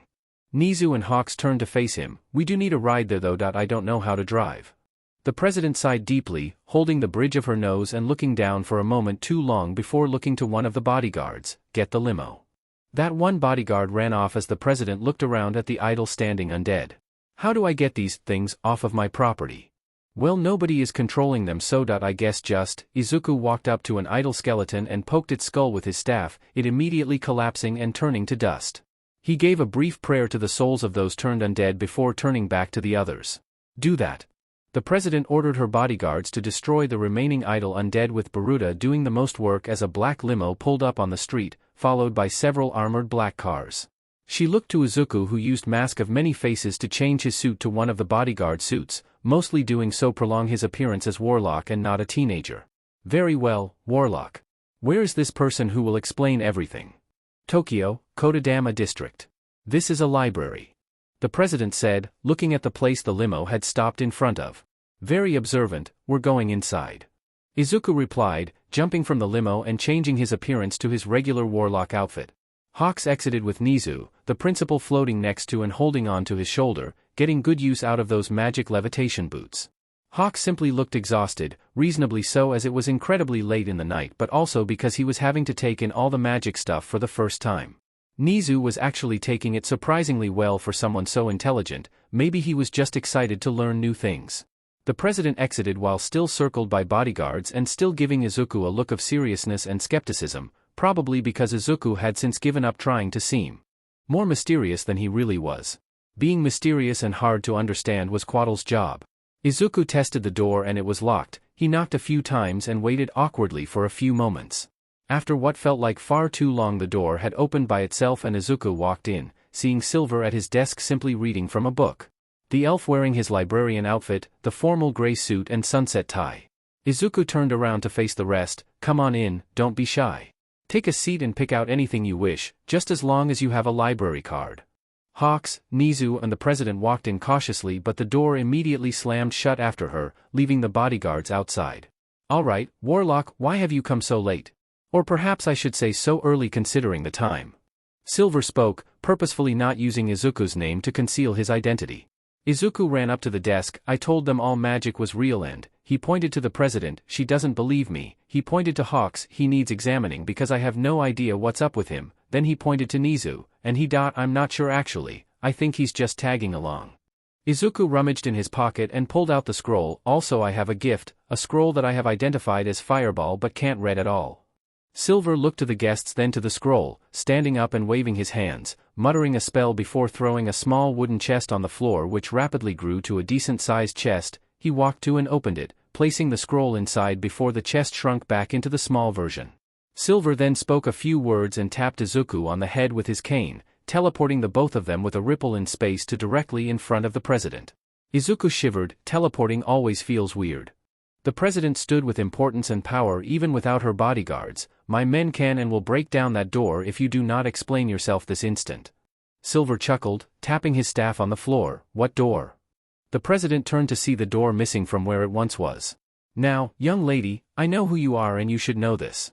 Magic is real and all around you. Every single thing has some magic in it. Just take a good look around you. An old man erases the door to his house and teleports across the room, and yet you refuse to believe that something supernatural is happening. That it must be a quirk, you think. Well, quirks are in fact magic. You see, long ago Enough. I refuse to be a part of this joke any longer. The president shouted. Please refrain from interrupting me. Silver calmly said, waving his hand as the words he spoke seemed to create visible magic energy around his mouth. May I make a suggestion? Remain quiet, listen and remember everything I say. The magic quickly faded from his mouth and the president's demeanor shifted, no longer angry but listening intently. Long ago, when the earth was younger and humans were just beginning to learn to write, a grand kingdom in an alternate world had lost hundreds of thousands of lives and so turned to taking occupants from other planets, forming gateways to and from their own magic-filled universes with this one and many more. Over the millennia, creatures would stumble in and out of these first gates and many others created afterwards, creating tales of magic, wonder and mystical adventures. However, a great tragedy befell. That grand magic universe and all of magic itself was very briefly erased, destroying these gateways and leaving humans in the magicless world they find themselves in. For many years magic had only existed on this planet in brief, dying sparks, but never grew to a brilliant flame.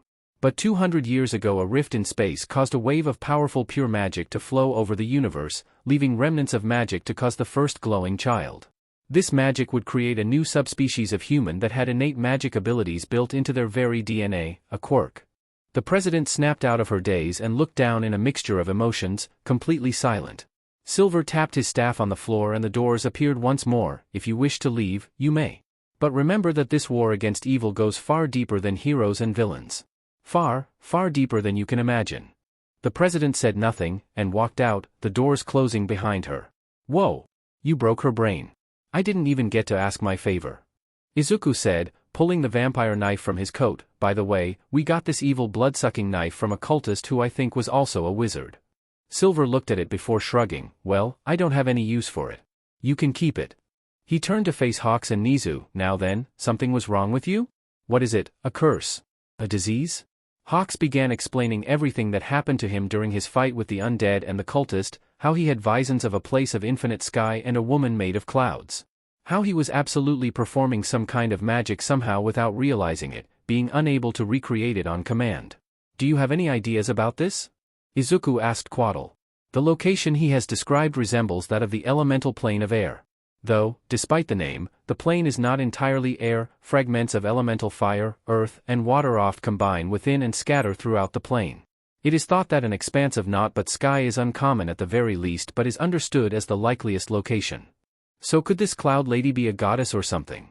The knowledge on deities outside of the upper planes is limited. It is possible, though it is equally possible this being possesses no godly powers. Silver, do you have any books about deities in the elemental planes? We have a theory going on here. Izuku asked.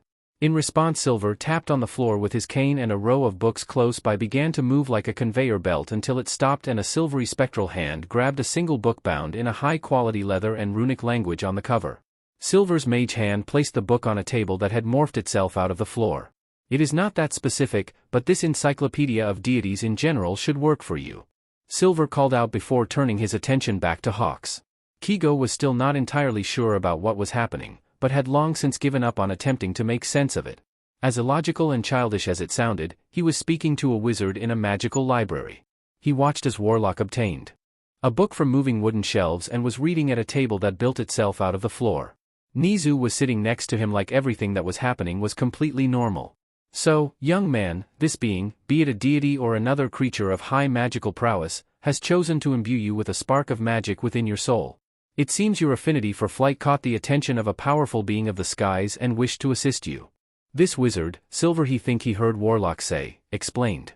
Kigo looked back at Warlock again before responding to the wizard. So, what's his deal? Is he a wizard like you? Is my magic like his? No, he's a warlock. He made a deal with a powerful being in exchange for power. You're not like him, it's more like the powers that be chose to give you a little nudge in the direction of learning magic. If anything, your magic is closer to mine, one that must be studied, practiced, and learned. The wizard explained. So I'm a wizard? Not quite. You are a warrior, a master of martial combat who is skilled in all manner of weapons. You are a fighter, plain and simple, but you are a magical fighter. Scholars of the arcane would call ones like you an eldritch knight. Kigo deeply sighed. It's definitely a lot to take in. Learning magic exists and that I have some kind of wind magic now. You get used to it. Warlock shouted from across the room.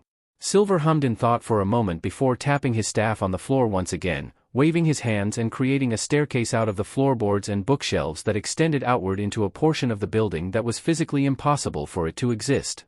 I might have something for you to help focus that fragment of magic inside of you. Follow me. He followed up the stairs and into a room that looked like a grand museum, numerous immaculate weapons and armors being held in glass cases. Silver knocked on one of the cases and presumably cast a magic spell that unlocked the case, pulling a pristine silver blade out which seemed to be in absolute perfect condition, handing it to Kigo. As he held the sword it felt incredibly light in his grip, unnaturally so, like his own feather blades. Upon closer inspection of the blade and sheath he found it was actually an old Tachi design and not a more modern katana like he had initially believed due to the similarities. The blade moved swiftly in his hands like it was lighter than the air he slashed through, and after a practice swing it produced a sound like the whistling wind. That blade was something of a project I made with a swordsmith I once knew, to make a blade that surpassed the fabled Kusanagi no Tsurugi. He chuckled to himself. We failed, but what we did make was still quite the blade. We called it the Erasure Masamune. Kigo's curiosity got the better of him. When feeling the magical energy flow within the weapon he couldn't help but feel a little excited. Alright then wizard, where can I test this thing out? Izuku flipped through page after page of the book of various deities, trying to find ones that focus around air or the wind. Though the book was written in an unknown script, it had magically changed so that Izuku could read from it, and when Nizu joined him he was also able to read from it. The two had made very little in terms of progress. My goodness, there certainly are a lot of deities. It seems we skimmed past ones from the ancient Egyptian and Greek pantheons. Do you think this would mean that all of humanity's religious pantheons are likely to coexist? Nizu asked, seemingly very excited to be reading about pantheons he had never heard of before. I'm pretty sure all a god needs to exist is enough people believing them to exist. Izuku explained, flipping to the next page. Grotesquely oversimplified yet not inaccurate. Yes, I know it's oversimplified. I don't want to recite a lecture's worth of information every time I explain anything magical. Izuku complained. Nizu lightly chuckled. I can only imagine that you are arguing with that being you made a deal with for your powers. I cannot say I'm not curious about it. I am simply thrilled to begin learning new things again. Izuku laughed. If anyone could learn everything about magic it would be you. He flipped to another page. Say, could I ask about that favor again? Why, absolutely, Mr. Warlock. After everything you have introduced to me today, I can say with utmost certainty that I am in debt to you. Well, if that's the case, then Izuku began before noticing the page in front of him. Oh, wait, never mind. This looks promising. This page in this book of gods and goddesses showed several illustrations of a woman made of clouds or air, alongside a holy symbol of a cloud on a blue flag. Akadi, the queen of air. A goddess of wind, speed and flying creatures. Well, Hawks definitely fits the requirements. Ah, it says here that she wasn't a true goddess and was a primordial of the air, primordials being an elemental species that once tried to compete with the gods for dominance. After this was found out, she left the plane of air and has since chosen to reside in a plane called Sky Home. A place made purely out of elemental air in the elemental chaos, an infinite plane made of pure elemental, positive and negative energy. Well then, Nizu said before taking a dramatic sip of tea, it would seem we have found exactly who we were looking for. Have you just been carrying that the whole time? Kigo calmly held the Masamune, trying to attune himself with the blade, focusing his mind on the image of the wind flowing around the sword, holding his hand out to enhance his focus and to physically pull the magic he needed to him, holding it where he wanted it to be. With a quick breath he slashed once more with the blade coated in a raging gale. Wind blade. The metal blade sliced smoothly through a wooden dummy and the wind shot out from the blade, forming that recognizable razor blast of wind which flew to another target, slicing the second target clean in half. Alright, I think I finally got it. Kigo said, sheathing the Masamune on his hip. I guess I'm going to have to keep practicing to see if I can make any other spells happen. Silver gave a gentle applause, and even in less than an hour, I'm impressed. However, you must remember, these spells are not just inserted into your brain. Unlike others magic users, you must make the effort to learn every minute aspect of the spells. What you have learned is a cantrip, the simplest category of spells that can be used as many times as is wished. Kigo nodded, trying to take in everything he had learned about magic and commit it to memory. I think I should be going. I'll need to inform the president of everything that happened here. Very well, I shall see the three of you off. Silver said, tapping his walking stick on the ground again and making a staircase in the wall, leading down into the first main area he arrived in with Nizu and Warlock. Warlock had since removed his hat again, revealing the green-haired man's face once again, however the hat was now being worn by Nizu, whose face was clouded by shadows like Warlock's normally would have been. Oh, you're back. I was getting bored. By the way, we found out about that cloud lady. Akadi, the queen of air, who's technically not a goddess, but that's neither here nor there. Warlock said, pointing to the open book which was picked up by a silver, ghostly hand controlled by Silver. Ah, I see. Well, this is certainly interesting. She must have found you quite the amusing human to have found an interest in you. I shall put some research into this. Silver commented. Nizu handed Warlock back his hat, which he put on in an overly dramatic fashion to once more hide his face. Warlock ran up to Hawks. Ooh, nice sword. Say, if you're going back to the president, could you ask that favor for me? Sure, what is it? I would like my own official hero license and I want to be mentioned during this year's Hero Billboard chart event. The first thing was not much of a surprise, it was one of the original offers made to convince Warlock to begin with, however the second request made Kigo let out a short laugh.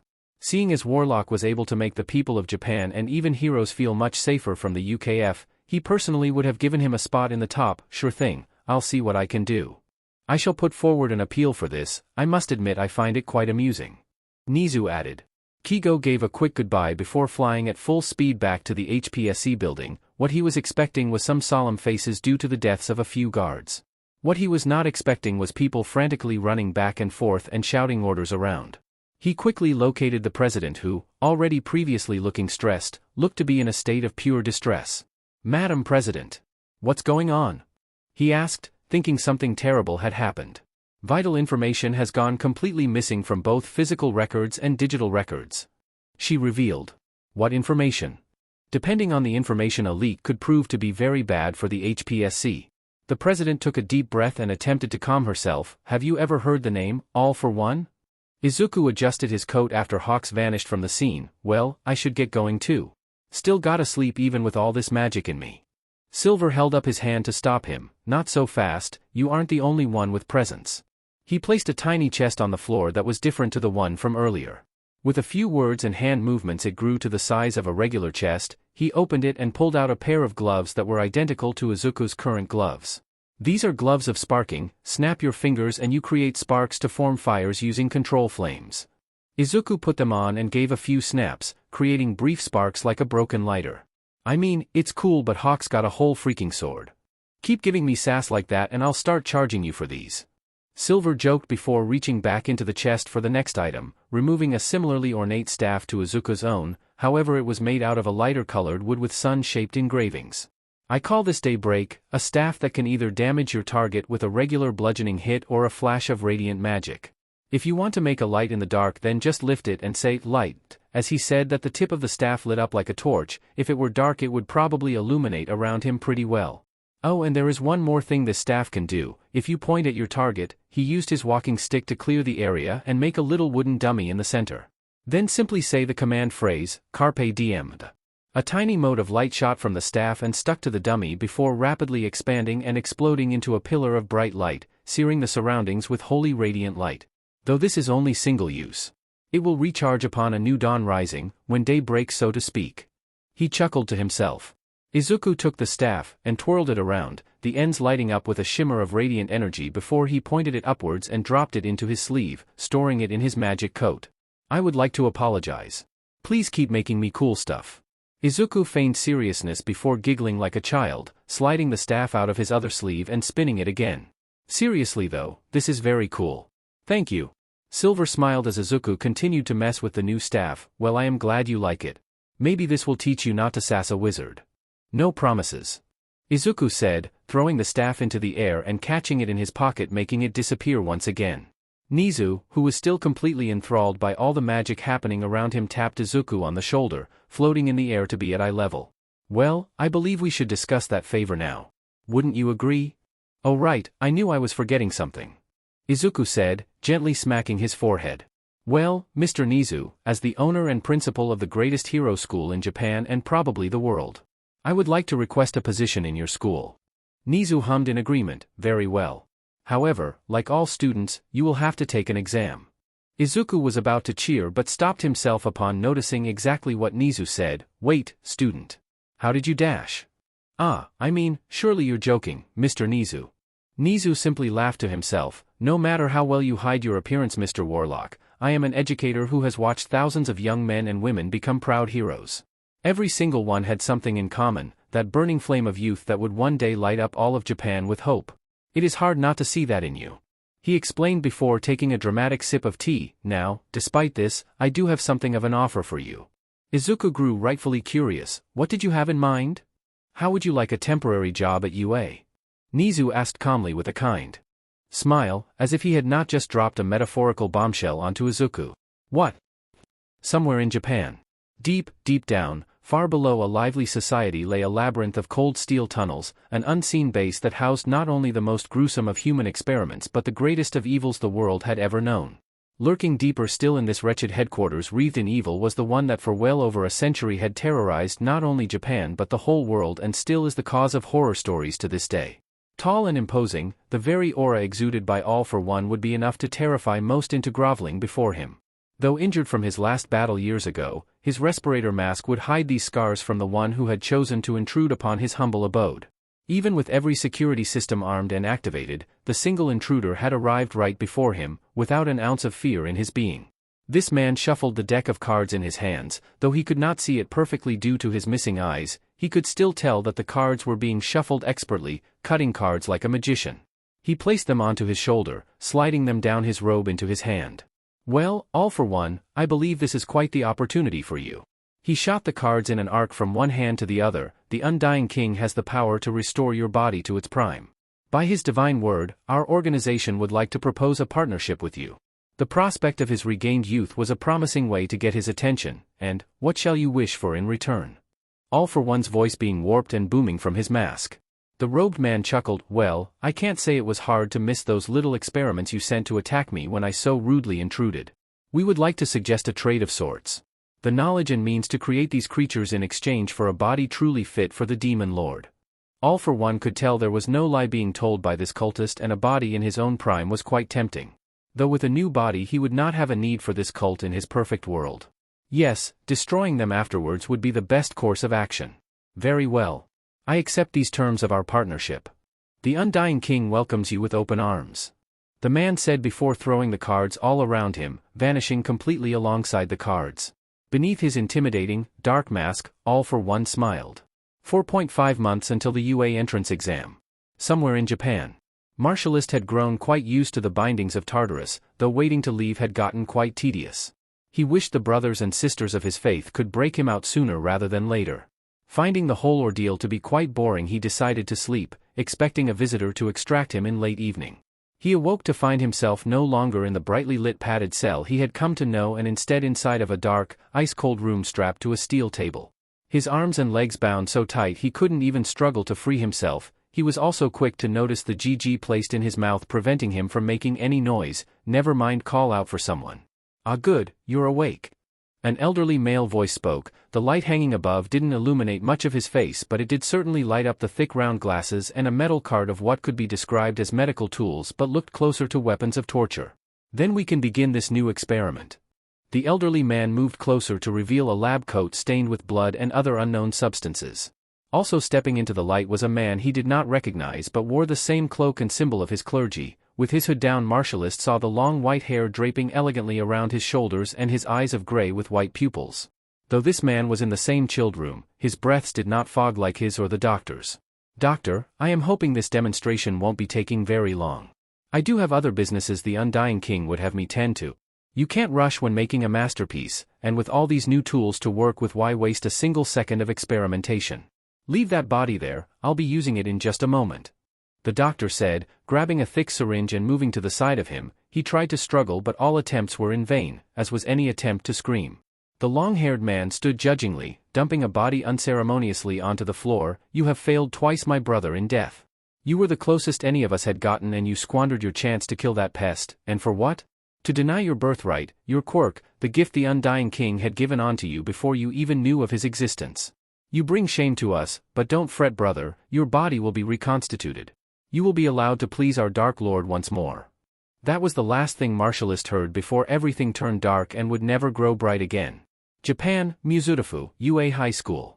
On a Saturday evening, well after any student had gone home, Nizu sat in the conference room of his prestigious school, requesting several members of staff in the different departments be present. He sipped from his cup as they filtered in, a sleeping Shota being quite literally dragged in by Namuri and Hizashi.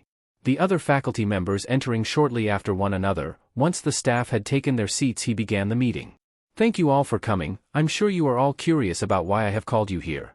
As I am sure you are all aware, there has been a slowly growing threat all over Japan of the villain group known as the Undying King's Faithful. In response to this, I have chosen to hire 2 new members of staff to fortify UA against an attack from any members of this group. Nizu explained. You think the UA barrier isn't good enough to stop a couple creeps in hoods?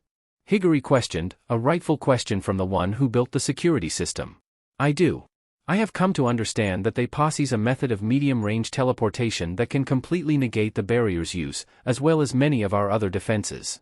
Our defense droids would also likely be rendered obsolete by the large number of their forces they can unleash at any given moment. A warping quirk? That is certainly quite the troublesome thing to deal with. Namuri commented. So, who are these new faculty members? If you're thinking it'll make the school safer than we can, I reckon it must be someone pretty darn good. Snipe asked.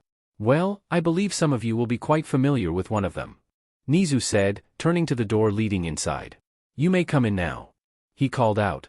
The door opening to reveal an older gentleman with long fantastic golden hair, brilliant blue eyes and immaculate gray suit with a tie that depicted a glorious sunset. The elderly wizard friend of Warlock, with a walking stick in hand and a kind-hearted smile of his lips.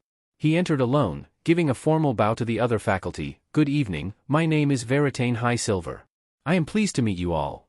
Wait, now. Where's the other one? Hisashi asked. Silver rolled his eyes, he likes to make an entrance. Suddenly in the center of the room was a light popping sound and a man quite literally popped into existence in the air. The trench coat-wearing man defied gravity as he slowly floated down to his feet next to the older taller man. He spun and bowed dramatically to the heroes. Good evening to you all. I am Warlock, Master of Mystery and Unrelenting Thorn in the Undying King's side. Pleased to assist in the fortification of UA High. Nizu smiled behind the cup he drank from. The boots of levitation had certainly proven quite useful in making an entrance. He took notice of the reactions from Snipe, Hisashi and Namuri, one's more of excitement than surprise. The dramatic and confident persona of Warlock was possibly what interested the latter too. It would seem Snipe had been doing his independent research and knew of Warlock's vigilantism, likely excited to not be the only ex-vigilante at the school now. Alright, what's your plans to fortify the school then? How you plan on stopping any warpers is beyond me. Higuri asked the two more magically inclined individuals. Well, we plan on building our own barrier that should stop anything from appearing where it shouldn't, not unlike your own barrier Mr. Power Loader but attuned to a certain wavelength to disrupt any attempt to teleport inside. We also spoke to Mr. Nizu about an optional dormitory system to allow students to stay on the much safer UA premises. Warlock explained. Ah, the Heights Alliance plan? I thought that was still on the back burner. Ken brought up. His cement quirk was a fundamental part in the planned building of the Heights Alliance dormitories but not as much for the next iteration of the dormitories. They were Ken, though with several improvements in design made by Mr. Silver which not only guaranteed a significant boost in student safety and comfort. I decided to expedite the development of these buildings while handing over the construction privileges to Mr. Silver. Nizu explained. I see, thank you for explaining. I hope to discuss these designs with you when possible Mr. Silver. Ken said, seemingly happy with the clarification he got. Well, I do have other business to discuss. If anyone has any questions for these two before I continue with our meeting please speak now. Nizu said. Namuri immediately stood up. So, is there a Mrs. Warlock? The trench coat-wearing man immediately vanished in a cloud of smoke from the room. Namuri chuckled as Hisashi looked at her with faux disappointment, clearly holding back a snicker. Ah, what? I was kidding. After the meeting the several heroes left the conference room. The only ones left inside were Silver and Nizu. Izuku lifted one of the ceiling tiles and slid back into the room, using Mage Hand to put the tile back where it was once he touched the floor. Ah, so that's where you were hiding. I had guessed you would have gone further away. Nizu said as Izuku removed the boots of levitation, giving them back to the principal. Well, Misty Step only has a range of about 10 meters. Izuku explained. And you had used it to escape embarrassment. Quaddle said, many voices clearly judging him for his immature spell use. I think anyone who could teleport would use it to warp out of embarrassing situations. He thought back. Alright, I believe we should discuss our plans for the real fortification of UA. Silver said, clapping his hands together with a wisp of flame and turning it into a large scroll of parchment, unrolling it on Nizu's desk and revealing a drawing of a top-down view of the UA campus and surrounding area. He gave a few magic words and rubbed a piece of fabric between his hands, pressing it into the parchment and spreading the magic over the image. The drawing glowed a subtle purple and emerged from the paper forming a 3D hologram-like image of all the UA property. Silver moved his hands and brought the illusion to the middle of the room. My, how impressive. Nizu said with a smile, impressed by the versatility of magic once more. Silver waved his hands and formed a complex ring of multiple circles, runes and symbols beneath the property. This is a pipe network I devised to run beneath the school and surrounding area. If we run holy water through the pipes and give me enough time, I will be able to create a continuous invisible barrier of abjuration magic around the school that should block lower-level teleportation into the premises. Low-level teleportation? So if they used a higher form of teleporting then they would break through? Izuku questioned. It's a very big barrier, one that is also charged with enough illusion magic to remain invisible. Making something so impenetrable would require a lot more than the time we have. Besides, it would require a lot more resources to make enough higher-level teleport scrolls to make a meaningful attack. Spells like Teleport and Gate would negate this barrier, but they are 7th and 9th level spells respectively. It would be unlikely anyone but the Undying King himself would have those spells available on standby. Not to mention making high-level scrolls is incredibly tedious. I doubt he would be able to make enough for an all-out attack. Silver explained. The illusion zoomed in on the front gates, showing 2 new statues alongside the busts of famous heroes. They were large lion-like Kamenu statues.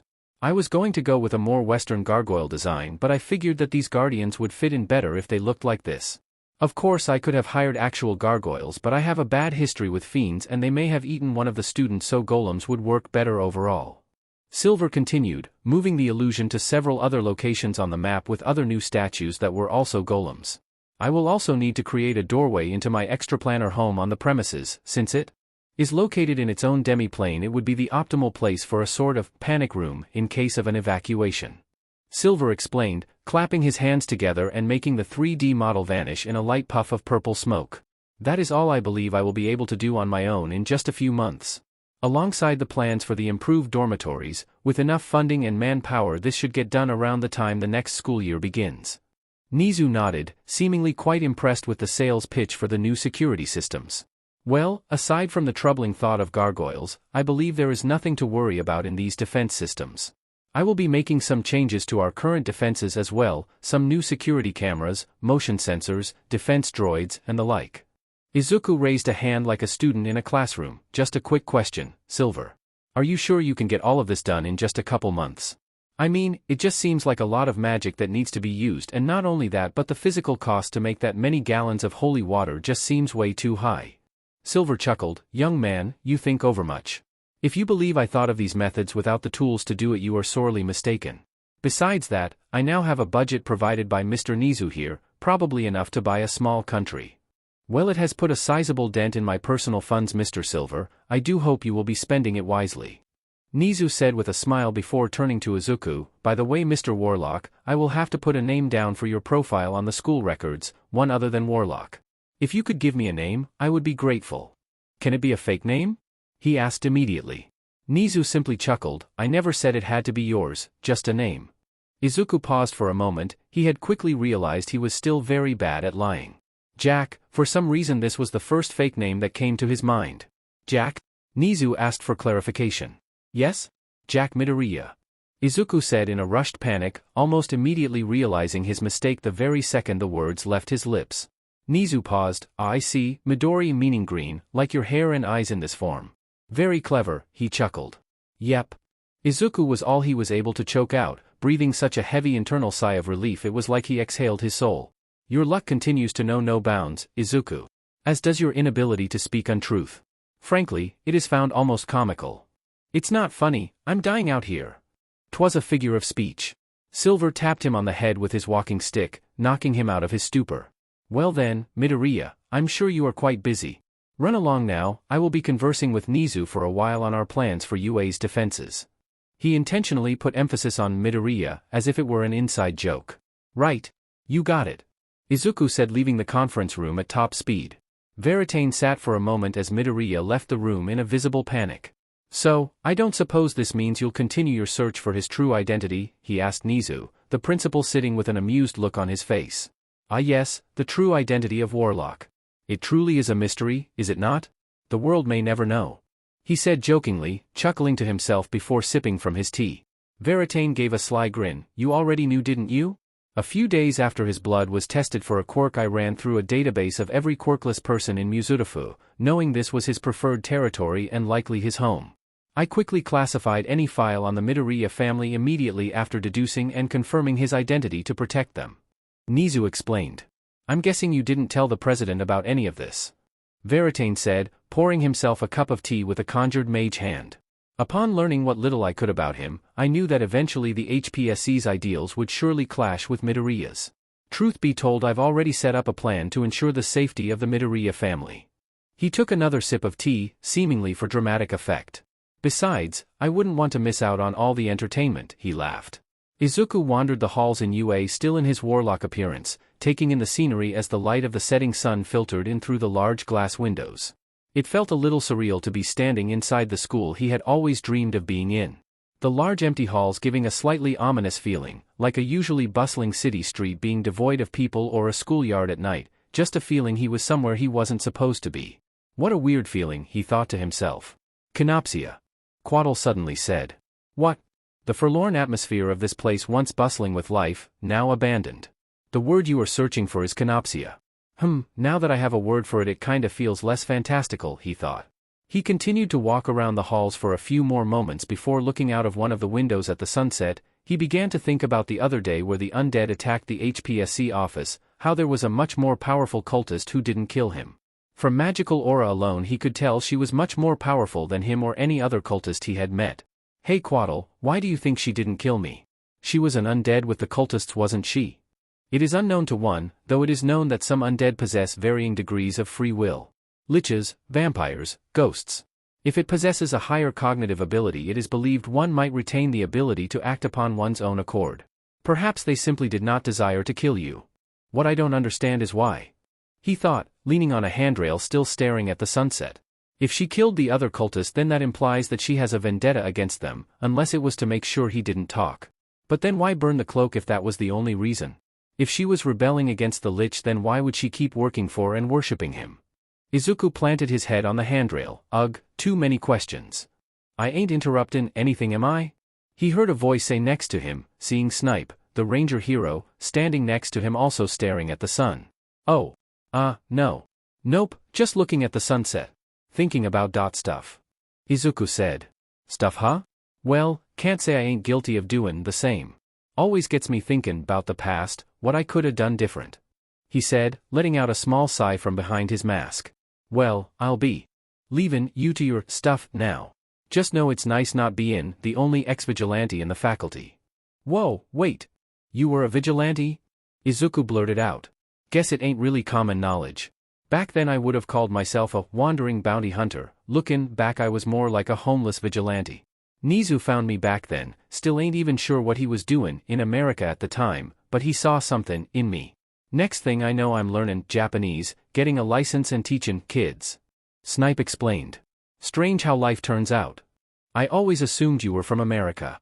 Snipe let out a small laugh. What? The cowboy getup give it away. He adjusted said cowboy hat. I'm from Illinois, but I never found home that great. He looked out to the sunset again before turning to walk away. Well, that's all I wanted to say. Just remember that bein' a vigilante is mighty different than bein' a hero. One learns to appreciate peace a little more than the other.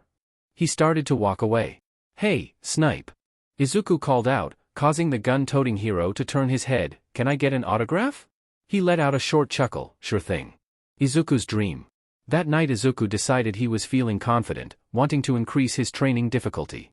In the dark void of his dream, an area made to look like a forest clearing had been made out of geometric shapes of light, like an early 3D video game's graphics. Enemies made of red light quickly emerged from the tree line. Izuku remained defensive, blocking and dodging the attacks and learning what he could before using his staff to smack one with a sword away from him. One that looked like a magic user launched a cone of fire at him like a flamethrower. He snapped his fingers with the gloves of sparking and used control flames to launch his own plume of fire back at the magic caster.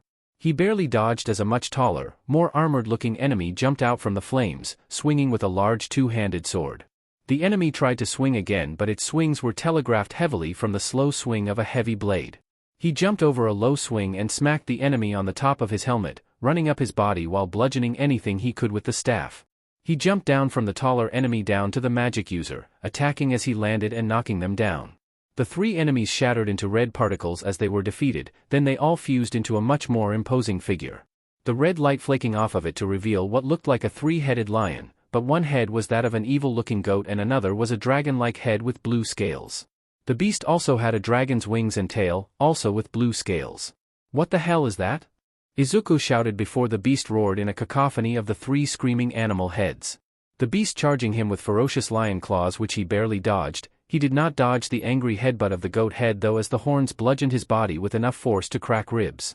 Electricity crackled around the dragon head's mouth as it tried to bite him, fortunately being blocked by jabbing its face with his staff. Izuku was not expecting this, to put it lightly. He had been pitted against monsters before, but this beast was much more evil-looking than the last giant monster he died to in his dream, a manticore if he remembered correctly. Why couldn't he just fight another one of those instead of this chimeric abomination that was filled with rage and lightning? Izuku, though panicking, had a sudden, very stupid idea, but in his adrenaline-fueled state he thought it was a great plan. "Hey ugly. Why don't you shoot that electricity at me? Someone so stupid like you could never get a good hit in melee," he taunted while running away. The monster roared and chased after him, using its draconic wings to fly faster than it could run. The smell of ozone filled the air as the lightning crackled around its dragon mouth. Izuku smiled. Just before it fired a blast of energy, he quickly spoke a few celestial words, smoke beginning to billow off of him before he vanished in the smoke, casting Misty Step and reappearing next to the dragon head and grabbing onto it, desperately trying with all his might to twist it to face the other heads. The dragon head fired its blast of lightning, like a stream of thunderbolts shooting from its mouth and searing the goat and lion heads with electricity. The monster shook him off, clawing at his body on the ground and slicing deeply into his chest. Izuku knew he was still in the dream, but it still hurt like hell whenever he was injured in the training simulation in his head. He began to speak words of celestial again, fire on the tips of his staff and spinning it to make a circle, but as it collapsed into a bead of fire he changed the elemental nature of the spell as the air began to grow frigid and icy. Transmuted flaming sphere, ice. The growing sphere of flames warped and changed into one of icy winds, swirling in a perfect sphere, chunks of ice and snow being thrown around inside the frigid ball of frost. He launched it at the beast, which screeched inhumanly as ice began to grow on the beast, but it quickly flew upwards and away from the ball, before dive-bombing Izuku with its claws and fangs bared to kill. "Bring it on!" Izuku called out to the beast as it came to kill him. Izuku stood up in the blackness of his dream after dying once again in a simulated fight, watching as the light in his chest flew out and Quaddle formed from it, majestically unfurling into the brilliant winged snake they were.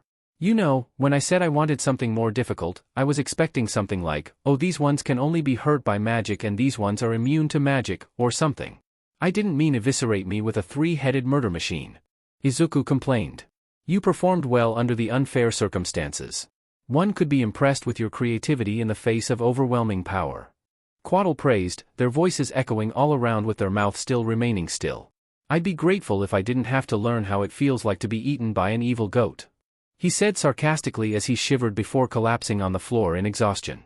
Can we take a break, like 10-15 minutes?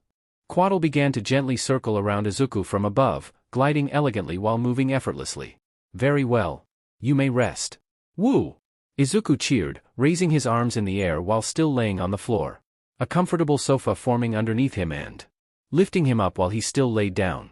So, about the next level. When do you think I'll be ready for that? He asked. It is thought you are nearing the point at which you can achieve level 4 without any permanent or temporary harm. Sweet. And if I level up right now? Permanent or temporary harm?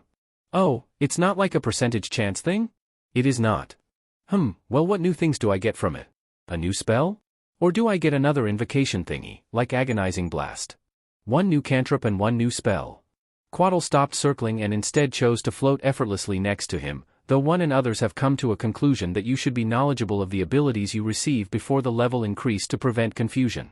It was also thought you may wish to choose the spells yourself. There are choices? I just assumed anyone would get what I got. Izuku said, sitting up on the sofa and beginning to think while watching as Quaddle flew further away, beginning to float idly. I guess I'd like something to cause a distraction, you know, so I could get the jump on villains or so I can slip away unnoticed. Something like that. Such a request can be arranged. The cantrip known as Minor Illusion will provide well for this cause. Do you have any requests for the other spell? Izuku thought for a moment before shrugging. I think it would be best to give me something useful at the time. I keep having to have to level up right before a fight. Maybe if I'm against a lot of enemies I could get something with a big area of effect. Speaking of which, it may be possible to upgrade one of your already known spells once you level up by replacing your knowledge of it with a different spell of similar use yet greater effect. In this scenario, the spell known as Thunderwave may be replaced with a separate spell known as Shatter. That sounds pretty good. What makes it better? A dramatic increase in range, no longer limited to being cast directly before you. as well as an increase in damaging area and potential damage output. Though this spell will require a small shard of mica when cast. Veritane High Silver is likely to possess a sum of this crystal, so you will not need to venture to another shopping mall and get attacked by cultists. I mean, I'm probably going to get attacked by them anyway. I always seem to end up wherever they attack, it's weird. Indeed. Izuku got up from the sofa, it vanishing back into the void when he stopped touching it. Alright, let's get back to training. Japan, HPSC Underground Testing Facility. Yukumaru stood alongside the president as they descended deeper down into the facility via an elevator. He himself having been losing sleep from filling out all the paperwork around the deaths of some of the president's elite guards and the loss of important data and continuing to cover up attacks from the UKF. Mara, give me some good news. The president ordered after remaining silent on the ride down. Well, the zombies that were detained from the attack on the Mia prefecture have yet to show any reaction to any substances you ordered to have tested. They show a great resistance to any firearms we use, several offensive quirks seem useless against them. The only things we have that managed to deal any lasting damage was the dagger that Warlock had provided in return for a hero license and the high amounts of physical damage from your elite guards' quirks. That's acceptable, I wish to test the latest weapon design. The president said, her stern look not changing. Of course, Madam President. The doors opened and Yukumaru led the president through the facility, any personnel giving a respectful bow to her as she passed. They eventually reached a large reinforced steel door guarded by 2 guards in full protective gear and assault rifles. They each turned a key to open the door, revealing a long room similar to that of a shooting range, several facility workers standing to the sides of the door. At the far end of the room was one of those shambling corpses, miming and struggling but affixed to the wall with steel restraints behind strip of black and yellow stripes to warn how close was too close. In the front of the room was a single pedestal, a semi-automatic pistol similar in design to the standard-issue police handguns. The magazine of the gun had been loaded with silver bullets. The president walked up, loaded the pistol and immediately fired a bullet into the torso of the walking corpse. No immediate reaction. She shot another bullet into the skull, though the damage was obvious. There was no reaction from the monster as it continued to struggle to free itself. The president then fired the remaining bullets into the zombie. The creature was still for a moment but then continued to struggle, though much slower. She ejected the magazine and placed the gun back on the pedestal. This experiment was a failure. I hope you all understand that the longer it takes to build mass-produced weapons capable of killing these monsters, the more innocent people die. Let that incentivize your work ethic. She commanded. The facility workers, looking already overworked, simply bowed in forgiveness. The president then walked away, Yukumaru following close behind. Mara, have the workers been able to determine anything about the dagger? She asked, while walking through the pristine white halls of the facility. We haven't been able to remove any samples from the blade or handle. We had 2 workers of Christian and Buddhist faith respectively hold the dagger and both felt an overwhelming sense of dread upon contact. We tested the dagger on a death row prisoner as you requested. It drained the entire body of blood. The next person to touch the blade directly stated that he felt an extreme feeling of euphoria. We had to detain him after he tried to stab another worker. Right now it's the only weapon we have to kill these monsters. Yukumaru explained. I see. Mara, take me to the dagger, I wish to personally inspect it. The president ordered. Yukumaru was hesitant but could not object. Yes, Madam President. He led her through more of the facility until they reached another door, guarded by another pair of armed guards. Opening the doors revealed a large white room with a pedestal in the middle, the dagger held by a stand under a glass box. Mara, leave the room and deactivate the cameras observing this room. Then lock the doors. Do not open them without checking the cameras first. Yukumaru was unsure of the president's intentions but was in no position to argue. He left the president in the room, deactivating the cameras via a console by the door and locking the mechanical steel doors shut. The president calmly walked over to the dagger, gently removing the glass box and examining the dagger. She removed a flask from her suit pocket, dousing her hands in holy water received by a Catholic priest. She reached for the knife, taking hold of the handle and looking at the engravings on the wicked blade that resembled veins. She immediately stabbed the knife into her shadow. An immediate reaction occurred as the darkness that made up her shadow flailed and spasmed. You've been following me for a while. Reveal yourself now and I won't have to take drastic measures. She called out. Her shadow began to expand and rise from the ground in the form of smoke that didn't float into the air but stayed low to the ground as if more dense than air. Then a black substance started seeping from the smoke, coating the once white room in impenetrable darkness. Darkness continued to form from the smoke, covering the entire room in a film of absolute blackness, yet the president could still see herself in this darkness. From where her shadow once was a figure slowly emerged, warped, soot-coated horns poked out of smoke first followed by the skull they were attached to. An almost skeletal head that seemed to resemble the skull of an elk fused with that of a human, the skull was missing a lower jaw. The remainder of the creature was wreathed in smoke and dull flames that billowed off its body, but the skull was visible and had some flesh remaining. Though this flesh looked as if it had received fourth-degree burns that were never treated. How interesting.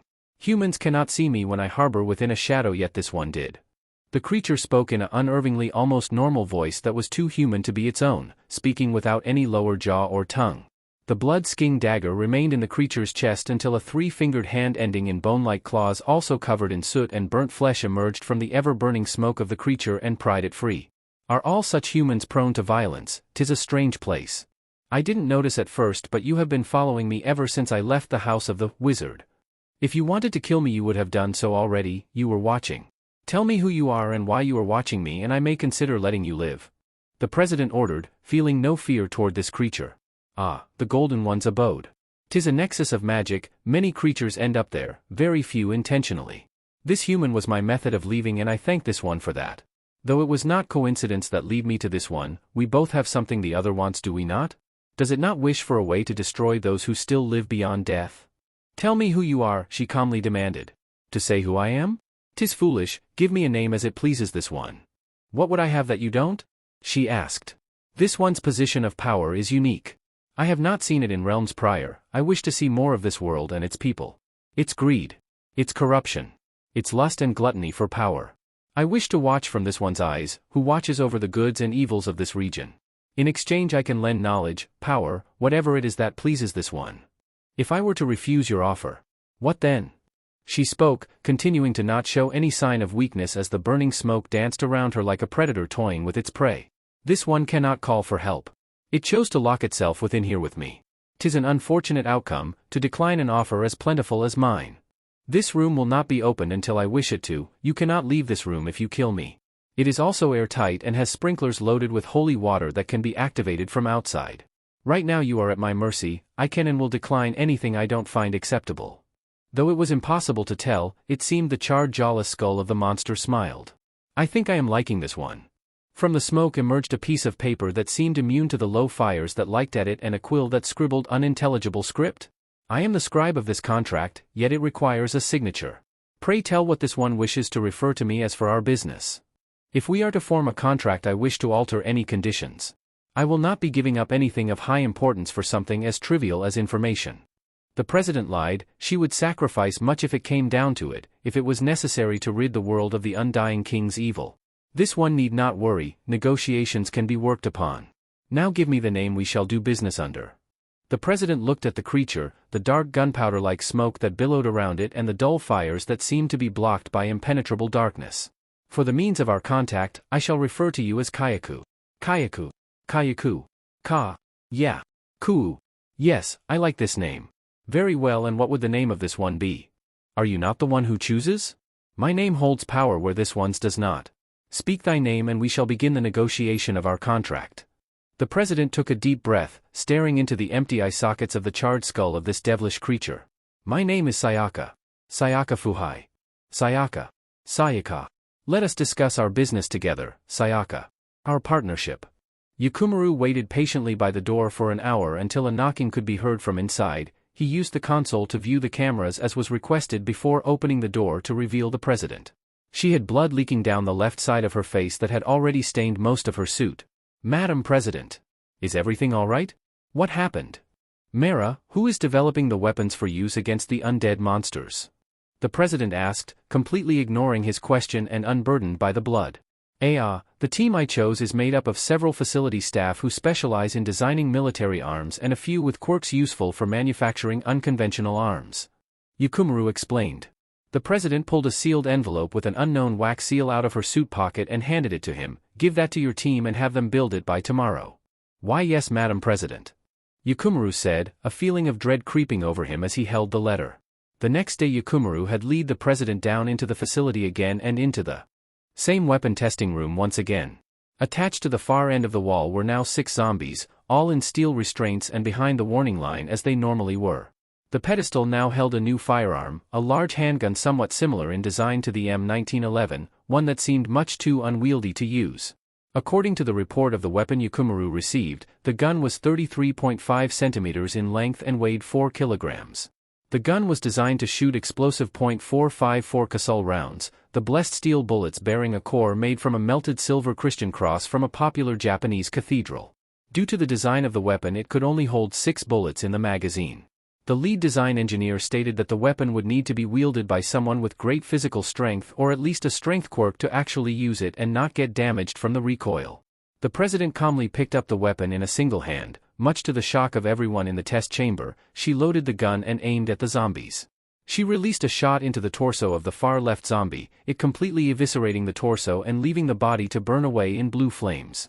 The president systematically shot at each zombie, destroying it completely until all that remained at the end of the room were the burning ashes that were once zombies. I'm impressed. Continue using this bullet design and build a gun usable by the average Japanese police officer. I would like this weapon for self-defense. I will require more ammunition. Expect a dramatic increase in funding. The president spoke, before staring at the burning ashes left behind by the zombies. She placed the weapon back on the pedestal and began to walk away, Yukumaru following behind once again. Mara, get me a phone call with the Prime Minister. I have business to discuss with him. The president ordered as they entered the elevator to leave the facility. Of course, Madam President. Yukumaru responded, trying to ignore the feeling of being watched he couldn't shake for some reason. Japan, Kirishima residence. On a Sunday evening, Izuku stood at the front door to Kirishima's house. He took a deep breath before knocking. He got 2 knocks before the door suddenly swung open to reveal both Kirishima and Ishido excited to see him. Midobro! Kirishima shouted with a toothy grin of pointy teeth, his once completely black hair now accented with a rouge streak of red in the front, matching his already red eyes. Midori! Ishido called out. She looked the same as usual but was wearing an incredibly bright-colored shirt with the word acid written on it in giant psychedelic-colored letters. Hey guys! Whoa! He said as they both pulled him inside. I brought snacks, drinks, and my favorite All Might movie. He said, trying to take off his shoes with both hands full with shopping bags. Ishido took one from him but only to start rummaging through it. I'm surprised you only have one favorite. There's, like, a bajillion All Might movies. Aha! She said before pulling the movie case free. All Might and the Space Villains. Oh, I watched this one a bunch as a kid. She then posed like All Might in one of the climactic scenes of the movie. You won't be able to defeat me, foul villains, even with your space weapons. I stand for peace, and justice, and everyone on Earth. She quoted, doing an All Might impression before snickering to herself. Mankind has nothing to fear. Because I am here. Izuku quoted, doing his own, very accurate impression of All Might as they walked through the house. Wah! That's so cool. How did you do that? Ishido asked, shocked at how uncannily good the impression was. Izuku chuckled, a lot of practice. Kirishima had already taken the other bag and moved to the kitchen. I'll get all the snacks ready. Don't let Mina eat all the popcorn again. You can't stop me, Kiri. She shouted back, grabbing a handful of popcorn from a large bowl. Izuku laughed at his friend's antics. What movie did you bring, Ishido? He asked. Ishido got a devilish grin as she ran over to her pile of belongings in the living room. My dad is a crazy old movie buff, so I got the best horror movie I could find in his collection. She pulled out a thick movie case and an entire old video player. The movie case had what looked like an astronaut on the cover with the tagline and title. The writing was in English, but he knew enough of the language to read the box. The Ultimate in Alien Terror. The title of the movie was simply The Thing. Izuku opened the unfamiliar box to reveal a black rectangle in the box. What is this? He asked, unfamiliar with the technology. It's a VHS tape. It's super old, like before the 2000s old. My dad likes to collect them, buying them from all over. This movie isn't the Japanese dub, but it does have subtitles. Wow, well if it's that old then the effects must be pretty bad, right? Like funny and not scary, right? Izuku asked nervously. Ishido gave a sinister smile in response, chuckling to herself from behind the movie case. Kirishima walked in, holding bowls of snacks in each hand. Mina, don't scare him. Why did you even bring a horror movie anyway? It's almost Halloween, the best time to watch scary movies. Ishido replied in excitement. It's still September. Kirishima deadpanned in response. It's close enough. Ishido pouted. Izuku chuckled at their back and forth, going to help Kirishima with the snacks, Ishido eating them the second he turned his back. That night Izuku watched the movies with his friends, laughing at the comedy Kirishima picked out.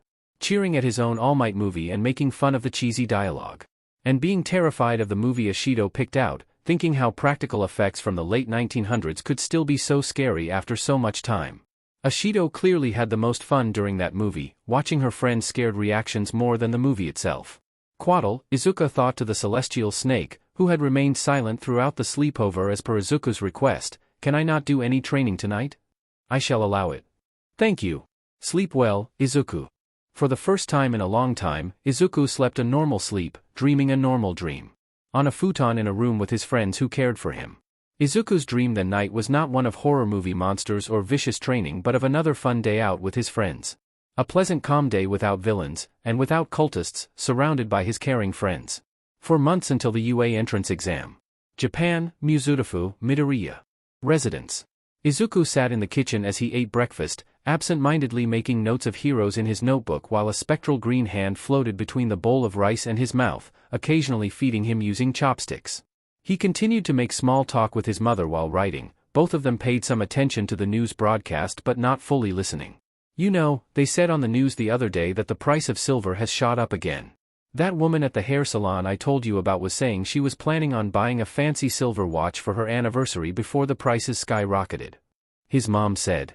The amount of silver in Japan had taken quite a dip recently, no doubt silver's doing in having to make so much holy water. Pure silver was good for destroying undead and was a major component in making the substance for some reason. It probably had something to do with the fact silver is seen as being incredibly pure. "The same lady with the frog quirk?" Izuku asked, continuing the conversation.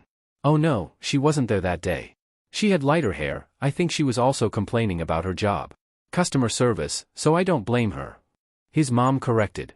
"Ah," Izuku nodded, eating another mouthful of rice, turning his attention to the news. In other news, cities all along the coasts of Mie Prefecture are nearly finished rebuilding after the multiple extreme-scale villain attacks last month. The culprits still remain unknown but authorities have said that they are working as best they can to track the individuals responsible. The residents of cities all across Mie have claimed that a rampant increase in villain activity has been caused by these attacks. In response, the HPSC has stated that they would be increasing the amount of heroes patrolling the area, including the number 3 hero, Hawks. The news reporter explained, then playing recordings of Mie residents giving their stories on the events. It took a moment to put together but Izuku remembered that he saw something online about some of the cultists being sighted in Mie before and after the attacks had first been reported. This and Hawks being sent to patrol the areas clicked together, making it obvious these attacks were the work of the cultists, though clearly all the evidence had been covered up for TV. Even the Mie citizen testimonies were clearly changed or even fake as to not instill fear onto the Japanese people. So, that's just one series of attacks out of many recently that could have been committed by the cultists. Izuku thought, all across Mie Prefecture coasts? How many attacks were there that even I didn't know about? It doesn't help that I've only got a set area I can patrol at once. Now they actively attack the places furthest from me. Well, it's a good thing Hawks can handle the distant threats. I'll need to ask him about the truth on these attacks when I can. "Izuku, honey," his mother said, snapping him out of his thoughts. "HM? Yes? You're still training your quirk in your spare time, aren't you?" she asked, still unaware to the truth about his magic. "Yeah, I am." She walked over and kissed him on the forehead. "Just remember to stay safe, okay?" "Of course, Mom," he gave a bright smile. "I'm always staying as safe as possible," he said, not completely lying as despite his dangerous occupation, he has not once gotten injured in a way that could not be healed. So, technically he was always staying as safe as he could. "Okay, Izuku. I'm going to work. I'll probably be home late again so don't stay out too long. I love you," she said as she grabbed her bag and coat, leaving the apartment with a wave. "Bye, love you too," he called out, waving goodbye with both his real hand and mage hand. After waiting for a few minutes he went to his room and grabbed his warlock coat and used Mask of Many Faces to make it look like he was only wearing his school uniform. Then he removed a hidden mobile phone from the coat pocket with the only contacts being Hawks and Nizu. He texted Hawks to meet him at Silver's library later in the day. He wanted to know everything the HPSC was hiding about the attacks across Mie Prefecture and any other attacks they were covering up. Then Izuku put the phone back into the extra-dimensional space of his coat and grabbed his school bag, heading out the door to school for the day. Training would be far more efficient without the need for this school. Quaddle's many voices said in Izuku's head. "I need an education, and do you know how many problems it would cause if I just stopped going to school?" Izuku thought back. It is thought that one could simply insert such paltry information into your brain without issue. I'm already getting a cheat sheet for magic. I don't need to cheat on my tests as well. Japan, Tokyo, Tokyo Skytree. Kigo stood at the top of the Tokyo Skytree, the tallest building in Tokyo, to get as close to the sky as possible without flying too high up in the open sky. He stood at the very top of the structure, over 600 m in the air. The wind was a little harsh at this height, but that was hopefully a good thing for what he was about to do.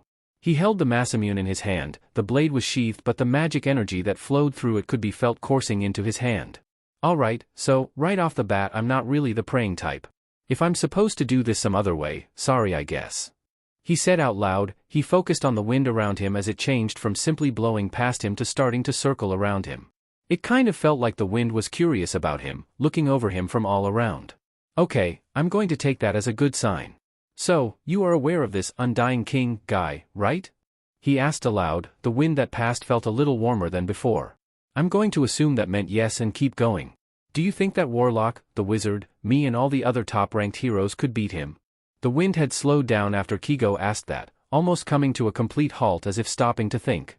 The wind picked up again, yet it was slow and not harsh, but carrying a significant chill. So that's a no, I'm guessing. So, if we were to launch an attack now, with all the manpower that the HPSC and the JSDF can provide, we would be screwed, to put it lightly. The wind picked up dramatically, but only very briefly, a grave chill to the air that Kigo could not help but shiver at. As much as I hate to admit it, I agree. After all these attacks, it suddenly hit me that this isn't the ordinary villain group robbing banks. This is an army of nihilists who worship death itself with nothing to lose. Hell, they don't even need to worry over casualties, not when they just make more soldiers from the bodies. Everyone protecting Japan needs to get a hell of a lot stronger if they want to really protect this country. Guess I'll have to keep training with the whole magic thing, huh? Kigo said out loud to the wind before smirking. Well, it doesn't matter what kind of training it is, not when you're the fastest learner. He took a deep breath and threw 3 100-yen coins into the air before gripping the Masamune tightly, a thrum of magic traveling up his arms, down his shoulders and into his wings. Kigo let out a short harmonic whistle and the wind glid over his back, his feathers briefly glowing with a subtle red energy before 3 suddenly shot off of his wings. Completely encompassed in the red magic and moving wildly, they looked almost ethereal as they shimmered with magic. Magic missile. The feathers moved like they were alive, having to control them in a very different way than he would his regular feathers. They arced and changed angles with unnatural ease, as if the laws of physics no longer applied to them. They each hit one of the coins, one after the other, knocking them higher into the air. Kigo then flew up after them and moved his sword forwards. All 3 coins had been pierced perfectly equidistant from one another on the blade. He smirked before he flew back to the peak of the skytree and removed the coins before sheathing the blade. Looks like that's one more spell mastered, he said to himself. The feathers had lost their sheen of magic by now and since returned to his wings. Suddenly he got a message on his phone, the device buzzing in his jacket. It was from Warlock to meet him in the evening at the wizard's magic library. He figured it was important and made sure his phone would remind him. He decided that he would fly to the HPSC office. The president would probably want to tell Warlock something, or more accurately, hide something from him. She had begun to keep to herself somewhat more than usual, though the introduction of magic to her worldview alongside the ever-growing threat of an undead army attacking was probably the cause. Japan, Tokyo, HPSC office. The president sat in her office. Multiple sets of lights in the room were on to keep shadows to an absolute minimum. She typed on her computer, writing one of the multiple emails that she needed to send to continue to cover up the real damage caused by the UKF, arrange the rebuilding in the major cities and send heroes to patrol around places of higher value. Just as she had finished typing and sending one of the emails off, she had a knock at her doors. She was not expecting a visitor, nor had she received a call to inform her of anyone, so it was more than likely Takami being impatient. "Enter," she said, the doors clicking open to allow the hero to enter. He did so and stood at attention. "What is it, Takami?" she questioned. "Warlock has arranged a meeting with me. I assume he wants to know the truth about me and in turn every UKF attack the HPSC has covered up," he answered. She sat in thought for a moment, thinking about what to allow Warlock to know. "I see. We do need him to be on our side as much as possible. He and that old man are powerful assets that this county needs in order to fight against the threat of those monsters. You will tell him everything he wants to know, but everything that is strictly classified shouldn't be revealed. Anything pertaining to the testing facility is to remain classified until further notice. Understood?" "Yes, Madam President," he answered, taking his leave moments later, the door closing with an electrical lock. The president sat in silence for a moment before breathing a sigh, smoke beginning to pool out from beneath the keyboard of her computer. She grabbed and placed a cigarette near the smoke, a small lick of flame lighting it before she moved it to her mouth. "If you want to know everything, Warlock, I can assure you everything I do is to protect this country," she said to herself, breathing out a puff of smoke. The smoke seemed to grow restless from underneath the keyboard. The grovels of spineless humans make for tedious listening. These lesser humans blindly follow as you bark orders. But are you not just another gear in this unending machine? Are you not just the dog of this prime minister, to equally grovel at their word? Bark and bark. Just barking the orders you've been given. Are all humans bound by these chains like mutts? Both physical and metaphorical, each bound as tightly as the other. An inhuman and mocking voice creeped out from beneath the keyboard, that infernal creature taunting her using a different person's voice than before, though it was still spoken in such a way that it gave off no real feeling of humanity. It was likely he had stolen that voice from someone, alongside every other voice the devil spoke in. The president grabbed a spray bottle out from her desk, lifting the keyboard and spraying the unholy smoke with holy water. A slight fizzling sound and a chuckle emanated from the smoke as it dissipated. "'Tis a curious thing, to see the hells and earth share so many similarities." Kayeku's devilish voice spoke before his smoke faded. "You stay quiet. The only reason I did not choose to kill you is that I do not trust Warlock, especially not when accompanied by a man that can warp the minds of others. I don't particularly trust you either, but I know you can't harm me or plot against me, as per our agreement," the president said. The smoke from her cigarette shifted and formed a brief visage of Kayeku's skull-like face. "I don't find aught of a threat from your tongue. You are aware of my goals as I am yours. They are shared, are they not? Us both wish to forfend this visage of death. To bring a relative order back to these lands. We will share this means to our separate ends." The visage of smoke faded with anther spray of holy water. "I said stay quiet," she ordered. The president was now left in silence once again to type emails. The smoke from her cigarette drifting around her as if it was taunting her, the faint sound of laughter occasionally materialized as it drifted past her ears. A few seconds passed before the president stood up and walked to the light switch, shutting off all lights in the room, leaving the room only basked in a dim light from the computer. "Actually, Kayaku, I would like to make another agreement." The smell of smoke quickly filled the room as a dull flame's glow materialized to show the visage of the devil in question, mere inches away from the president's face. "I want you to follow Takami. Gather information on Warlock," she ordered, no hint of fear in her voice. The devil drifted around her, circling like a predator around its prey in an attempt to unnerve the president. "For such a task, I will require recompense of equal value. Your prisons have certain detestable criminals lined up for execution, am I correct? I'm sure none would bat an eye if one, no, two were to disappear. The choice falls not to me. It is yours alone." The devil ended its sentence by creeping close to her face, the dull flame of his shapeless body barely lighting the charred skull that acted as his head. The president paused for a brief moment. "Very well, we have an agreement." The instant the last word left her mouth the room was lit up once again and the only remains left over from the devil she spoke with was a written copy of their agreement, already signed by her and Kayaku. She opened a locked cabinet in her desk, filing this contract away alongside several others. She took one last drag from her cigarette before giving a deep sigh and going back to work. Mie Prefecture, Yokkaichi City, Hosenan Ward. After the evening sun had finally set upon the wrecked towns and cities all around the edge of Mie, a lone figure stood atop the scaffolding frame of a building that was under construction, the workers long since slaughtered as a chilled and ominous wind billowed past. The ivory-white hair of the man drifted in the breeze alongside the long dark cloak draped over himself, his ashen-white skin reflected elegantly in the pale moonlight. Behind and below, also standing on the scaffolding was a man dressed in combat gear and wrapped in many, many red bandages. So, humanity still thinks they can outlive the unliving. Do they not know who they trifle with? With the strength I have been gifted by the Undying King, I have been granted a body truly fit for my almighty quirk. Not only that, but more quirks have been gifted to me as one of his supreme guards. Yet they still think me a simple villain of the weak. They think to rebuild from all I destroy, like a wretched fungus sprouting from an old fallen tree. Disgusting. 9 monologued, grimacing in disgust. Point 9, sir. Mummy spoke up behind him. Not that I would question any order you give me, but are you sure that converting to this creepy religion was a good idea? I mean, you started acting pretty weird after joining. 9 looked behind him, staring into Mummy's eyes, his own gray eyes flashing yellow briefly and Mummy's doing the same as his posture suddenly slacked. 9 stepped from his elevated position, slowly drifting down through the air to stand in front of Mummy. Do you think Slice or Chimera would question me, Mummy? No, sir. Mummy said, in a trance-like state. Come here, Mummy.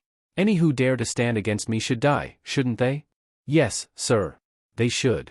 Mummy said, shuffling forwards until the two were centimeters apart. Nine smiled, the moonlight gleaming and reflecting off of his fangs before they were violently plunged into Mummy's neck. He didn't struggle as his blood was drained and the sweet liquid flowed into Nine's mouth, filling him with an overwhelming feeling of euphoria and joy. He continued to drink like his thirst was never ending until the body of Mummy was emptied and only a husk-like shell of his former self remained. Nine released Mummy, who unceremoniously fell to the floor. He wiped around his mouth, liking up any blood that had dribbled down his face. A fleeting feeling from his former humanity made his unbeating heart ache for his former friend and comrade, but he quickly shrugged it off, considering such a feeling to be weak in his new form. He placed a hand upon the empty husk of Mummy's corpse, dark and powerful energy flowing into and around it. Sawdust and sand from the construction site rushed into the corpse as it struggled to stand. Mummy stood up once more with great difficulty, looking like a puppet held up by strings with sand and dust drifting from his body. His wrinkled and bloodless skin matched well with his bandages and this new form, making him look more like his namesake. See, Mummy, my dear friend. Don't you feel the glorious power of death coursing through you? Don't you think that Chimera and Slice should feel such tremendous power? .e.es.n.ine.s.ir. Mummy droned, lifelessly. HMHMHMHM. Ha ha ha. Yes, Mummy. Let us show this rotten world of the living the death they should fear and worship. Nine laughed, shouting into the night as he still felt the overwhelming high of drinking Mummy's blood. Warship DEA.th. Ha ha ha ha dash. Nine laughed before suddenly stopping, a metaphorical creeping chill crawling up his spine as the icy wind billowed past, the uneasy feeling of dread forced upon him and souring his mood. Ah, I see. This foreboding energy in the air. It would seem this already crumbling city would see further destruction very soon. Don't you feel it? The black winds howl about this city, Mummy. Let us show these surviving fools the true overwhelming power of death. Suddenly, Nine felt another presence similar to his own nearby. He turned to see the brown-haired girl he had previously granted the power over death. Admittedly, it was by accident after his first test of his newfound power. Though a mistake of trial and error, she had thus far proven somewhat useful to the Undying King's cause and would seem to follow commands he gave. Though it seemed remnants of her humanity still persisted for now, something he would need to correct. So you would choose to show your face here again, for the first time since your death. Perhaps you too feel the foreboding emanating from this place, or is it fate drawing you to the place of your death? No matter the reason, I have use for you. Make haste to the most used route to enter this city ward and prevent any from crossing over to interfere. Nine commanded, his eyes briefly flashing yellow as he did. The cloaked girl, whose true name he neglected to learn nor did he care about, bowed her head as her own brown eyes flashing the same yellow once she received her order. It will be done. She replied emotionlessly, stepping off the building and vanishing from sight, the feeling of her presence quickly escaping 9 moments later. Nine turned to face the streets that still had people living in them despite the ruins of his past attacks. Come then, Mummy. It's time to feast. Tokyo, Kodadama District, Seldarine Library. As the crescent moon hung overhead in Tokyo, Kigo opened the door to the Grand Library expecting to step into the beautiful entrance hall with the smell of old books and wood polish hitting him, but instead found himself in pitch blackness. How welcoming. Upon stepping inside, the door behind him had vanished completely. Kigo figured that Silver and Warlock were simply trying to unnerve him, revealing more information in the process. He had gone through a lot of training to suffer through much worse than a haunted house to reveal classified information. Hello, Hawks. A voice said behind him, Warlock suddenly appearing out of the darkness as he turned around. Warlock, what a nice surprise.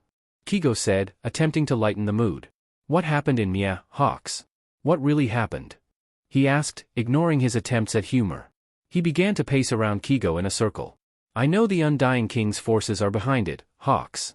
Kigo sighed, knowing he shouldn't have hidden it from Warlock for so long, but orders were orders. I suppose we should have come to you with this when it first happened. As I'm sure you know, areas all along the coast of Mia was attacked, ranging from small port towns to city wards close to the sea. 4 areas were struck the worst: Catacilius, Rasho, Kadota, and Hosenan, all different wards in Yokkaichi City, and were practically reduced to ruins, though rebuilding has been going on since just after the attacks. It has since been somewhat repopulated by the survivors who fled and new occupants.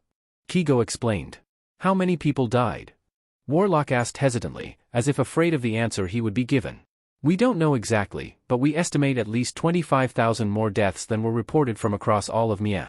Under the circumstances it could have been much worse, but it's still a tragedy.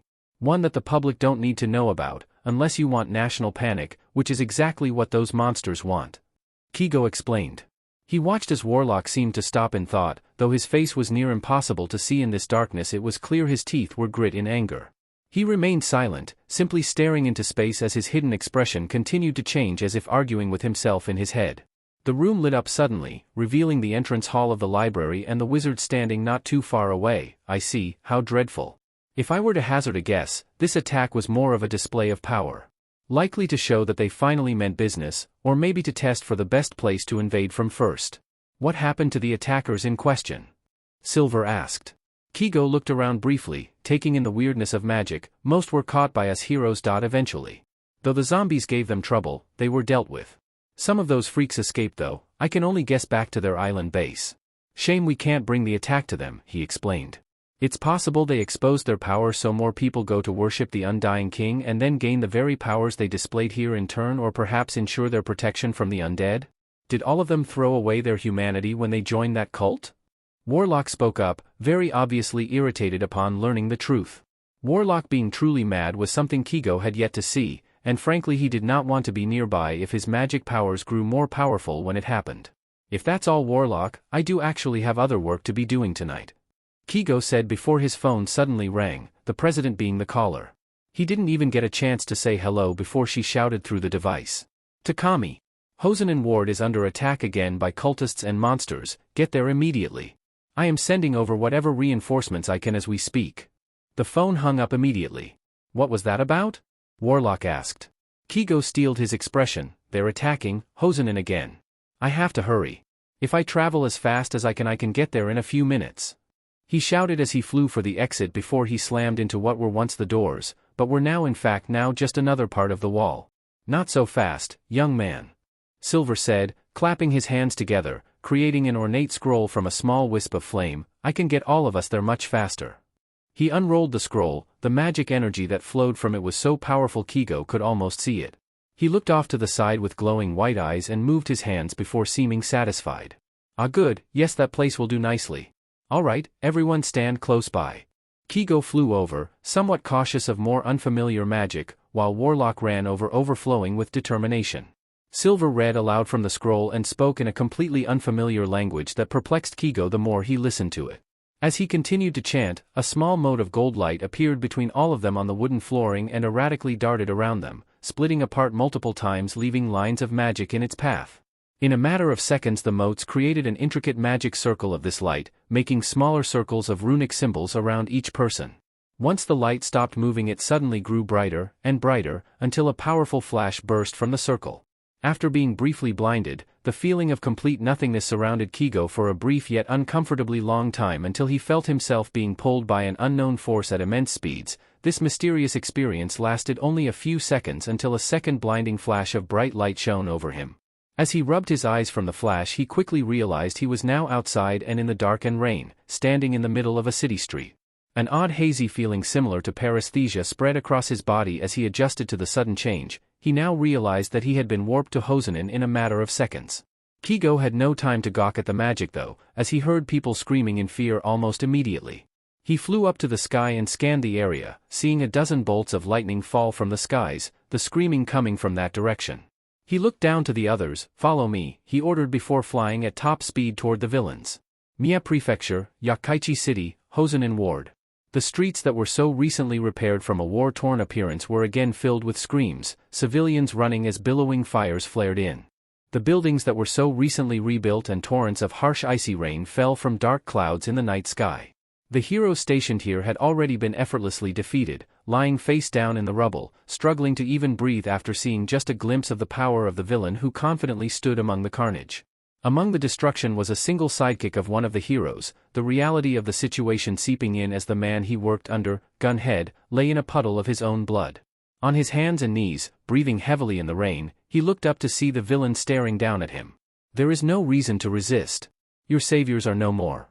The villain monologued, striding through the dilapidated street before standing over the younger sidekick who tried to stand up, grabbing the support item from his superior. The sidekick's body shook in terror as he stared into the gray eyes of the villain, one more powerful than any he had ever seen before, with a fanged grin upon his face. "I can taste your terror, child. All that anxiety and doubt," the villain said before moving fast enough to blur, wrapping his hand around the sidekick's throat. "It's delicious." The villain threw the sidekick unceremoniously to the ground. "Give in to your fear. Flee screaming, and I'll let you live." The sidekick couldn't help but tremble in the face of this monster before ultimately giving in to the villain's demands, fleeing from the scene, screaming and crying desperately for help. "Ha ha ha ha. Ha ha ha ha." The villain laughed until he cut himself off, dodging just in time to avoid a red feather blade from slicing through him. He was suddenly on guard, especially as several more tiny feathers flew at him. He blocked them with his fists, feathers that could crack concrete ricocheting off like they were harmless. He was distracted, however, as the heroes and surviving civilians had already been evacuated by these red feathers. Kigo sent the survivors back to Warlock and Silver before he flew in at top speed with his feather blade, going to strike with the blunt end to knock the villain unconscious. However, the blade was grabbed by villain effortlessly. "Pathetic, the number 3 hero can't even scratch my skin. Do you really believe you have the power to stop me?" The villain threw the blade while Kigo was still holding on, launching him back into the air.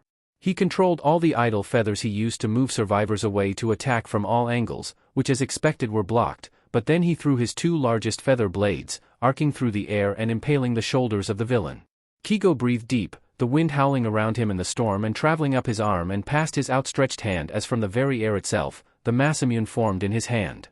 He dived, going to slash at the villain, but the blade was stopped by something. What looked like a long red cloth had stretched out to protect the villain. He quickly looked to where this cloth came from and saw what definitely looked like a zombie covered in these same red cloth wrappings. "Great, now there's 2 of them," he thought to himself. The zombie screamed a dull droning scream as several whips of this red cloth shot off its body, shooting towards Kigo.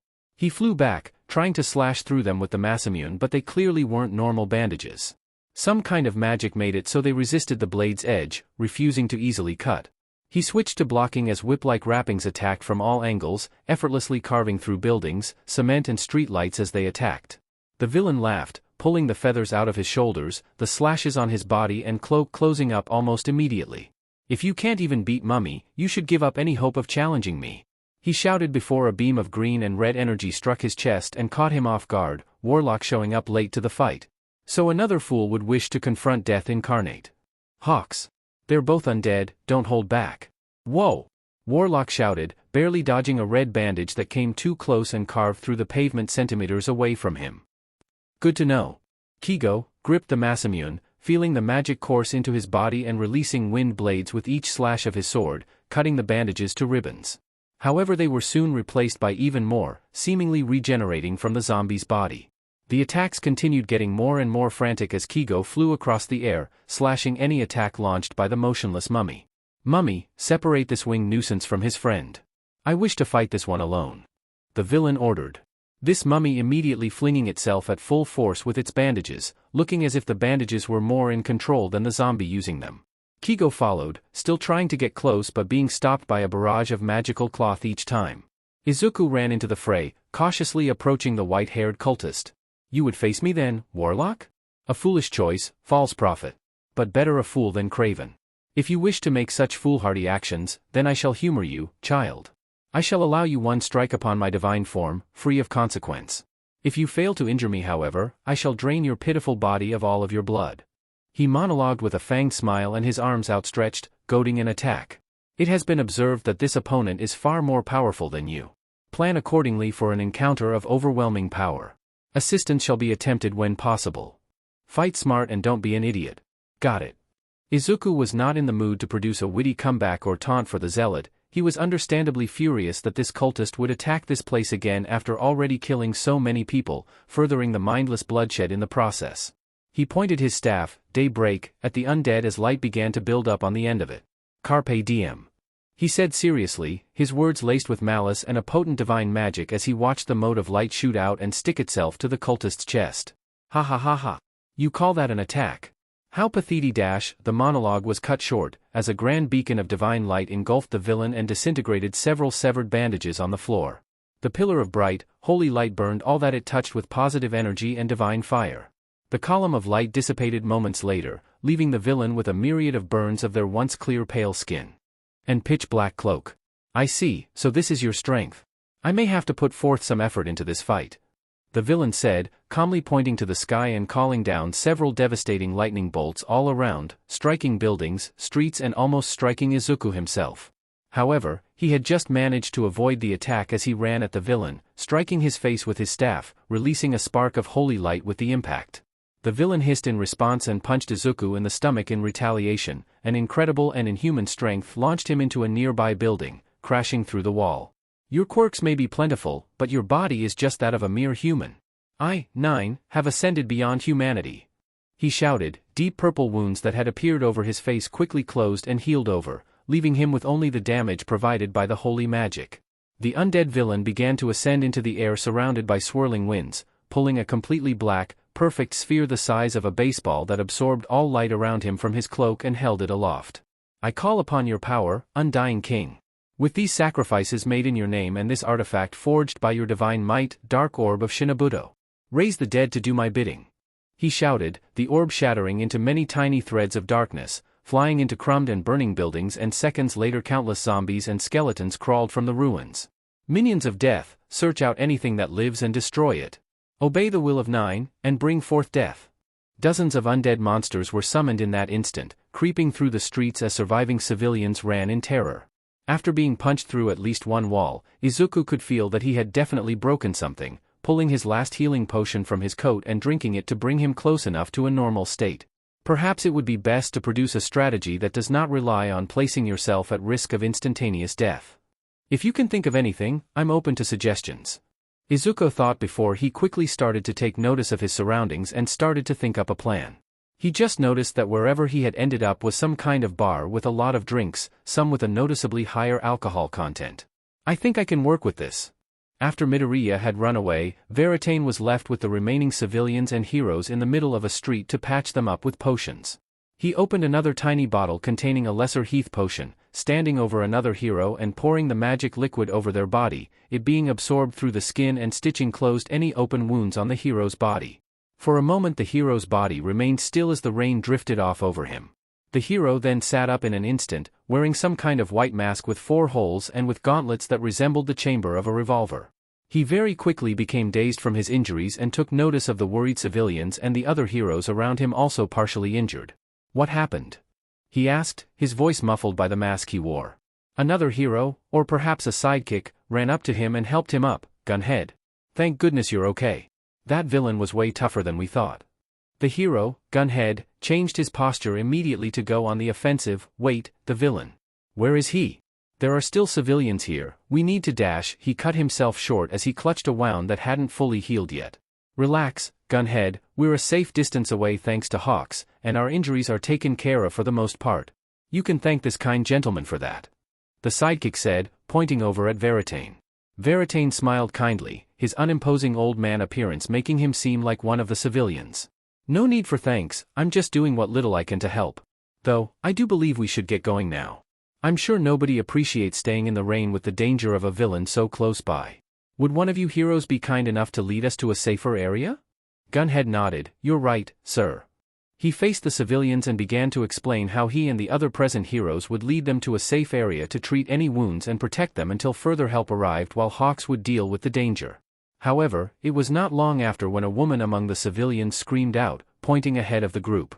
Coming through the streets was a horde of rotting skeletons and zombies of the former residents of this neighborhood, the visage quite uncomfortable to look at even for a seasoned wizard like Veritane. What are those things? Not again. I knew I shouldn't have come back to Yokkaichi. Gunhead, what do we do? We'll have to fight through, we have to protect the civilians. Veritane calmly walked ahead of the heroes, much to the objection of Gunhead. Sir, please leave this to us heroes. We will protect you. He immediately called out, caring for the safety of an old man. Touching as it was, Veritane was quite impatient at the moment. He held out his walking stick and traced a spectral circle in the air, quickly morphing and shifting into swirling rings of runes before him which crackled with magical electricity. He reached into his suit pocket and removed 3 silver pins, throwing them through the magic circle he created. Chain lightning. The pins were instantly charged with magical electricity and shot from the circle like lightning bolts, arcing through the air and striking 3 undead at the front of the crowd. Sparks and lightning shot from the monsters' bodies as they quickly disintegrated and the electricity spread out from them, lightning arcing from zombie to skeleton and vaporizing several other undead in the same instant. The circle vanished and Veritane then calmly walked back behind the heroes after dispatching close to a third of the attacking monsters. Well, I hope you don't intend on making an old man do all of the work. The heroes and civilians stared equally in awe before the heroes snapped back into focus. Right, thank you sir, but we can take it from here. Stick behind us and stay safe. One of the other heroes said. Veritane smiled innocently as he stood behind Gunhead and began to quietly mumble as a subtle dull glow began to encompass his hand.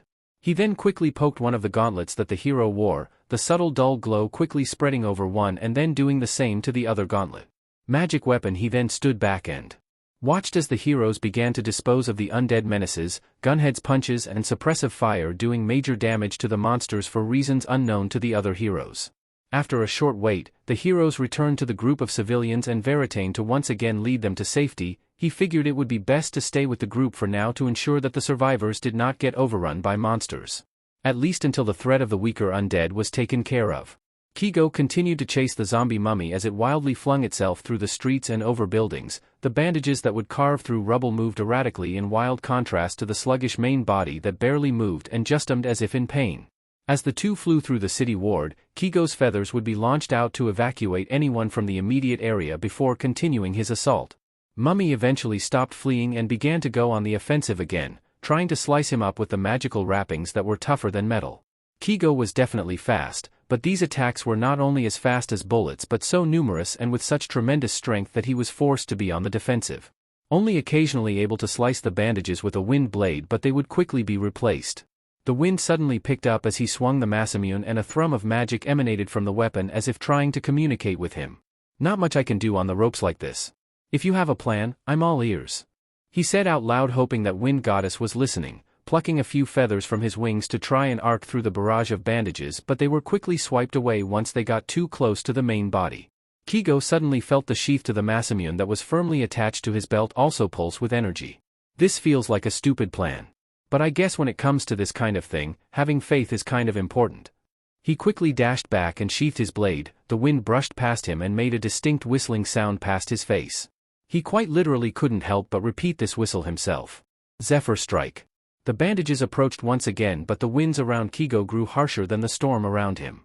He felt powerful streams of wind glide along his body, over his shoulders, across his arms, past his legs and through his wings.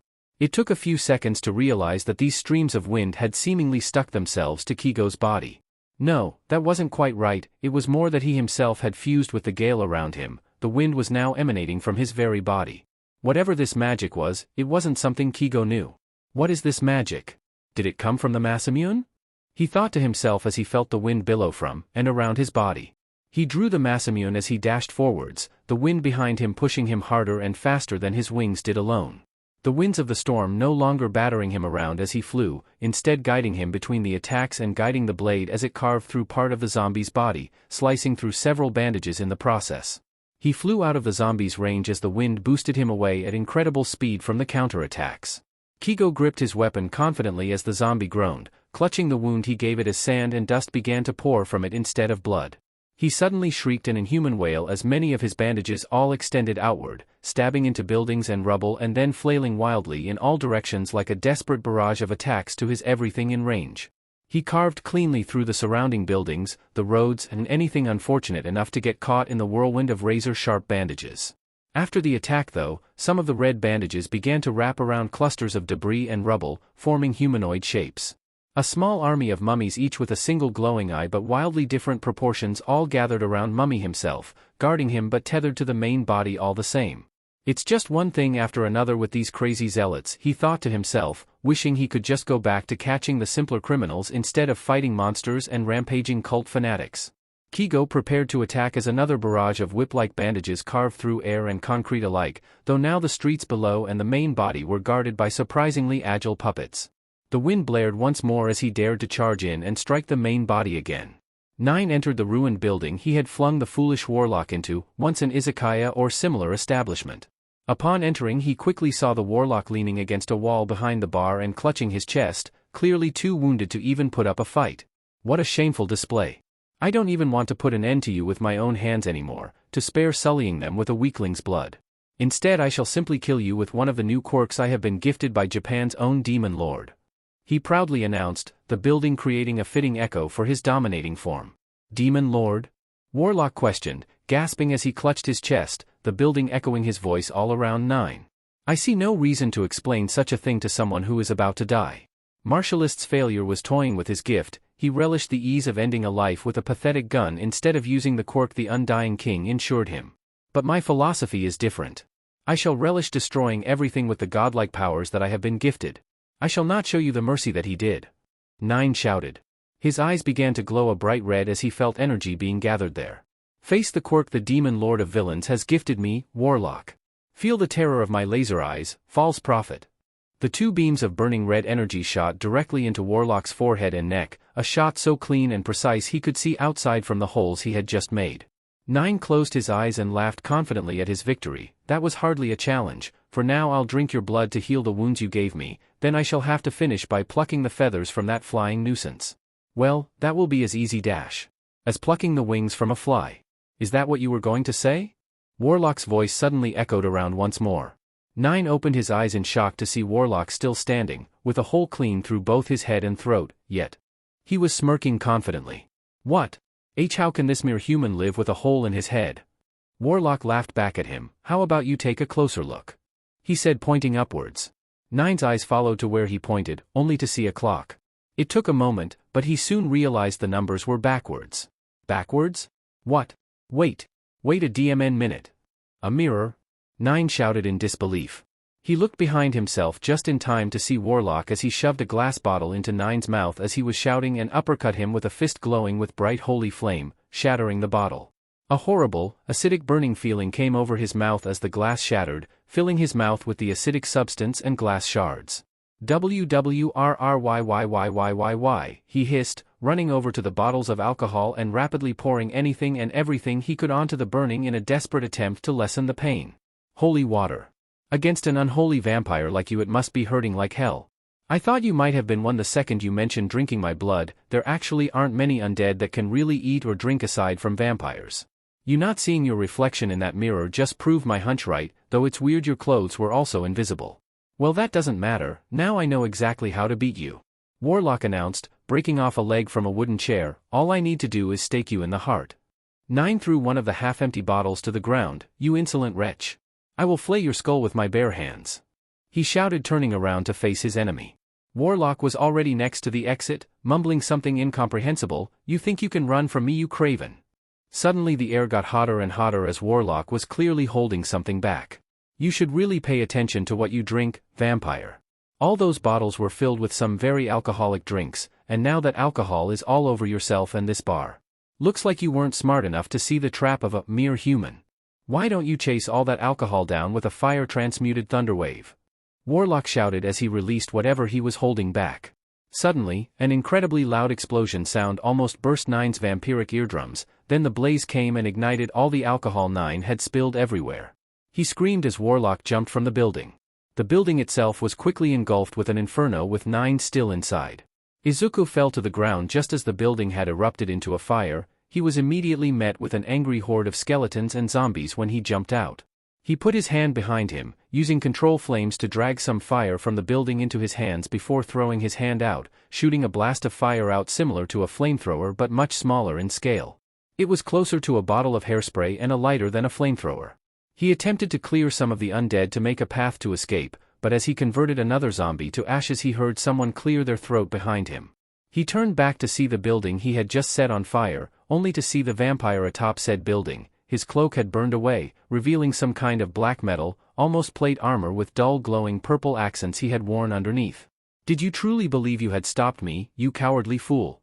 Know that you face your demise, not something as pathetic as these pawns before you. I am the unholy judgment of the Undying King. Energy crackled across the vampire's body as he held his hands to the sky before violently throwing them down to the ground. The sky rumbled like an earthquake as a tremendous wave of countless lightning bolts began to fall all around, striking everything in sight, including the undead hordes and Izuku himself, knocking him down with the incredible pain shooting through his body. Even in pain, Izuku held his ground, but 9 then ran up and threw a punch to his chest, knocking Izuku away and making him drop his staff to the concrete. Izuku collapsed to the ground. The pain was unlike any other he had experienced thus far, as the electricity and feeling of broken bones shot through his body. Though still in pain, he attempted to use his healing light, but suddenly the vampire appeared in front of him faster than he could react. 9 kicked Izuku in the jaw, launching him back with a loud crack, skipping his body across the street and into the side of another building. Izuku attempted to stand up to continue the fight but was instead picked up by the neck by the vampire. He held him up, his supernatural strength making it easy to not only lift him but effortlessly kill him in this scenario. Look at you, pathetic. A human like you can only withstand a few strikes before crumbling to the ground. Yet after you have thrown everything you had at me, I remain standing. I am divine. I am the victor. You're wrong. Izuku said, weakly as he breathed heavily, yet was sneaking in the verbal parts of a spell with each breath out, just needing a few seconds more until he could cast it. Oh? Wrong am I? Tell me then, you pathetic excuse for a savior. Tell me why I'm wrong. 9 said confidently, sure of his victory over the enemy within his hand. Because. Izuku smiled confidently at the vampire before grabbing his arm. I've not finished throwing things at you yet. Izuku said simply as a light began to glow from his chest and quickly moved down through his arms as he finished casting the spell. However, he had grabbed the arm of the vampire instead of holding his hands outstretched, and as the light reached his hands, the compressed blast of holy light in the form of a guiding bolt shot point blank into the arm of the vampire. With a blast of holy magic so close and in such a tightly compacted area, that part of 9's arm was completely disintegrated in a flash of ash and holy light, leaving his left hand and forearm on the ground. 9 hissed and screamed in pain as he clutched his burning wound, leaving Izuku freed from his grasp. Izuku, after cracking his jaw back into place and thinking quickly, new vampires can regenerate easily and reattach a lost limb. Izuku did the first thing he thought to do and grabbed the severed arm of 9 and shoved it into his coat pocket and into the extra-dimensional space inside. He would have to remember to throw that into the sunlight later, unless he wanted to keep an evil severed hand. Quaddle, now. Level me up please. This is the perfect moment. Izuku thought. Wanting to finally be rid of the vampire. Your body is hypothetically compatible to achieve this next level safely. Please brace for any unlikely outcomes and annihilate this nuisance. Izuku felt the pure magic in his chest begin to slowly extend over his body as it thrummed with power in time with his heartbeat, pumping the magic energy through his entire body. He watched as a light began to glow from his body and even seep out of his more open wounds, feeling his pain dull more so than heal. He started to feel a slight burning sensation across his entire body. Though uncomfortable, it was preferable to getting struck by lightning again. The vampire watched as Izuku stood up with the confidence of a man who knew he would win, dusting himself off without a care for the injuries on him. Any cuts or burns had a light pouring from them like his very blood was holy. Izuku felt his stores of magic be restored, but had completely forgotten how to cast Thunderwave even after using it just moments ago. Instead, a new spell took its place in his mind alongside a brand new spell he didn't know but knew it would be helpful. What is this? What are you doing? The vampire cried out, anger and pain still very present on their face but a slight fear also creeping in. Izuku reached into his pocket instead of answering, catch, he said, throwing a small piece of mica out of his pocket for the vampire to grab. Just before the mineral fragment could touch the vampire, Izuku had already spoken the celestial incantation to complete the spell. He dove out of range from the attack and pointed to the shard before clenching his fist. The small piece of mica suddenly began cracking, those cracks instantly expanding out from the crystal itself and into the space around it. The cracks in space had formed around the vampire, making everything look somewhat distorted, like looking through a cracked mirror. Then an immense shattering sound echoed all around as the spaces where the cracks were had shattered. Any part of the pavement caught in the area was shattered into stone shards like glass, alongside what looked like large, perfectly clear broken shards of the air that fell to the floor and quickly shattered further into nothing. The vampire screamed as the eardrum bursting, glass-shattering sound surrounded him and as space itself had momentarily broken with him inside of it. Shatter. Whoa! I was not expecting that. Izuku said, guess it really is better than Thunderwave, it looks flashier too, he continued, growing proud of himself for being able to do something so cool. He reached into his pocket and removed his old staff, since his newer one was about 10 meters back the way he was kicked. You absolute cretin. Can your pathetic mind even comprehend what you are dealing with? I am a vampiric lord. I am the Almighty 9. I am the right hand to the god of death. I will not be ridiculed by an irritating child with a stick. 9 screamed, ranting as the purple marks had begun to heal, much slower now than they were before. 9 dashed at Izuku, growing furious and trying to kill him as quickly as possible with his one remaining hand. Izuku had instead put his guard up, intent on redirecting any blow with his staff instead of attacking for the moment. With each attack successfully knocked away, the vampire was growing more and more rabid and wild, trying to strike with claw-like fingernails instead of any kind of quirk. Izuku had seemingly driven the almighty Nine into a mindless rage. Though this was still cause for concern for Izuku, his attacks would surely do tremendous damage if they stuck him, and it was only a matter of time until one did. However, in his rage Nine had become predictable enough to reliably counter. Instead of attacking though, Izuku tried to pull and pry off the armor covering Nine's heart. The wooden stake alone would probably not penetrate through it. After each swing was redirected, Izuku would go for the armor plating, trying to wrench it off even a little before the next attack came. However, the vampire seemed to learn Izuku's own patterns while in his rage, eventually getting more attacks to land. Though they were just scratches little more than skin deep, they were like a timer until Nine got a real and deadly strike on Izuku. Finally, Izuku was able to pull off the armor piece that covered the chest. He knew that all he now needed to do was impale the heart of this monster and the mess would end. The vampire hissed and screamed in a fit of savage rage. It seemed they both had the intention of ending the fight in that final blow. Both hero and villain charged at each other, Izuku wielding his makeshift stake he had coated in holy water and the vampire with claws that could rend steel. In a single moment, both hero and villain charged, set to deal the finishing blow. The two collided at the same time. The vampire's claws had pierced through Izuku's shirt and his collar, completely breaking his right collarbone and severing the subclavian vein as blood poured from the wound, seeping through his shirt and down the monster's arm. However, Nine was in much worse shape. The wooden stake, under the influence of guiding bolt's guiding effect, had punctured the chest of Nine and impaled directly into his heart. The wound hissed and sizzled like water droplets on a hot pan as blue sparks began to start shooting from the puncture wound. With a few final words in Celestial, Izuku's hand was coated in a holy flames once more as he forced the stake deeper into Nine's chest while casting a sacred flame into the vampire's heart. Nine stumbled backwards from the blast, his hand falling from Izuku's body as he did, causing Izuku to clutch his own bleeding wound in turn.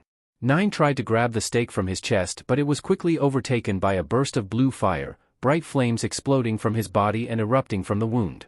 A combination of holy fire and the blue flames of decaying magic were spreading over Nine's body from the finishing blow. "No! I can't. I can't!" Nine cried out, the blue fire beginning to spread rapidly over his body. You're just a human. I am the highest life form." The fire suddenly burst out, burning away at the vampire's undead body until his body began to break down. "I won't be beaten. That's it, you've pushed me too far," he shouted as he lunged at Izuku, trying to swipe at him one final time with a now bony limb that crackled with electricity. Izuku punched his arm away, it crumbling to dust in the air immediately after the blow was struck. Nine either lost his ability to speak in that moment or grew so mindless in rage that he could only scream wildly. His body leaked light as the blue fire overtook him, blasting from his now visible skull, out of his eye sockets and mouth. Izuku shielded his eyes, as the sight was both grotesque and blindingly bright. His body is leaking some kind of energy. Is it the energy from all the life he's absorbed? Izuku thought. Given already, release the power you stole from thousands of innocents. He shouted as the light and blue flames from Nine's body shot high into the sky like a beacon, so bright it briefly lit up the street Izuku was standing on. With a dying scream his body finally crumbled away, the blue pillar of fire dying with him. He left nothing but ashes and a charred wooden stake, one that was nothing but charcoal at this point. Izuku looked behind himself to see what remained of the horde of undead as they quickly slowed down to a complete stop, some already collapsing into dust simply from being bumped into by others. He spoke a brief prayer in Celestial and used 3 uses of healing light to heal himself as he caught his breath, taking mental note of him having 5 total uses of this healing ability now. His collarbone still felt somewhat cracked and he still had his fair share of injuries, but he would save the last of his healing in case someone desperately needed it. He breathed a sigh of relief and turned again to face the ashes of the vampire. "Even if you were a monster, I hope you can find some peace in the afterlife," he said, before speaking a short prayer in Celestial, grabbing Daybreak from the floor, and destroying the few remaining motionless undead. He began running to a higher vantage point to try to find any sign of Hawks. Kigo flew past once more, taking chunks out from the mummy puppet things with each slash of his sword, but not being able to strike the main body, Mummy himself having grown more defensive after initially taking damage. The wind still blared past and from him, making Kigo even faster than before and able to slip between the cracks of the mummy's attacks like he was made one with the wind. Suddenly, a bright blue light briefly appeared in the sky, a pillar of blue fire in the distance. Hopefully that meant the other undead guy was taken down, especially seeing as the rain had begun to immediately slow upon the fire's appearance. Alright, one down. One to go, he said to himself, before flying through Mummy's carnage to attack again. Seemingly in response to the bright light, Mummy clutched his face in his hands, letting out a raspy screech as his bandages swung in all directions again. Kigo slipped through the swings of the weaker mummies, slicing through the bandages and releasing the rubble insides, cutting his way through 4 or 5 before coming to the main body. He gripped the masamune tightly, preparing to cleanly slice through. However, just as the blade made contact he stopped in place, losing all momentum. Mummy's hand and bandages wrapped tightly around the blade. Kigo didn't even have time to think about anything before several bandages all as strong as steel had wrapped around him and pulled him close to Mummy. Kigo getting a good look at his ugly dried-up zombie face. He saw as his dull, sunken, pale orange eyes were overcome by a glowing yellow energy which shattered like glass and dissipated. Any avenge you? He spoke in a raspy voice akin to a heavily dehydrated and emotionless man. Kigo tried to struggle his way free but the bandages held him completely still, enveloping his wings to the point he couldn't even move the feathers. Mummy opened his mouth, revealing a set of ivory-white fangs, his white teeth being a gruesome contrast with his otherwise decayed appearance. He continued to struggle, desperately trying to pull his way out of Mummy's grasp but nothing he could do got him any closer to breaking out. In a single, swift motion Mummy plunged his fangs into Kigo's neck. He screamed in pain as his blood was drained from his body, feeling himself grow weaker with each passing second of his life being consumed. In contrast, Mummy's withered body had begun to heal, his skin going from wrinkled and drained to a deathly pale but healthy appearance, his musculature bulking up somewhat as well. My body.it feels so much weaker, like he's taking more than just my blood. It's like he's absorbing my life itself. Mummy broke away from the attack. He now looked as if he was in the prime of his life, probably even greater than how he looked before he died. Kigo on the other hand was not doing well with 2 puncture wounds in his neck and lacking in lots of his blood. Mummy stood up tall, gazing at his newly empowered body while unceremoniously dropping the weakened Kigo to the floor. 9, my savior. My master. I shall avenge you by ending those who dared to cross you, he announced, standing over Kigo with his bandages extending outward from his back, moving like they were alive and a part of him rather than just dragging around a lifeless corpse. Mummy raised his hand up with bandages following suit, like he was going to stab Kigo with all of them at once, a blood-soaked smile with ivory fangs glistening in the light of a street lamp potentially being the last thing Kigo saw. Kigo took a deep breath and drew from what little strength he had left. Second wind he let out a weak laugh, his muscles harshly ached and his body barely had the energy left to escape yet he still let out a cliché cocky heroic chuckle. You think I'll just lie down and die? Sorry to ruin your moment, but that wouldn't really fit my brand. He confidently remarked, though from his position beneath Mummy, the villain thought that this had to be a bluff. That was at least until he saw the scarlet feathers strewn about the street quickly move around, forming a line of feathers that the wind had quickly begun to billow around unnaturally. Kigo let out a short, sharp whistle as wind suddenly swarmed around him, completely covering him in swirling winds as he continued to whistle, the sound mixing with the swirling winds to sound almost like a song. Kinetic jaunt. In a matter of seconds the winged hero had soared from his position on the ground, flying past Mummy, his remaining puppets and the dropped masamune. The swirling wind arced and swirled in the path the scarlet feathers had set out, almost moving like a graceful dancer, evading past any attack Mummy threw in those few brief seconds. After some distance was made, the swirling wind almost entirely dissipated as fast as it arrived, leaving Kigo a slightly safer distance away with the remaining wind still swirling around him in time to the tune the gale played. He struggled to stand up, having to use the masamune as a crutch to prop himself. He was definitely reaching a point of exhaustion, the spell he had just cast taking a lot out of his weakened body. My feathers can't do jack against this guy's destructive power, and with my weakened body the masamune will only barely be able to block those attacks. All I can do right now is outspeed him. I guess if I can keep him busy for a little longer, Warlock or Silver can give me a hand. He thought before he held the masamune in a defensive stance, taking a deep breath with a fake look of confidence plastered on his face. Alright, you undead freak. Just try to hit me. Yokkaichi City, Hosenan Ward outskirts. At the very edge of Hosenan was a dreadful sight, the ashes of many zombies combined with the rain coated the street in a fine gray sludge. What looked like several armed and elite police members lay presumably unconscious throughout, with shining silver bullets scattered all around.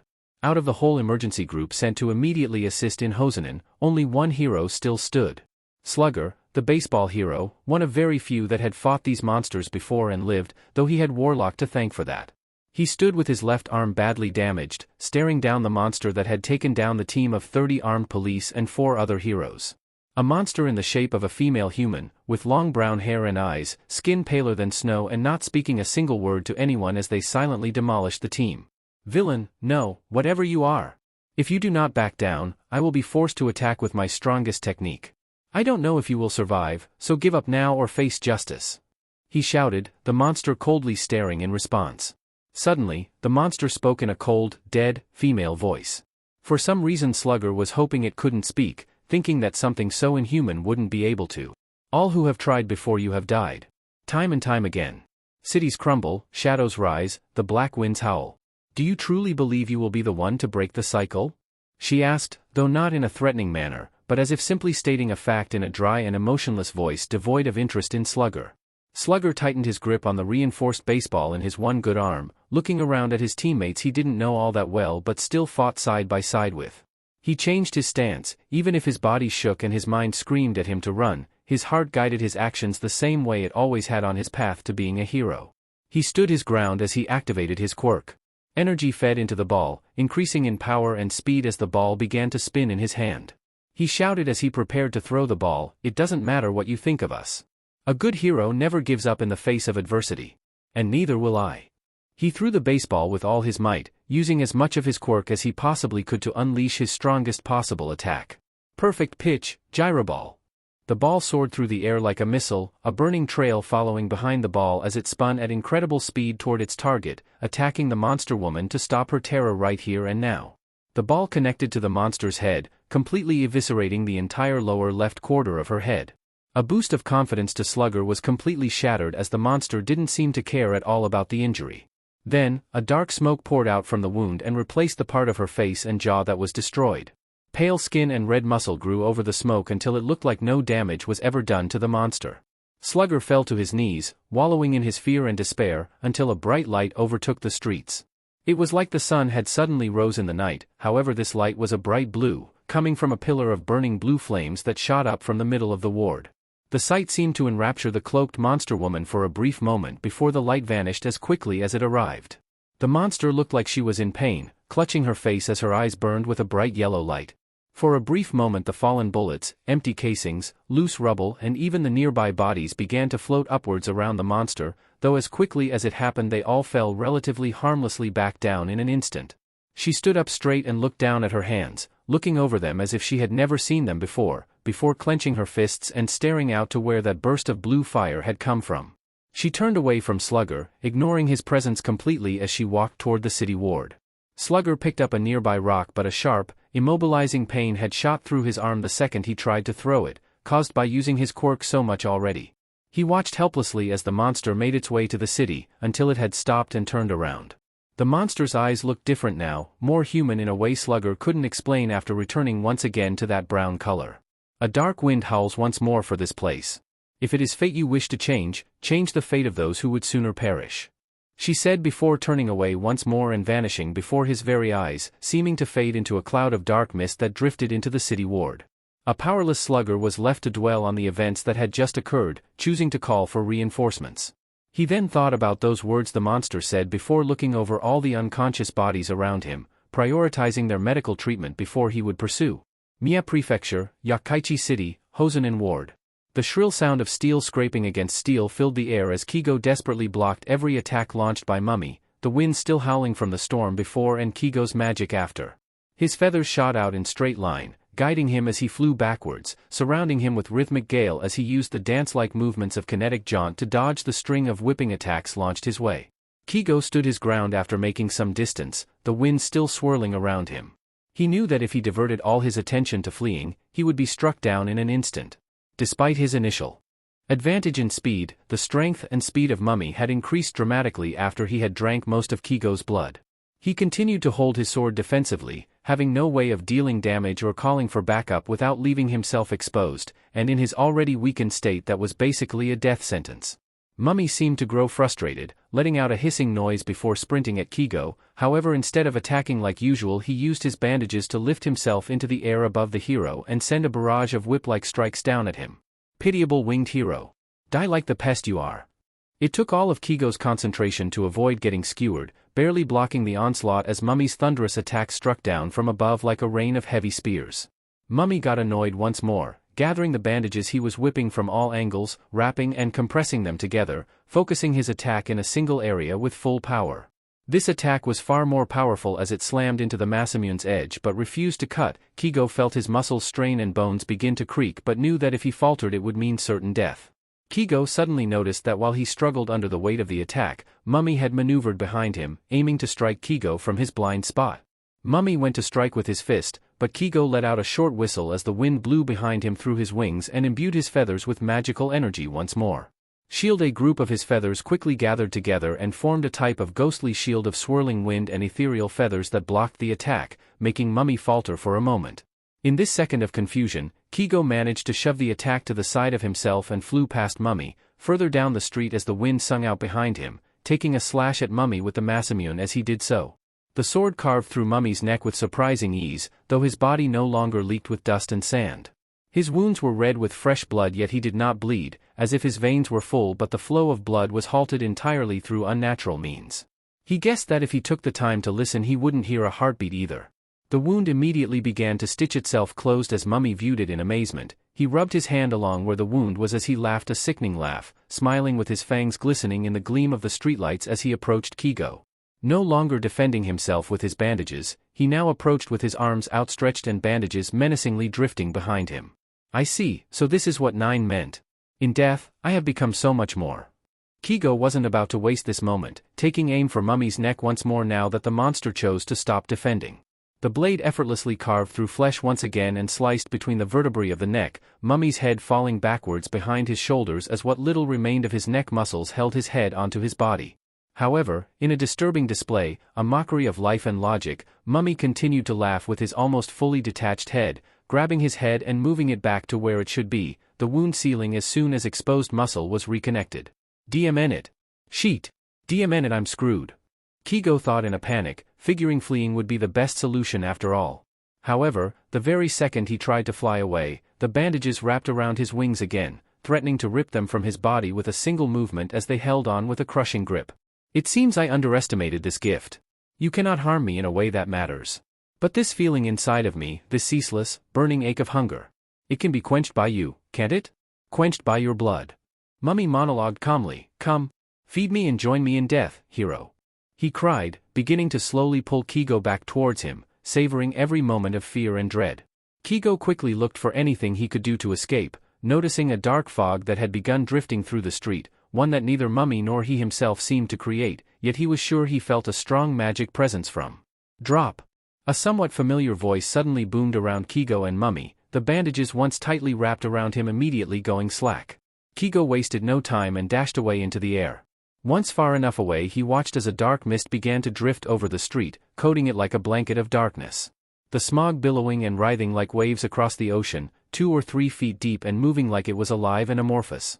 Mummy looked around with a look of concern until suddenly a figure rose out of the dark fog, a cultist that Kigo had seen once before with long brown hair and brown eyes. That powerful female cultist had returned. She emerged from the mist, it seeming to drape over her like a robe as she stood about 10 meters from Mummy, the two staring each other down as Kigo flew to the top of a building a safe distance away. He was ready to dash if they decided to team up against him, but used some of his feathers to listen in the conversation. Mummy's bandages writhed around behind him like furious serpents as he scowled at the cultist. So you two gained this power. You're a fool. Don't you see that we must both avenge our master? Though this one is mine to consume, we may yet still have our revenge. The female cultist, wreathed in shadow, stared blankly with brown, uncaring eyes. So, he is already dead then. She breathed out a disappointed sigh, her breath not fogging in the air. Though it will allow me no peace, I will take my revenge through your life instead. She plainly stated, the blackened haze wrapping around her body like it was alive, morphing and changing shape, solidifying into some kind of ethereal armor. The armor looked like it was partially made of a dark ghostly metal and tattered leather, with her hooded cloak and mantle seemingly of the same smog that drifted through the street. She reached out her hand toward Mummy and another projection of shadowy energy crept up her arm, into her hand where it warped and shaped itself into some kind of sword. An onyx longsword, too large and unwieldy to be used with one hand, yet she did so anyway, with a wicked single-edged blade that swept backwards towards the tip, the handle wrapped in worn bandages and a dark vicious look about the weapon that made a shiver creep up Kigo's spine even from such a distance. Away! You intend to kill me? Mummy laughed, his bandages wrapping around nearby rubble and creating more puppet mummies. It's useless. You know as well as I that we are both made immortal by our master. Our master clearly wasn't. No thing, no life is forever. I'll prove that to you here. She said calmly, swinging her sword as a dull white light glowed around the edge. The female cultist and mummy both stared each other down, each just about to begin their battle. Kigo quickly began to think of how to guide Warlock or Silver here to assist, clutching the wound still present on his neck. He looked up and saw the dark night sky was still covered by storm clouds, a pulse of magic in the handle of the Masamune giving him an idea. He pointed the Masamune to the sky, focusing on the sky and clouds, the wind billowing around the blade as he raised it over his head, bringing it down with a powerful slash before pulling the sword back, slashing sideways to create a cross shape. He felt the magic energy leave the blade as a sudden brightness filled the street from the moonlight peeking through the clouds. Skywrite.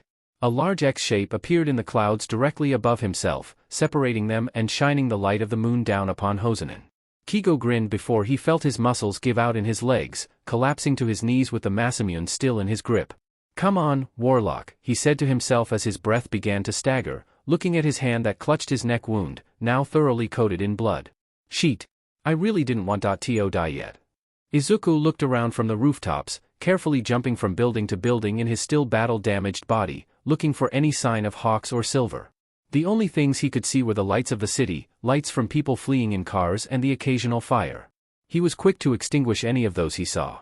Come on, Hawks, Silver. Any sign of either of you would be great right about now. He said to himself, leaping from another rooftop and onto a fire escape ladder, climbing it to get to an even higher vantage point. His wounds aching, but not slowing him down by much. I don't suppose you have anything you can do to find them? He thought to Quaddle. A solution is technically possible, though it would take time, a luxury you do not possess. It is understood that assistance is limited from such great distance. The physical form that one possesses is still deep within the vastness of space. The many voices of Quaddle explained. DMN it. Izuku mumbled, until he noticed something happening to the pitch-black cloud cover over the city. It looked like the clouds were sliced in half by a blade, revealing the light of the moon through them. He watched as another section of the clouds suddenly separated, creating an X in the sky. Oh, that's really cool. Izuku said in a brief stunned silence. With mastery over the skies, your winged ally is likely the cause of such grandeur. Make haste, Izuku. A great danger can potentially be foreseen. Right. He shouted with a burst of determination. Izuku made his way to the area marked with Hawk's signal, guessing the center of the X marked the spot where he was. He ran and leapt, going to jump from one roof to another until he suddenly felt weightless in midair. He briefly panicked until he noticed the voice of an old elven man behind him. Good to see you're doing well. Silver was effortlessly floating in the air behind him, though Izuku did not fully understand how to control his current circumstance, unable to stop spinning once he began to turn to face the wizard. I see you are not accustomed to flight, perhaps you should consider getting lessons from your feathered friend. He gave a small chuckle. He made a faint glow from the tip of his walking stick before pulling what looked like a rope made of magical energy from the staff, throwing it around Izuku's waist before flying over to Hawk's signal, dragging Izuku along behind him. Where were you? I was fighting that vampire on my own. Izuku shouted, the wind howling quite loud as it billowed past the flying duo. A vampire? Did he have any stronger minions with him? Silver asked, a serious concern on his face. Yeah, Hawks was fighting him. Izuku explained, going on to briefly describe the bandage-wrapped undead. Silver said something unknown, but Izuku guessed it was an elvish curse word. This is certainly troublesome. When a true vampire dies, its lesser vampire spawn minions then become true vampires themselves. Hawks is now fighting against someone potentially equal in power or perhaps even stronger than the vampire you faced alone. Silver explained. Though you killing a vampire alone is certainly an impressive feat.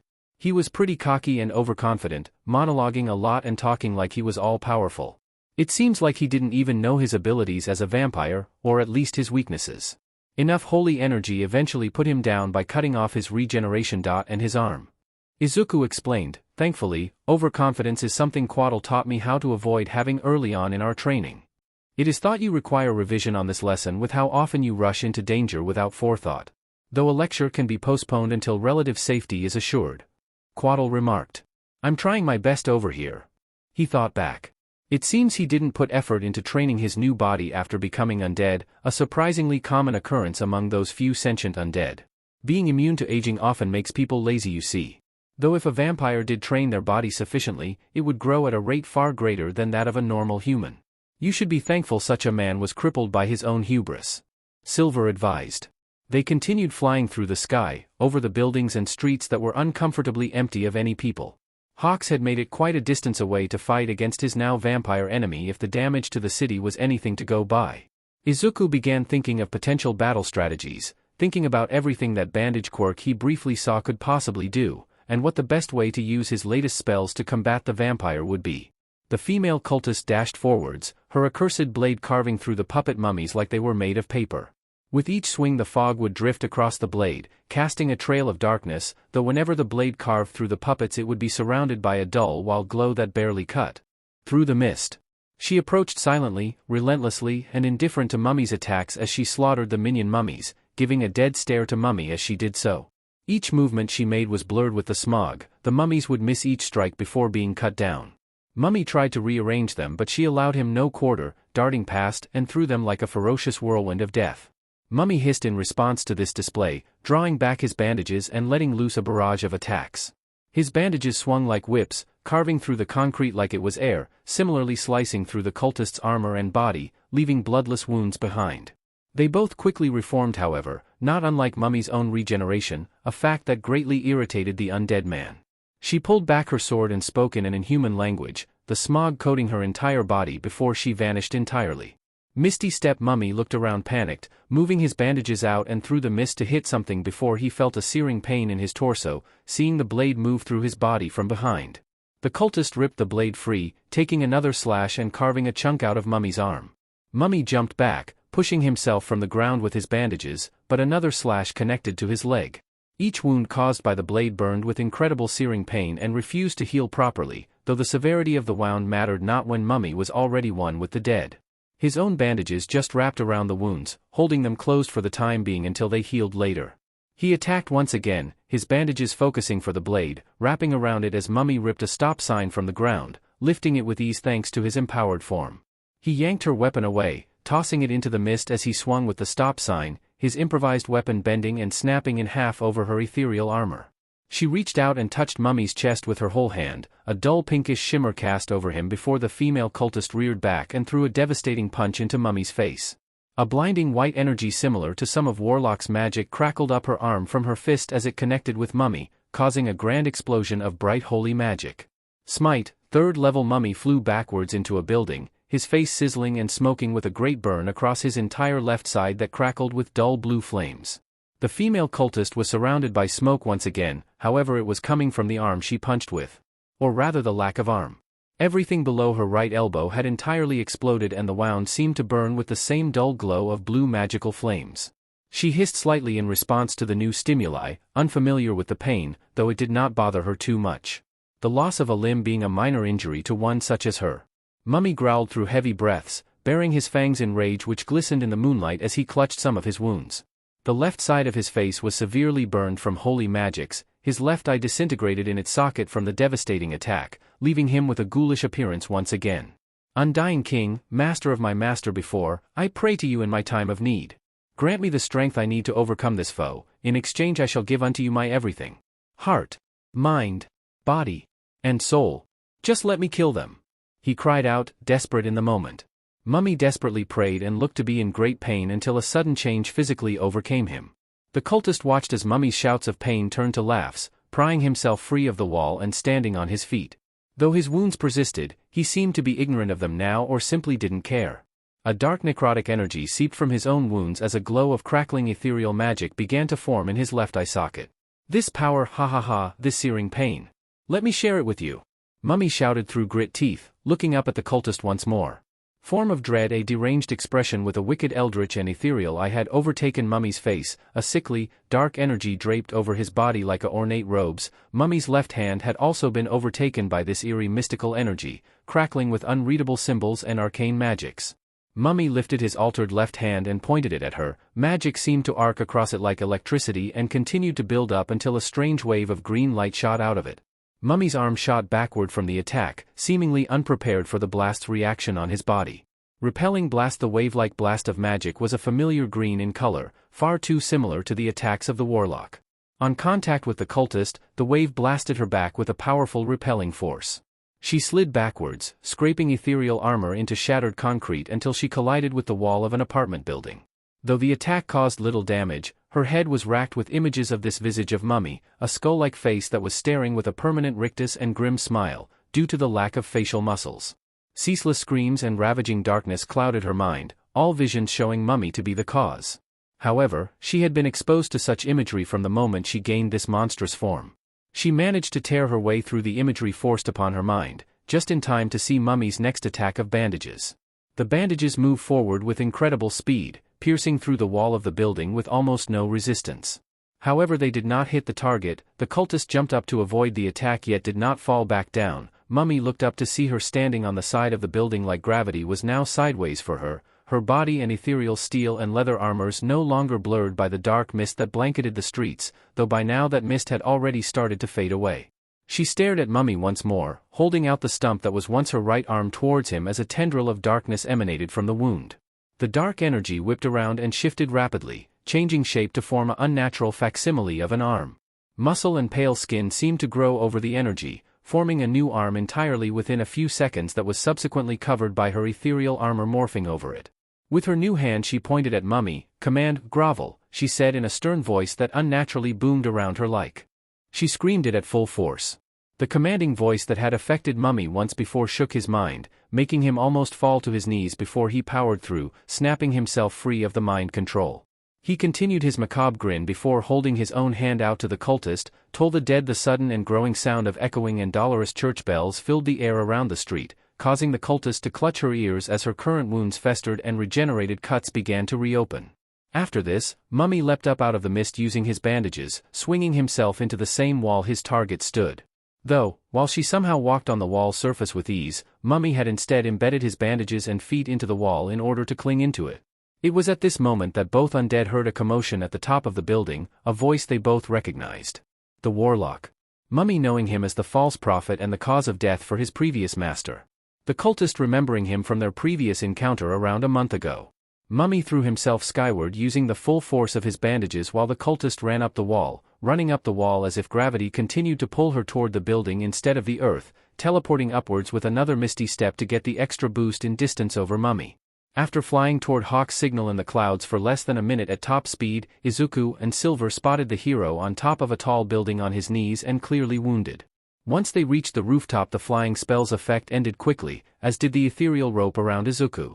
Hawks remained motionless on his knees near the edge, still clutching the Masamune in his hand but not reacting to their presence at all. Crap!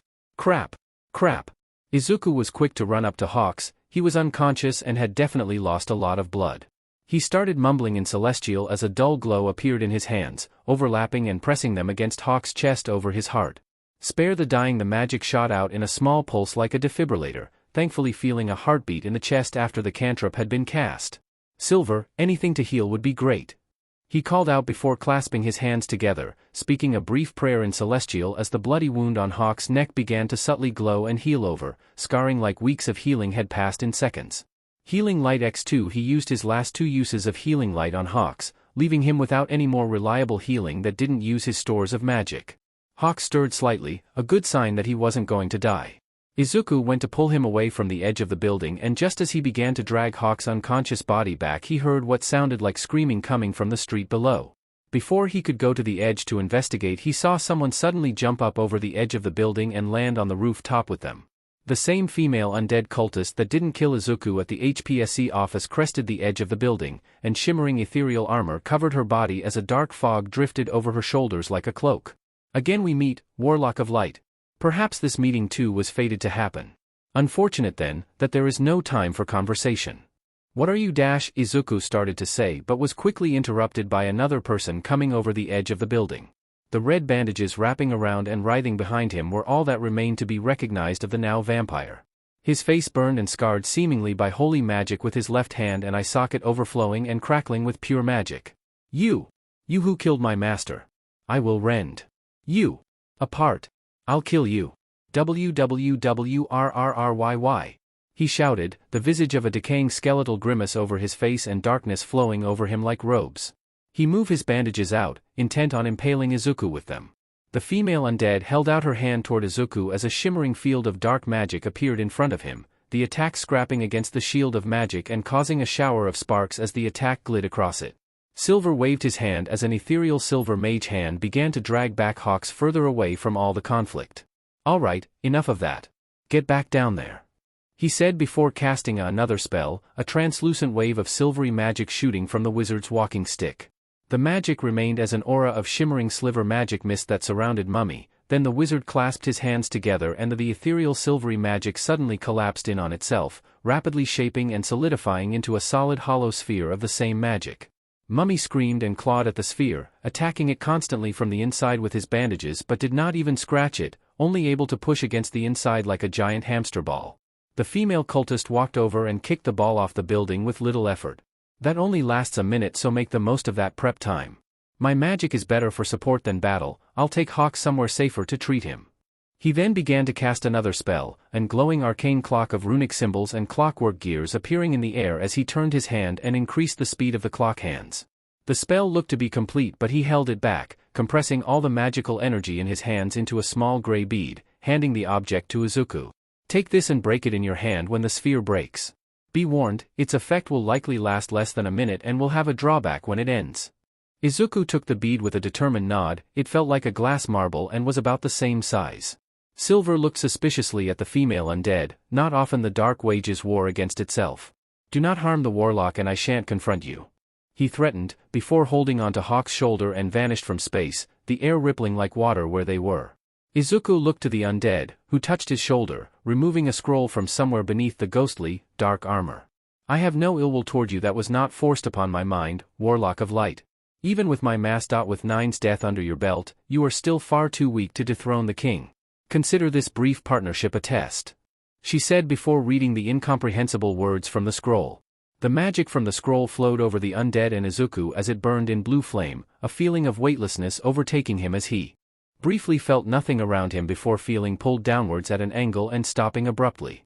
The moment the feeling subsided he found himself teleported to the street below the building he was just on. Severe damage covered every visible surface and object. Mummy was also down here, muffled screaming and cursing coming from within the sphere as it rolled slowly and mostly harmlessly around the street toward them. The female cultist walked over to a large, generally evil-looking sword on the ground and picked it up with a single hand. She held a hand over her weapon as she spoke an unknown language again, a dull flare coming from her hand as she hovered it over the length of the weapon. Once she finished she swung the weapon which lit up immediately. The blade was suddenly wreathed in flames that illuminated the street around her, though no such light penetrated the cloak of mist that draped down over her shoulders. Prepare yourself, Warlock of Light. If you wish to continue defying fate, start by not perishing this day. She said. The two waited in anticipation for the battle to continue. The sphere that restrained Mummy would break apart in mere moments. Veritane appeared in an alleyway with space briefly rippling around him. He felt he was a good distance away from the battle that would soon ensue between the vampires and Midoriya. He leaned Hawk's unconscious body against the wall and pulled something from his pocket. A monocle made of silver and the lens made from clear quartz. He spoke a few words in a language unknown to humans and the item let off a subtle radiance. He looked through the eyeglass, any color fading into gray except for a colorful aura around any wound on the hero's body, the particular colors glowing between yellow to orange to red, indicating the severity of the injury. Thankfully Hawk's injuries were all closed, thanks to Midoriya's previous intervention. Alright, it looks like your body is healed up. Though you still lost a lot of blood, fortunately I have something for that. He said to a still unconscious Hawks. He reached into another pocket, his hand entering the extra-dimensional space within and mentally calling for the item he needed, it soon finding its way into his grip before he pulled his hand out. He removed a small bronze-colored ring, an engraving of a branch looping around it with tiny jades embedded into it to resemble leaves. This was a ring of regeneration. He placed it on Hawk's finger as it immediately started to give off a subtle dull green glow from the jade crystals. I only have the one ring, so I'll be taking it back after you've regained your lost blood. It should also begin healing the other lesser wounds you received in the meantime. He spoke before a disturbance caught his attention. The sound of destruction in the direction he teleported from, indicating the bandaged vampire had broken free of his spherical prison. Veritane let out a small sigh. I suppose I should keep an eye on them. Make sure the young Midoriya doesn't get too in over his head. He said to himself, reaching into the extra-dimensional space of his suit pockets once more. He removed a small silver and gold whistle that was designed to resemble the head and body of an Eastern-style dragon. Blowing into it gave way to no sound, or rather it gave way to a sound he could not hear with ears of an elf. However, something else heard it. A sudden weight on his shoulder indicated the device functioned correctly. He turned his head to see the tiny, red-brown colored, dragon-like creature perched on his shoulder, a tail ending with a scorpion-like point swaying behind it. He reached out his hand to the pseudo-dragon, the beast leaning into the touch as it was pet. It was similar in size and personality to a small cat. It has been some time since I last called upon you, my familiar. If you may, please watch over the battle 300 feet to the southwest. Let me know if anything happens to the green-haired lad. He spoke his order to the miniature dragon. The pseudo-dragon listened intently and chirped seemingly in agreement before taking off from Veritane's shoulder, heading the direction it was told to. Right then, he said, turning his attention to the slowly healing but still unconscious Hawks, now it's just a matter of waiting. A tense moment passed second by second. Izuku could almost hear his own heartbeat thumping in his chest.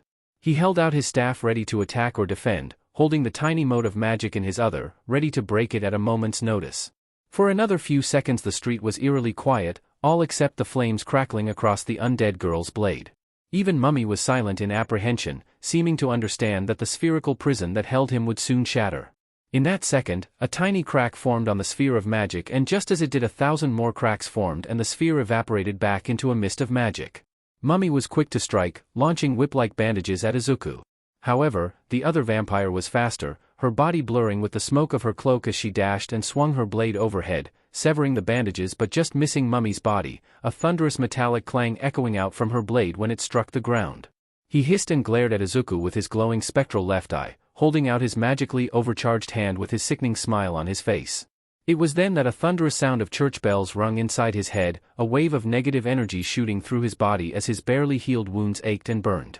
He shouted and grit his teeth, but he couldn't push through the magic as his older wounds started to bleed again. In frustration and pain, he crushed the mote of magic in his hand.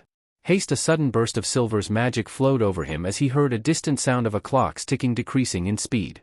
The bandages around Mummy and the flames from the female vampire's sword seemed to slow down by a lot, as did everything else around him. An overly energizing feeling overtook him, similar to expeditious retreat but much more extreme in concentration. He ran past Mummy, the bandages around him moving so slowly that Izuku could easily sidestep and slip through to reach the main body. He swung his staff into Mummy's already damaged face, a burst of divine energy bursting from the strike before Izuku jumped back and dodged the slow-moving attacks once again. With so much extra movement to make with his newfound speed, he mockingly spun and posed around the flailing bandages, much to Mummy's irritation. Ashido really was a bad influence on him. The female vampire watched as the warlock moved with such incredible speed his body began to blur. She changed her grip on her sword and swung in a circle like a cyclone, bandages severing and burning up in her blade's flame. She then dashed into closer quarters, moving her sword forwards. However, her blade was stopped by Mummy's hands even though the sword still burned him. Mummy hissed and shrieked, his seemingly ever-regenerating bandages extending out again in all directions, piercing through the vampire's body multiple times, though Izuku was still moving so fast he could easily dance around each bandage before it got too close. Die and scatter, dog! Mummy shouted in a victorious cry. The female vampire was pinned by being impaled multiple times. Mummy then saw from his peripheral the damnable warlock again, attempting to strike him from behind. He grinned madly as his phantom eye and hand flared with energy again. A torrent of bandages that were unavoidable, even if he was faster than before. They cracked like whips before they struck, gliding through air with the same ease they would carve through his flesh. However, somehow, his attack harmlessly passed through the warlock and into the concrete. In that moment of confusion, Izuku jumped over the minor illusion he created of himself, running on the bandages and moving his staff into Mummy's chest with a blast of radiant magic and releasing a sacred flame at the same time thanks to his increased casting speed. He jumped away in the flash of light he created from the attack, avoiding another slash of magical cloth and past the female vampire who seemed to be melting into some kind of mist. The female vampire's body physically broke down into a dark cloud of smog, her body dissolving and phasing out of the pinning attack with ease, the mist drifting over and reforming herself next to Izuku. Her flaming sword continued to scorch the cement until Mummy picked it up, cackling as he swung it with ease. The flames illuminating his grotesque corpse-like face after taking so much holy damage. Mummy darted forwards, his speed rivaling the female vampire as he swung the sword toward her, though the blade's momentum was stopped completely as Izuku leapt in front of the blow, bracing against the weapon with daybreak. You! False Messiah! Why? Won't you die? Mummy cried, swinging the blade with each shout. Each blow was blocked by Izuku, but the force of the blow still battered him, the bone and sinew in his legs straining and threatening to snap under the pressure. Mummy raised the sword up in the air with both hands, ready to deliver a devastating blow downward. Izuku knew he had to dodge and was just about to, until the energizing magic that was running through him was suddenly cut off. Silver's spell had ended and a great lethargy had overtaken Izuku's body, the consequence of using the spell to enhance his body. The blade arced downwards heading directly for Izuku, but never found its target. The female vampire stood in front of Izuku blocking the attack with her arms, her ethereal armor being the one thing that held the blade back. She looked behind her to Izuku, who was just managing to readapt the sudden speeding up of everything to its normal speed. No more tricks? She asked in her blank voice. She shoved the blade away with her armored arms, grabbing Mummy's arm that was holding the sword, his body giving off a brief shimmer of magic. She twisted herself around, stomped her foot down as the already ruined street cracked further, throwing Mummy over her shoulder and into the wall of a building across the street, then placing her hands together. Just one. Now feels like a good time. Izuku held his hand together, a chant of celestial leaving his lips that seemed to overlap on itself, like his voice was playing a second time half a second after he spoke. As he continued, another voice joined, then a fourth. Izuku's body seemed to blur and warp as he spoke, then he threw his hands apart, as his body also split into 4 identical slightly spectral bodies. Mirror image. The 4 Izukus moved in unison as they turned to his vampiric comrade. How's that for a trick? 4 voices said in unison before they all twirled their staves and moved through each other to get into a battle-ready stance. These are just temporary illusions, don't expect me to be 4 times stronger. Then we should finish this quickly. She replied as Mummy pried himself from the wall, flaming sword in hand and bandages riding behind him. It was hard to tell if he was close to death, he already looked like a corpse and had been sparking with bright magic since Izuku saw him. Izuku and his illusory copies ran at Mummy, weaving through one and another as he ran. Mummy looked between the 4 in confusion, before hissing and launching his bandages in all directions to try and strike all of them. One bandage pierced through an Izuku, but that one quickly fizzled away, the others twirling and jumping between attacks and through each other, adding to the confusion of which was real. Mummy hissed as Izuku got closer. He went to strike with his staff, aiming at Mummy's face again where it was already weakened. Mummy dodged the strikes of all 3 Izuku copies, not taking any chances of getting hit with any more holy magic. He held out his hand encompassed in magic, which suddenly released a green wave of energy that looked similar to an eldritch blast. The blast made no contact fortunately, but another illusory copy was targeted and evaporated in the blast, Mummy cursing violently in response. He raised the sword, intent on bisecting Izuku with the burning onyx blade, swinging it down at full force until a cloud of smoke appeared between the two as the vampire teleported using what looked like Misty Step. She grabbed the blade with her armored hands, flames liking across her arms as the ethereal armor sparked with magic. She and Mummy struggled with the blade, trying to pry it from the other's grip. Mummy began to wrap his bandages around the handle to get a better hold, but a sudden thin beam of blue light struck them, ice and frost quickly spreading over as they froze solid.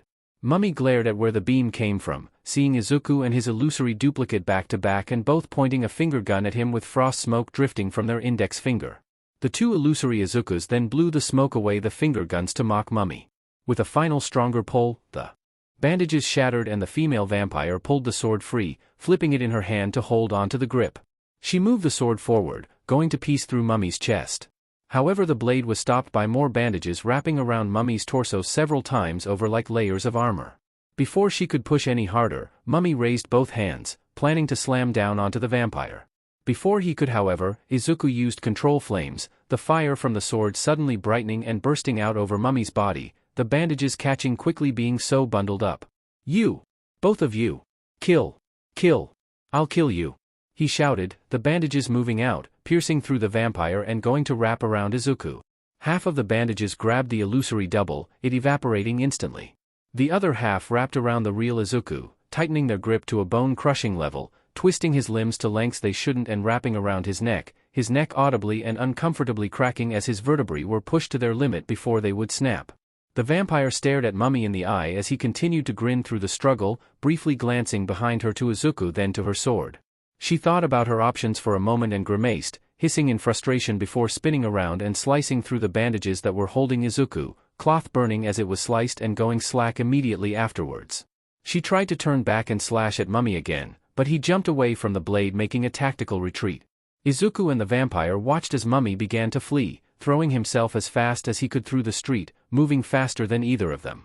He then watched as she spoke in that unknown language again before vanishing from where she was, the air rippling like water. The vampire reappeared directly above Mummy in midair, driving her sword downward. Mummy's momentum had changed direction immediately, the both of them plummeting to the ground. Mummy stabbed through her with his bandages, but they didn't do enough damage to stop what had already begun. Izuku ran after them. Although he was slowed down from his wounds, he reached the street. Mummy had fled to just as the two hit the ground. The vampire girl had turned into a cloud of mist again before hitting the ground, harmlessly drifting over the concrete. Mummy, on the other hand, immediately crumpled under the force of the drop, and the flaming sword plunged in his abdomen. The mist reformed over Mummy's body around the blade in the vague shape of a human before shifting back into the female vampire. She pulled the sword free of Mummy's body before going to plunge it back down into his chest, the blade beginning to glow white with a holy light. Suddenly, in less time than it took to blink, the vampire was no longer directly over Mummy, and was instead standing next to Izuku, sword still in the air and just about to impale. Thankfully, the vampire noticed the change in time to pull back the sword, not skewering Izuku and only plunging the sword into the concrete. Both confused, they looked over to where Mummy should have been, his body gone from the crater his body made. What? Where did he dash? Izuku said before he suddenly heard something, the vampire noticing the same thing. A dramatic, smug slow clap. They both looked up to see a man dressed in the usual cultist robes. He wasn't floating purely in midair but was instead standing on a thin platform that somehow levitated. The trademark dark hooded robes made it very difficult to make out any kind of facial features, especially in the dark of the night. An unnatural and ghostly chorus of lamentation began to form in the air, like a backing track of unknown voices sang by the wailing of the dead. As the macabre choir echoed around the street, the cultist man spoke with a bow to those below himself. Bravo. Truly impressive, false messiah. I hoped you would fall, but even I found myself captivated by the performance. Izuku turned to the female vampire still beside him, flames still wreathing the blade she had freed from the street. Have you seen this guy before? He whispered. She replied in a whisper, but did not turn away from the man, only in passing. He's as much of a threat as the rest. However, I'm afraid our meeting, much like yourselves, will be short-lived. It is not often the Dark Lord bestows one of us with such greater boons of strength, so we've repossessed the mummy for now. Though with how well you hit it off, I'm sure you two will meet again. He began to cast some kind of spell, the platform he was standing on breaking apart into smaller pieces, floating around him. But since you've entertained me for so long, allow me to leave you with a parting gift. Be sure to survive now. I'd so hate to waste our fated foe to something so trivial. Whatever pieces the platform was made from drifted around the man, spinning wildly in the air before the man vanished along with his haunting choir and all but one of the pieces. The single piece of the platform fell to the street below, revealing it to be a simple playing card as it harmlessly fell to the ground. Suddenly an impenetrable darkness crept around the card, coalescing and raising to form several vaguely humanoid figures. What looked like several legless torsos of a person made out of a smoky, shadow energy with unnaturally long arms and hands tipped with long razor-sharp claws. Large, bat-like wings viciously burst from the backs of the creatures, with webbing looking like decaying fabric. Their faces were eerily inhuman, looking more beast-like than human, with razor-sharp teeth, beastly tusks and large horns that curved back like a goat. Oh come on! How many more things do we have to fight? Izuku complained, his body beginning to struggle to move due to all the injuries he had sustained tonight and the adrenaline in his body beginning to wear off. The monsters, whatever they were, leered at the two. One let out a tongue of the same shadowy substance as its body and licked at its savage teeth. However, they all noticed something, a look of fear overcoming them as they looked behind Izuku and the vampire. Suddenly a tiny mote of light that Izuku immediately recognized flew past and stuck to the creature in the center. It immediately panicked and screeched inhumanly along with the other creatures but could not do anything before a sudden pillar of bright light filled the space that the creatures just were, one much larger than the one Izuku could make with day. Break. Izuku looked behind him to see Silver holding a pendant made of gold and silver with a sun-shaped gemstone in the center, the pendant still glowing with magic from being used to cast such a spell. Behind Silver was Hawks. Although he was conscious now the damage done to him was still very present in his visible weakness, he supposed that healing potions could only help so much against major blood loss. The pillar of divine light remained for a few seconds before Silver lowered the pendant, the holy column vanishing shortly afterward, leaving nothing but a circle of scorched street behind. The elf looked down at Izuku and the vampire girl, though his usual innocent smile was not present. Instead he had an air of seriousness about him.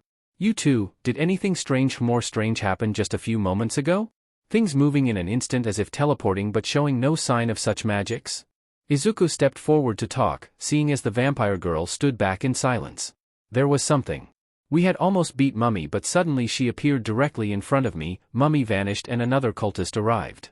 This all happened in what felt like a blink of an eye," he explained, Silver getting a sour look on his face when presented this information. The wizard looked irritated. "I had hoped they hadn't the ability to do so. It seems I've been blinded by my hopeful delusions of the enemy." He took a breath before looking back to Izuku. "It would seem the cultists have access to much greater magic than I initially thought.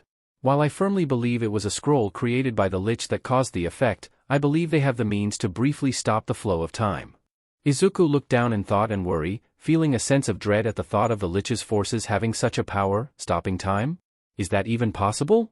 Silver nodded. "I'm afraid so. I once freely had access to a similar magic, though even I am not immune to the effects of age. Thankfully, I am very aware of the spell, its effects, and limitations. Time was only halted for around 12 to 30 seconds, though it is odd to measure in seconds when time is frozen. Although the caster cannot directly affect anyone during the frozen time, only moving creatures around like pieces on a board, else the spell would end prematurely. So, we have zombies, vampires and freaks who can stop time." Hawks clarified, sighing as he used the sheathed masamune like a walking stick. "I need to ask for a raise." "Alright, so we're just a few steps behind in terms of magic power. Nothing we didn't already know. This is fine," Izuku said out loud, mostly trying to convince himself rather than anyone else around him. He looked back up at Silver. "By the way, do you have any more healing potions? I am very hurt," he admitted. The elderly wizard sighed in response, removing a potion identical to the ones he had given Izuku from his suit before and handing it to him. "I don't own a factory for these things, you know? Potions are expensive," he scolded as Izuku very quickly drank the potion.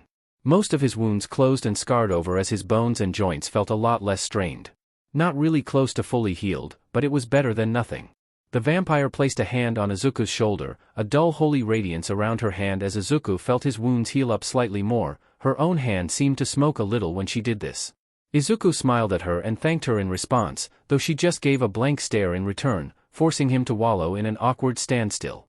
There was a brief moment of silence among the group as they took in the destruction around them. The vampire mumbled some form of prayer to herself as the ghostly armor that covered her body was reabsorbed into the darkness of her cloak that draped over her entire body, the sword vanishing as well in a similar manner. It was hard to tell what she was wearing under the cloak, especially when it seemed to block any kind of light from entering. "I need to speak with you privately," the vampire said to Izuku, breaking the silence.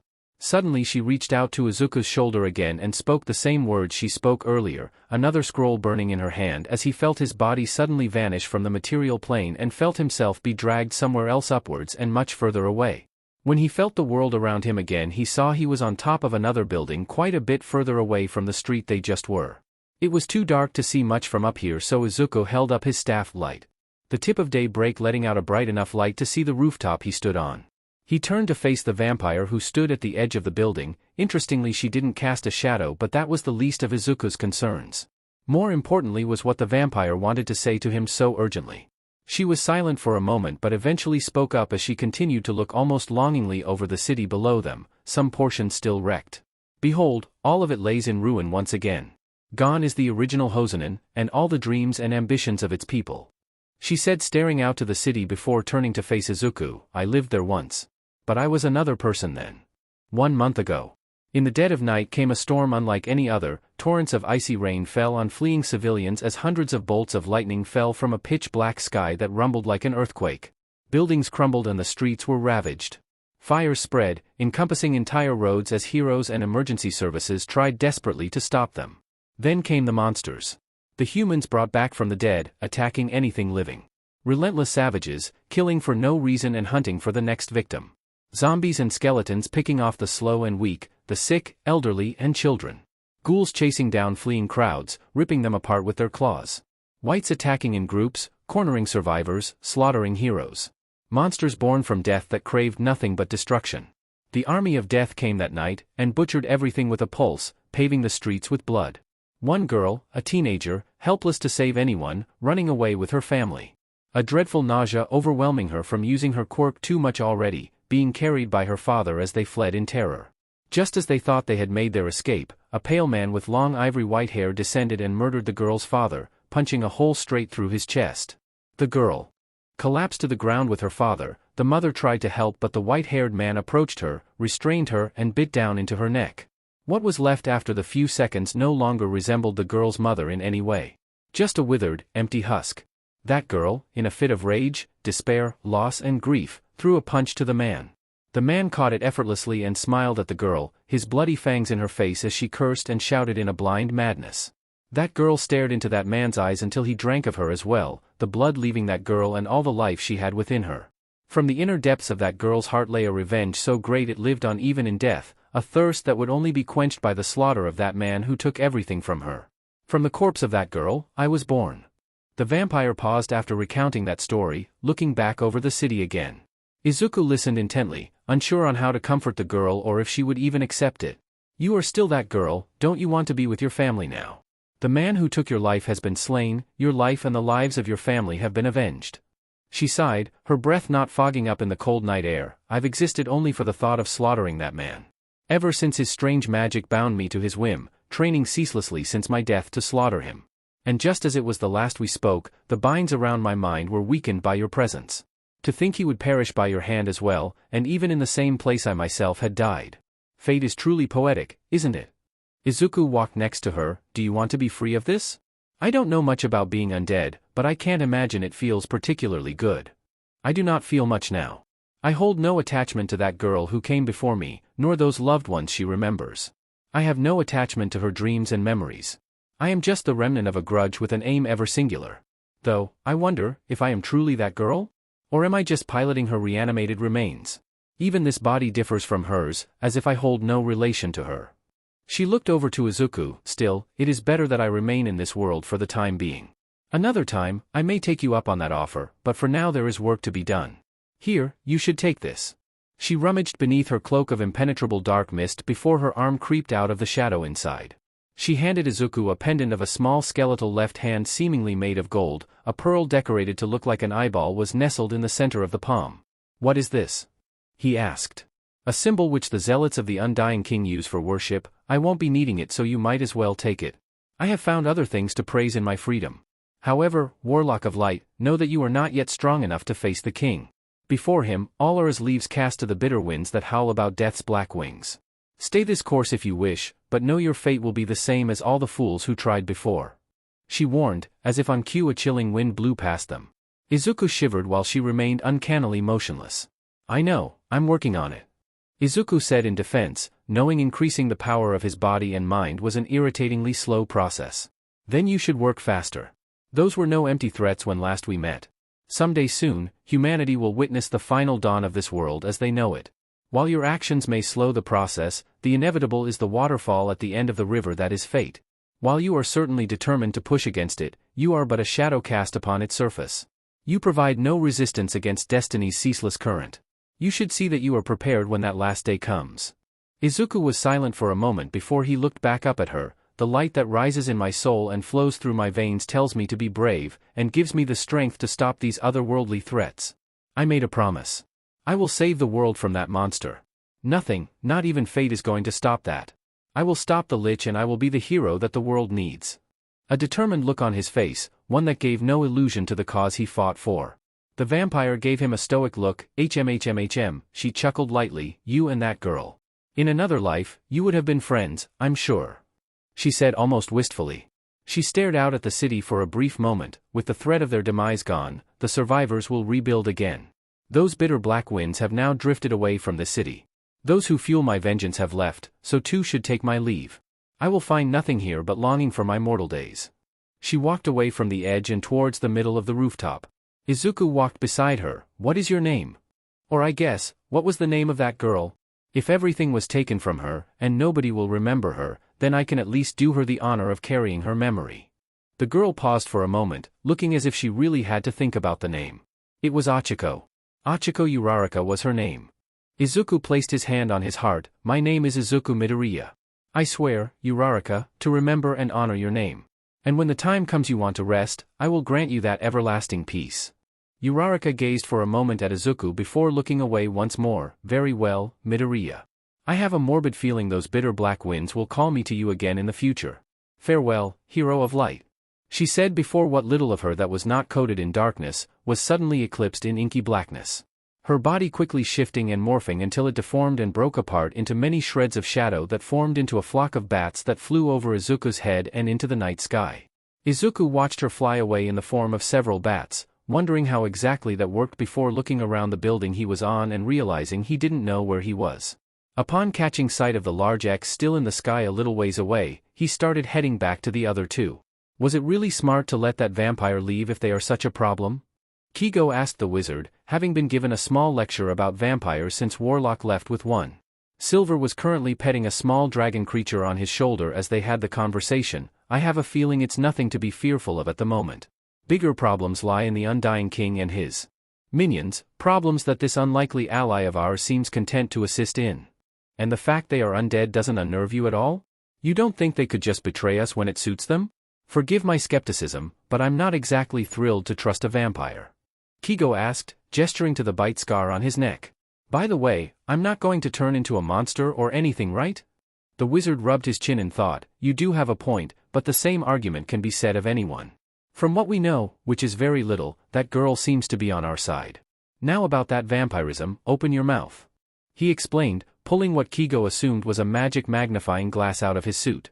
Kigo opened his mouth as the old wizard inspected his teeth. Oh my, that doesn't look good at all. The wizard said, an air of seriousness about his voice. What? What is it? Am I going to turn into one of those monsters? Kigo asked, genuinely panicking about the old man's comment. It looks like that wisdom tooth hasn't come through yet. That's going to be an uncomfortable week for you. Silver said simply, a smug grin plastered on his face. Kigo took a second and let out a sigh. I'm fine, aren't I? He said, pinching the bridge of his nose over his goggles. As a fiddle, my boy. The wizard laughed. It was then that Warlock had shown back up, sliding down the drainage pipe of a nearby building and making his way through the street. Hey guys, sorry is that a dragon? Any sense of professionalism about the man immediately vanished as he excitably ran up to Silver. It's a pseudo-dragon, my boy. Don't be shy, he's friendly.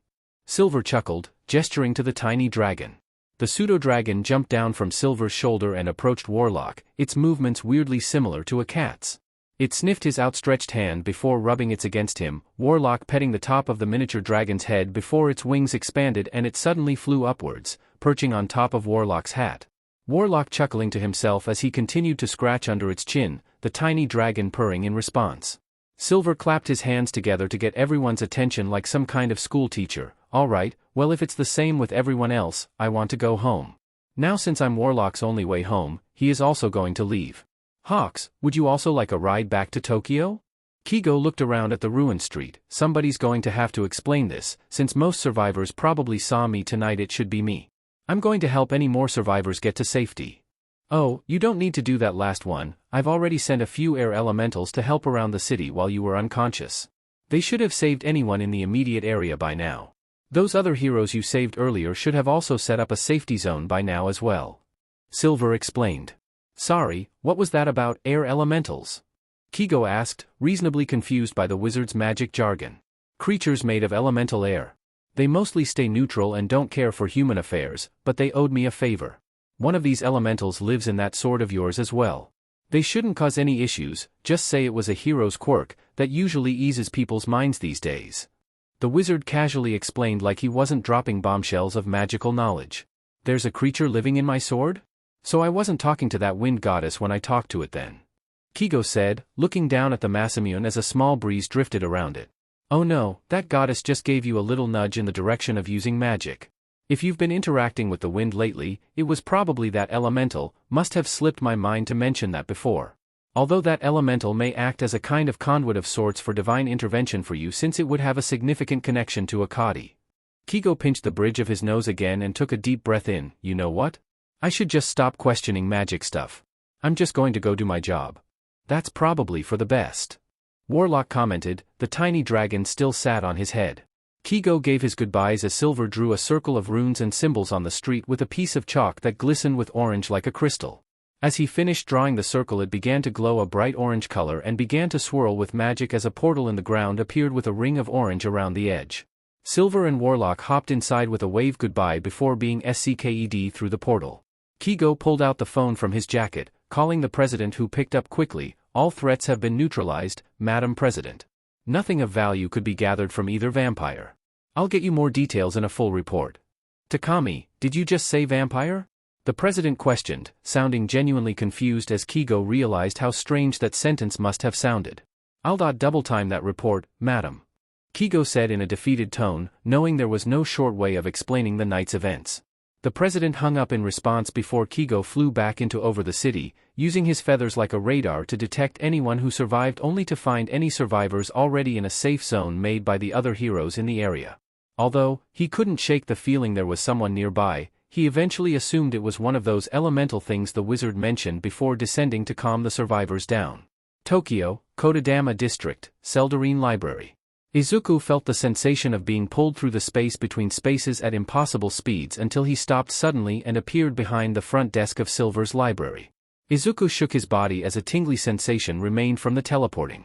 He noticed a circle of faint light on the floor of the same design as the runic circle he and Silver had just used to teleport, before Silver moved a rug back over it that had been flung several meters away from the teleportation. Izuku yawned into his hand, stretching his neck as it still hurt from what Mummy did to it earlier. "Well, that SCKED. This was supposed to be a 5-minute conversation with Hawks. Why do things around me always escalate?" He complained out loud, though to nobody in particular. Silver started rearranging his desk with a mage hand and his pseudo-dragon helping him. "Well, that's just how it is for you humans, sprinting from one thing to the next. Of course, from your perspective it's a snail's pace, but when you can count your age in millennia, you humans just never slow down." "I guess you're right." Izuku leaned against the desk, using minor illusion to create a cat toy and begging to absent-mindedly play with the pseudo-dragon. "Say, one of those vampires mentioned something that really interested me. He mentioned something about a demon lord. You probably know stuff about that, right?" "Ah, well, those would be the most powerful demons of the abyss. A handful or even lesser deities, usually worshipped by murderous warlocks and crazed cultists. Though none quite fit the bill around undead more than Orcus, and if he were directly involved, we would definitely know. But this realm is too hidden in the material plane for a demonic infestation. Although there were those shadow demons earlier, that does raise a few questions."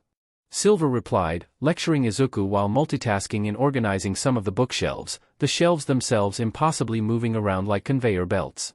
"Wait, I thought demons were from the hells," Izuku said, slightly confused. No. Devils are from the 9 hells. Demons are from the abyss. An easy and common mistake to make. Or you could do it on purpose to really irritate them. They hate that. They're different creatures, but both are equally unlikable," Silver clarified. "There's a difference? They seem pretty synonymous." "Oh yes. While the two types of creature are similar in that they both eventually form from the souls of the departed evil, they are so very different that they have been at constant war since they both spawned into being. Devils are tricky, smart, and follow their own set of specific rules, though they more often than not twist their words. Demons are ruthless, chaotic, and as varied as the infinite layers of the abyss itself. I'm surprised your celestial friend never told you about them," Silver explained, having created a small chalkboard behind him and now giving a lesson on the two fiend creatures. "We started working on learning about the planes of existence, but I only really learned about the prime material and a little about the ethereal. Quaddle tried to teach me about the whole inner and outer planes thing, but my head started hurting pretty soon after," Izuku explained, scratching the back of his head in embarrassment before snapping his focus back to questioning. "Anyway, that vampire mentioned a demon lord of villains. Does that ring any bells?" Silver thought for a moment, idly rubbing his chin with a silver mage hand. Demon lord of villains. I believe there was a human who shared a similar epithet not too long ago. He supposedly died a few years back, but that doesn't mean much nowadays. The Lich could have easily brought him back. All for One, a real piece of work that one. All for One? I thought he didn't exist, like some kind of modern fairy tale. Then again, magic is real. So are fairies now that I think about it. Either way, I thought he was just some made-up story to scare kids who misbehaved with their quirks. Telling them All for One would steal it in the night? Izuku questioned. He was real, and quite befitting of his title. He could give and take quirks as he pleased, although he couldn't do the same with magic as I found out when I once confronted him. I believe it acts like a cut, copy and paste using the quirk gene itself, though I can't say for sure. Unfortunately, he was completely human and I'm technically not allowed to interfere with purely human conflicts, only those of magical or apocalyptic nature. By that point in history, quirks were uncommon but still a completely human phenomenon by this point. Silver explained. Wait, why can't you interfere with human affairs? Are you bound by some kind of sacred oath or something? Izuku asked, never having heard about this refraining from human problems before. Silver chuckled to himself, that would take a long time to explain, and you don't have the years to get through it all, I'm afraid. Let's just say I had a rule-breaking and rebellious phase back in my youth and now I am bound by divine word to not interfere, unless a problem is supernatural or sure to cause human extinction. Izuku pouted in an overly dramatic fashion, fine. Keep your secrets. He immediately switched back to acting normally as he gestured to his warlock outfit, there was still a lot of grime and blood on it. By the way, can you help with this supernatural problem? Silver rolled his eyes and waved his hand with a quick mumble of unknown words, Izuku being cleaned of any dirt and blood like dry erase pen off of a whiteboard, any damage to his warlock clothes also being magically stitched up. Well, young Midoriya, I suggest you leave and go home now. Don't worry about All for One, you have much larger problems you need to prepare for. And do at least try not to get into any trouble on the way back, he said, tapping his walking stick onto the wooden floorboards and making the front doors unlock and open. Izuku ran to the door with a wave, putting a hand over his face as his appearance changed to that of his usual teenage self in casual clothes. No promises. Izuku called out before the doors closed behind him. He made his way to the nearest train station and changed his identity a few times on the way to make sure he wasn't being trailed, just in case. He took the train back to Muzurafu and after an hour he eventually made his way back to his apartment. Once Izuku got to his front door he noticed the lights were off, meaning his mother was asleep by now, like he was supposed to be at this time of night. Alright, I just have to poof inside and sneak into my room without making noise. Shouldn't be too hard.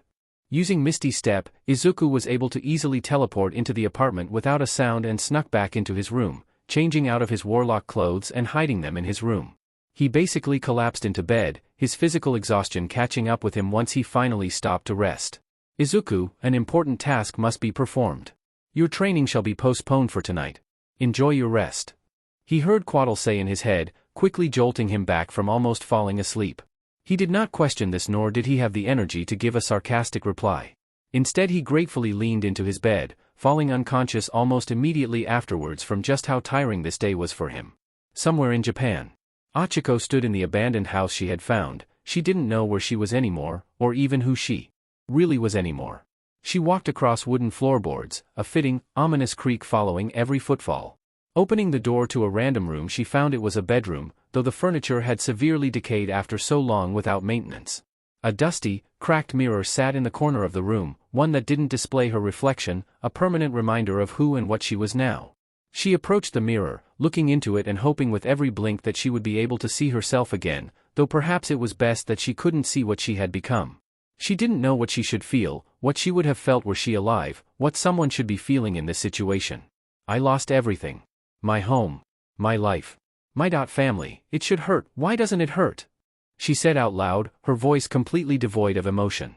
Have I lost that part of me? Can I no longer grieve my family? My lust for revenge clouded my mind, reduced me to a husk, a thing.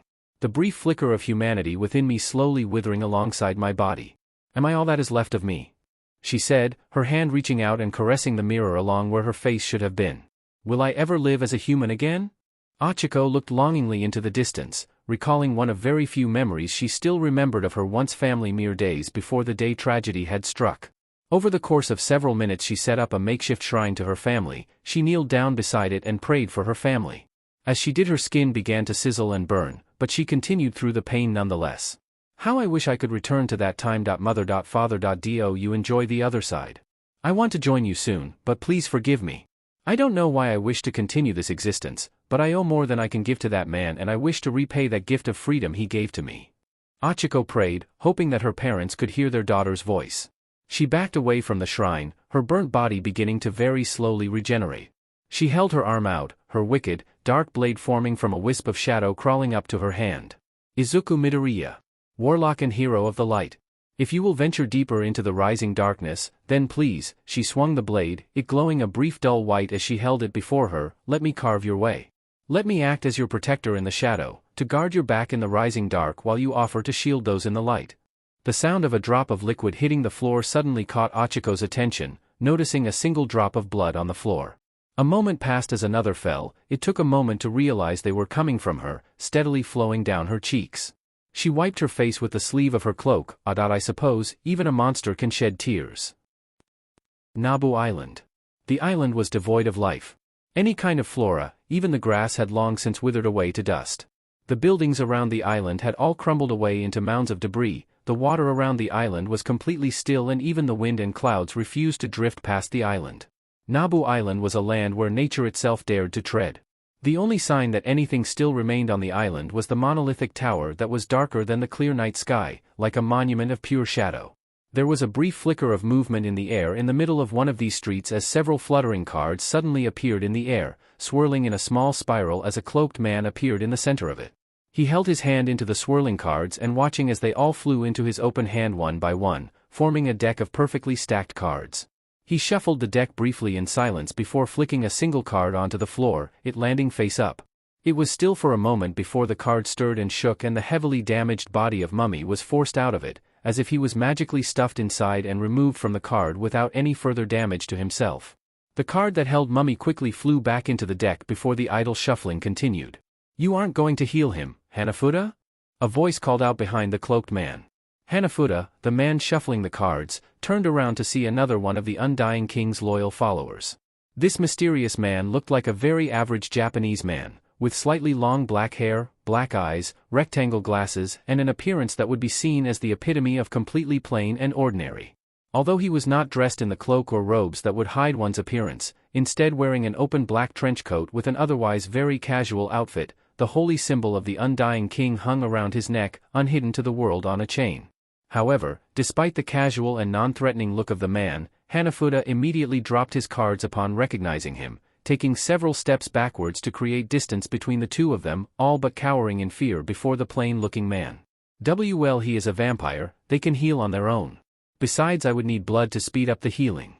It's hand to hear you from so far away, Hanafuda. You should come closer me so I can hear you better. The plain-looking man said, clearly not planning to move closer by himself. He hesitated for a few seconds before he took a single cautious step forward, however as he did he immediately tripped over and used his hands to block his fall. As Hanafuda's arm connected to the ground, a terrible pain shot through the entirety of the arm he landed on, as his bones immediately shattered in several places with such an incredible force that was logically impossible at the speed he was moving. Bone fragments pierced the arm in several places as he began to bleed profusely. He screamed in pain as he clutched his mangled arm, the blood beginning to pool around the crippled Mummy who began to crawl over to lick up the blood from the ground. There, that should be enough blood for him to heal. The man spoke up, before casually trying to walk past the two injured on the ground. I'll see to it that this Mummy chosen by the god of death is given what he needs to kill the warlock next time. Suddenly Mummy stood up, though he was clearly delirious as evidenced by the mad and continuous ranting and raving in a slurred speech from his numerous injuries to the head. He tried to attack the mysterious man for unknown reasons, perhaps it was blind rage or perhaps he mistook him for the warlock. However, as soon as Mummy ran at the man, a pile of rubble next to Mummy began rumbling. The pile collapsing suddenly and throwing several chunks of concrete at Mummy which somehow shredded through his vampiric body with ease and left him collapsed on the ground again. The man faced Mummy as he was being pinned under more falling rubble. Since you were chosen by the one true god, I will forgive you this time. But know this, Hoyo Makihara. If you even consider trying to confront me, if the thought enters your mind for even a second, you will die.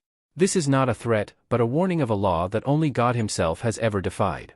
He turned away again and began to walk toward the tower in the distance. I'm excited about your invitation into our family. Once you are sane enough to speak, we'll have much to discuss. The man walked away without a care in the world, leaving nothing behind for his fellow worshippers of the Undying King but their grievous wounds and a lingering sense of dread. Japan, Muzutafu, Dagoba Municipal Beach Park. Ijiro sat with Midoriya and Mina around the stairwell he used to carry trash up to load into All Might's pickup truck. A few months had passed since he agreed to All Might's proposition and he had been working with all his heart to make his body perfect for one for all. Looking out over the beach, it was clear to see that he had made progress. If he continued on this pace, he might even clear the whole beach in another month's time. He snapped his thoughts away from his working out for now, and Ichiro started focusing on Midoriya and Mina. Mina herself was sitting on the railing of the seawall, leaning back enough that it looked precarious but not so much that she would fall. She was currently explaining her quirk to Midoriya, who was frantically writing in his notebook while simultaneously asking 1,000 questions. So when you produce acid, does it feel like anything in particular? Does it smell like anything? How do you control how acidic it is? Do you know what kind of acid it is, or is it more of its own thing? Izuku continuously ranted, scribbling down the answers to his previous questions. Well, it feels kinda tingly, but if I produce too much too quickly, or make some super acidic, it starts to burn. It doesn't really smell like anything. When I'm about to make the acid, I sort of have to choose how acidic I want it to be. I always just thought of it as a slider between 2 points. I don't really know what kind of acid it is, I just know it melts stuff. Mina replied to each question with the same speed and intensity that Midoriya had asked them.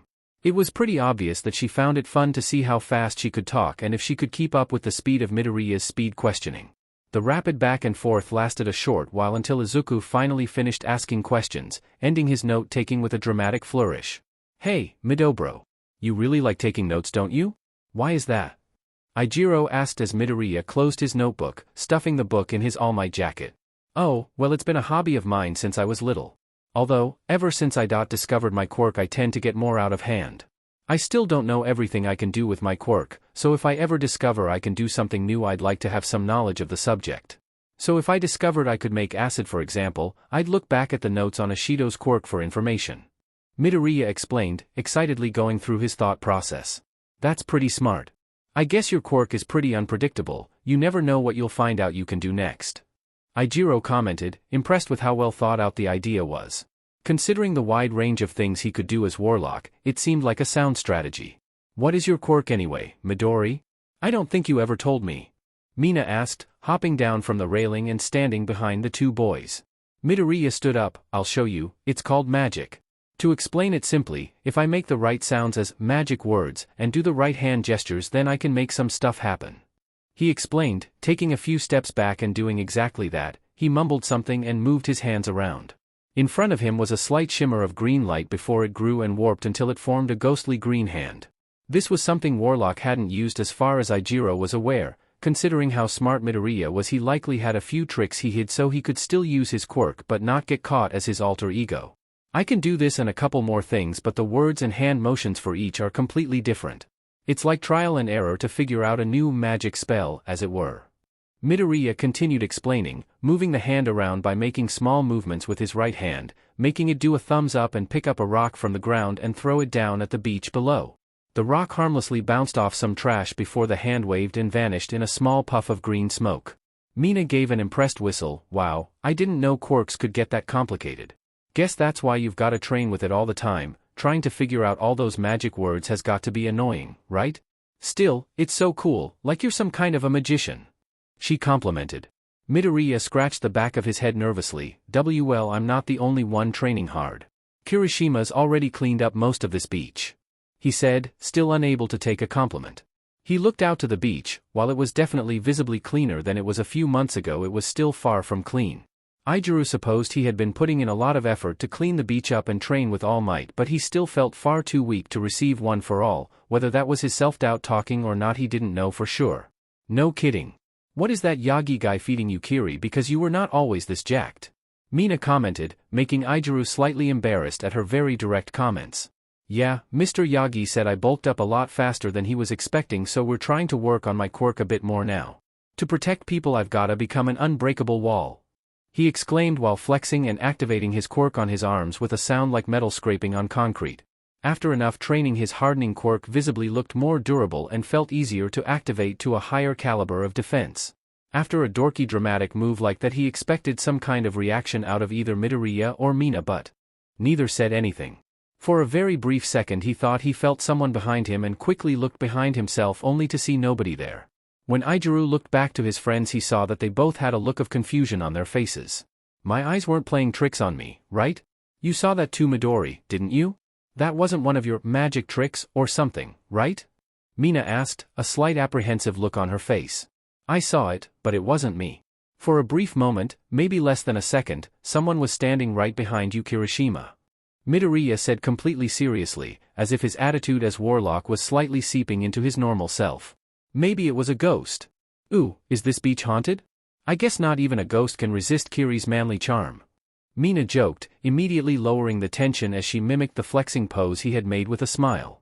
Midoriya immediately broke character as he laughed at the performance. Izuku also chuckled at the joke, although he couldn't shake the feeling that someone was definitely behind him in that moment.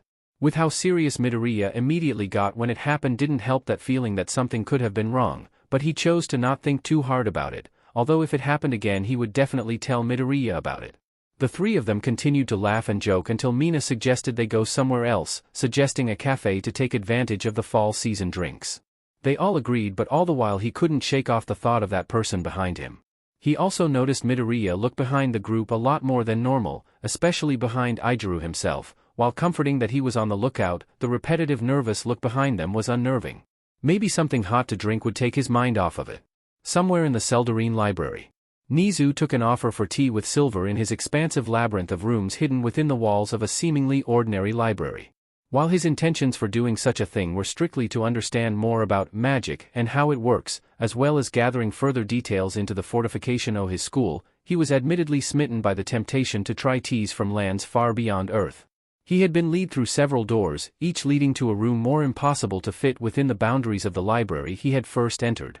It seemed the wizard considered Nizu a friend, or at the least a close acquaintance, giving something of a tour through especially interesting rooms. Some that interested him the most were what seemed like a museum of various fantastical objects kept behind ornate glass and metal boxes and cases, a room that somehow contained a large section of mystical forest as if it were pulled from the earth and placed seamlessly within the house, and a comparatively much smaller room with bookshelves that reached the unseen ceilings and an elaborate and high-quality wooden desk with reams of parchments and several jars of ink that each glowed and glittered an array of mesmerizing colors. The room Nizu was eventually led to, however, was the most fascinating, though to call it a room would be misleading. Immediately obvious about this area was the little ground that was floating in a great, seemingly infinite expanse of space. A marvelous view of ever-drifting nebulas of colors, both speckled with deep dark streaks of black and void and dots of bright light like the distant stars. On occasion a slight movement of some kind of large whale-like creature or fish-like schools of tiny creatures could be seen in the distance, causing small disturbances in the sea of space dust. Floating in this expanse of space was what resembled a portion of a street, with neat cobblestone paths and potted unknown plants around the corners, the edges blocked by ornate fences of a silvery metal with a subtle bluish tint. Along this floating portion of street were what seemed like Victorian-style street lamps, though in a sleeker, ornate design and made of the same metal as the fencing. At the center of this portion of floating street was a table of a golden metal and glass, alongside two chairs of matching design and an equally elaborate tea set on the table. Nizu hopped up onto one of the seats, a teacup already being filled with a vibrant green tea by a floating kettle. A strong, unique aroma emanating from the beverage, both sweet and fresh, and yet entirely new to him, being difficult to accurately describe. Taking a small sip of the drink revealed a complex flavor with mellow grassy tones and a natural sweetness that was stronger than other similar teas he had in the past, finishing with a pleasant, rich and savory ending. Well, this tea is definitely unique. Although, given the atmosphere of this room, I was expecting a more overwhelming experience. I'm glad, however, I much prefer a tea that can calm the soul, even with this expanse of space around us. Nizu said, beginning the conversation in this strange and wonderful area. No need to worry, it is mostly illusory, this area is just where I prefer to relax. Though, I am glad you like the tea, the leaves came from a plant I was given as a gift from the Feywild long ago. I'd give you a cutting of a branch from the tree itself, were it not so temperamental. Now, what was it you wished to discuss? If you wanted this conversation within my home, it must be something quite important. Silver asked, the floating kettle pouring a cup for the wizard. Yes, I wanted to discuss how soon our defenses will be operational against the undead. I hate to admit it, but I am afraid that as the terrorist attacks by the Lich's cultists continue to grow in size and casualties, if an attack were to occur here before you finish, I'm not sure the students will be safe. I want to know how soon this barrier around the school grounds can be formed. Nizu admitted, his demeanor slightly more nervous than his usual intellectual air of calm. Silver thought for a moment, taking a sip of his tea before speaking. To explain this effectively, I will need to explain some things about magic first, though it may be difficult to fully understand without context on how magic feels. Spanning across all of existence, there is a force that technically doesn't exist in this world, that is raw, unfiltered magic. Because this force doesn't exist, it can't be sensed or manipulated by anything that does exist, if that makes sense to you. This was why very few things learned of magic in your world, before the existence of quirks, of course. Now, how magic moves through all of existence is threads, countless unseen threads that travel across every inch of the multiverse. This is what scholars of magic refer to as the weaved. Nizu listened to the lecture intently, making mental note after mental note. He was absolutely fascinated by the concept of magic, and so this conversation would be something that he would like to recall in great detail. Perhaps he would begin writing his notes and thoughts on magic in a journal. Silver continued his speech, using a small illusion spell to make an image of grid-like sheet. The weave can be visualized as a sheet of interlocking threads all around us, though it cannot be felt by any sense we possess, because it doesn't exist. If someone did possess the knowledge to feel out and call to the weave, absorb and manipulate this raw magic into a shape they desired, they can. Though it would often take years to learn how to do so, unless given assistance through higher powers or creatures that possess incredible levels of magic power. Even then, one must practice their mind and body in order to not suffer under the effects of holding more magic than their body can contain. Nizu nodded along with this explanation. So, the power you, the young Midoriya, and this lich possess is the ability to manipulate this weave to create certain effects? He asked to clarify. The wizard nodded, manipulating the illusion again to create three figures that clearly represented Midoriya, Silver himself and the lich as a robed figure, with the lich and Silver standing next to one another. Myself and this lich presumably use magic in the same ways, using our learned knowledge of the arcane and the weave to manipulate it directly to many effects. Midoriya is a warlock. While he likely has no knowledge of the weave, he can still manipulate it through the guiding hand of his patron. So while his knowledge on magic is more limited, he does not need to research and access the weave directly to use it. With a flick of his hand, the illusionary image was warped again into a picture of the main UA building. Around the building was a grid pattern that likely represented this weave. Now, casting spells can be likened to reaching to the weave and altering the raw magic within to cause the effect you desire. Since this magic doesn't exist, it doesn't have to follow conventional laws of physics. Energy can be created or destroyed, gravity can be ignored and reversed, even the flow of time can be ground to a halt. But to cover this area of land with the protection it needs, that is much more than a simple spell. The illusion changed again, the grid-like weave warping around UA and holding an unstable dome shape around the school before breaking apart and reforming the grid. While there are spells that can make barriers, and spells that can stop magic's flow, creating a barrier this large is impossible with an ordinary spell. A barrier like this is what the elves of old would call a mythal, using the power of several powerful mages to warp the weave directly and produce an effect several times stronger than anything a single mage could create. Even I alone cannot create a mythal of the lesser magnitude that is planned, so a team of magic casters would be needed in order to protect the school. A twinge of fear struck Nizu. Are you saying that we won't be able to create this mythal after all? The wizard shook his head in response, earning a sigh of relief from Nizu as he drank his tea to calm his nerves. I do have a plan, and a backup plan if plan A takes too long. I'm sure you know that the hero known as Hawks has developed his magic quite well, and the spark that granted him his instinct to pull from the weave only appeared when he had an interaction with a divine being. If being chosen by a divine being was all it took to use magic, surely the gods would have selected several others and done the same by now. I have a theory that Izuku Midoriya has a part to play in this event in some way. Something about that young man can affect the distance between the planes of existence. Silver explained, a serious and contemplative expression on his face. How can you be so sure? One instance is hardly enough evidence to draw this conclusion. Nizu argued, curious about this possible aspect of Midoriya. Oh, but it wasn't just one instance, Mr. Nizu. While training within my home, he has inadvertently thinned the gaps between universes, so to speak, which allowed for a few accidental stragglers. Not to worry, they were quickly sent back home. Midoriya has also shown to distort magic in some way inadvertently, weakening the mind control on a vampire's minion, for example. If my theory is correct and Izuku Midoriya can distort the weave in this way, he will inadvertently create more people who can cast magic. Silver theorized, using illusions to give visuals to his explanation while he spoke. Nizu stroked his chin in thought. Well, that is an interesting theory, but we would have to find people that the gods themselves find interesting or worthy to obtain such a power. I believe it was pure coincidence that allowed for Hawks to obtain his magic. You would have to catch lightning in plenty of bottles. Silver nodded in agreement as a school of flying fish-like ethereal creatures flew overhead and turned to fly underneath the floating street. That is true, but I do have a plan B. I may be able to produce a mythal with the few magic casters we already have on our side, though I would have to get through the struggle of contacting higher powers to help. It is riskier, but it is also faster than hoping Midoriya encounters the right people at the right time. So either way you would need many magic casters to help. Well, I certainly wouldn't object to learning a few things to help. Nizu said in a jovial tone, wondering how well his vast intelligence would help him, or if it would be like learning everything all over again. The old wizard gave a smile and chuckled. I always did want to get into teaching, I suppose I can't argue against that idea. I'll see what beginner texts I can find for you. The two wise men continued the chatter and drink teas from distant plains, discussing important plans about how to correctly fortify UA against the undead and tips for understanding the basics of magic, but also having debates on which tea is the best. Nizu argued that the Shizuoka prefecture produced the best tea. Silver was unwavering in his stance that the best tea he had, while on Earth, was in China during the Zhou dynasty, which made Nizu mentally question how old this wizard was.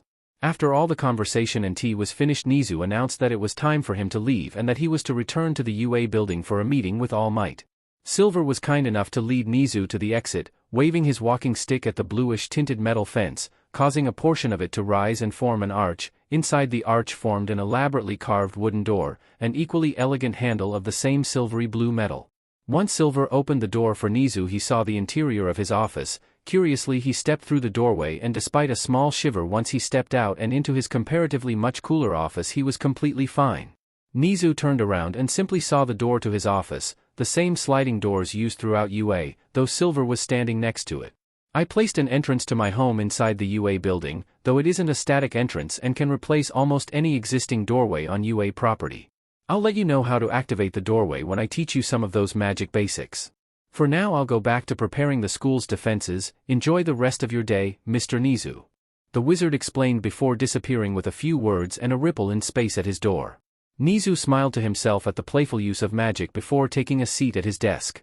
The phone on the desk almost immediately blaring the second he sat down, the caller being registered as Toshinori.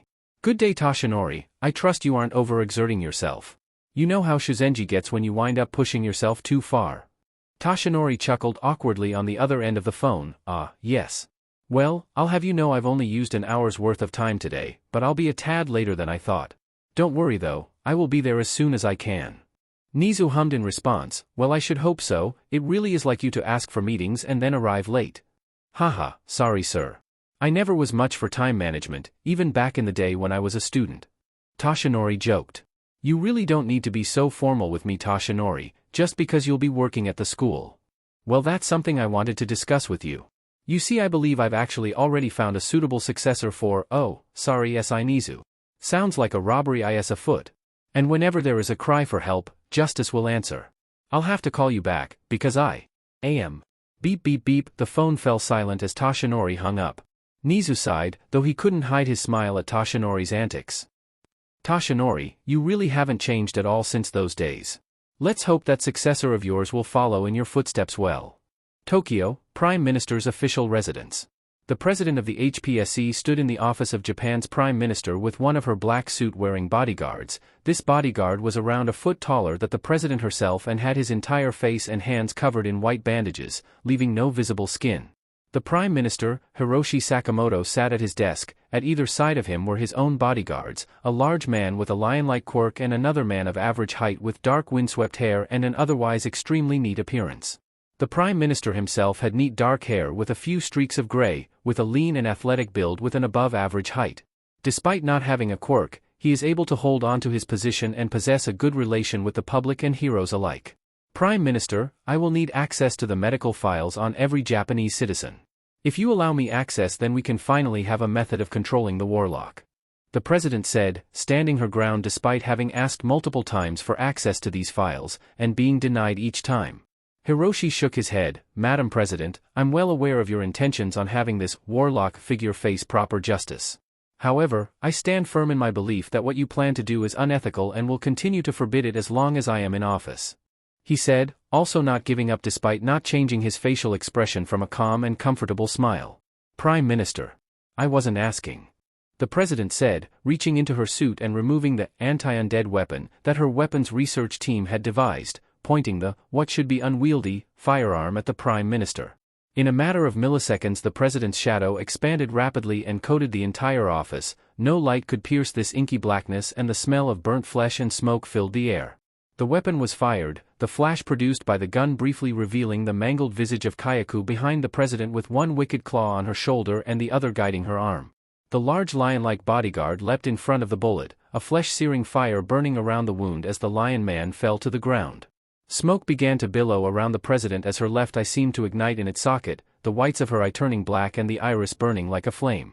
She reached out and pointed at the Prime Minister, a sinister dark energy around her left hand as she spoke in a language whispered to her by Kayako. Ghostly tendrils of smog and darkness appeared around the Prime Minister, wrapping around and digging into his body like thorny vines. Hex! The other bodyguard ran at the president, throwing hand signals in front of himself before vanishing from sight, reappearing in front of the president to attack her. However, the torso of the president's bodyguard violently burst open, a clawed hand of torched flesh and blackened bone ripping out of a limp and lifeless body which fell like a puppet with its strings cut, and grabbing the arm of the attacker. Kayako grabbed this bodyguard who had some kind of ninja teleportation quirk and pulled his body into the dark shadowy smoke that encompassed his physical form.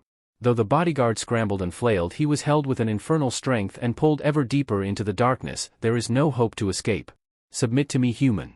He spoke out loud, snickering and cackling like a fire crackling and snapping.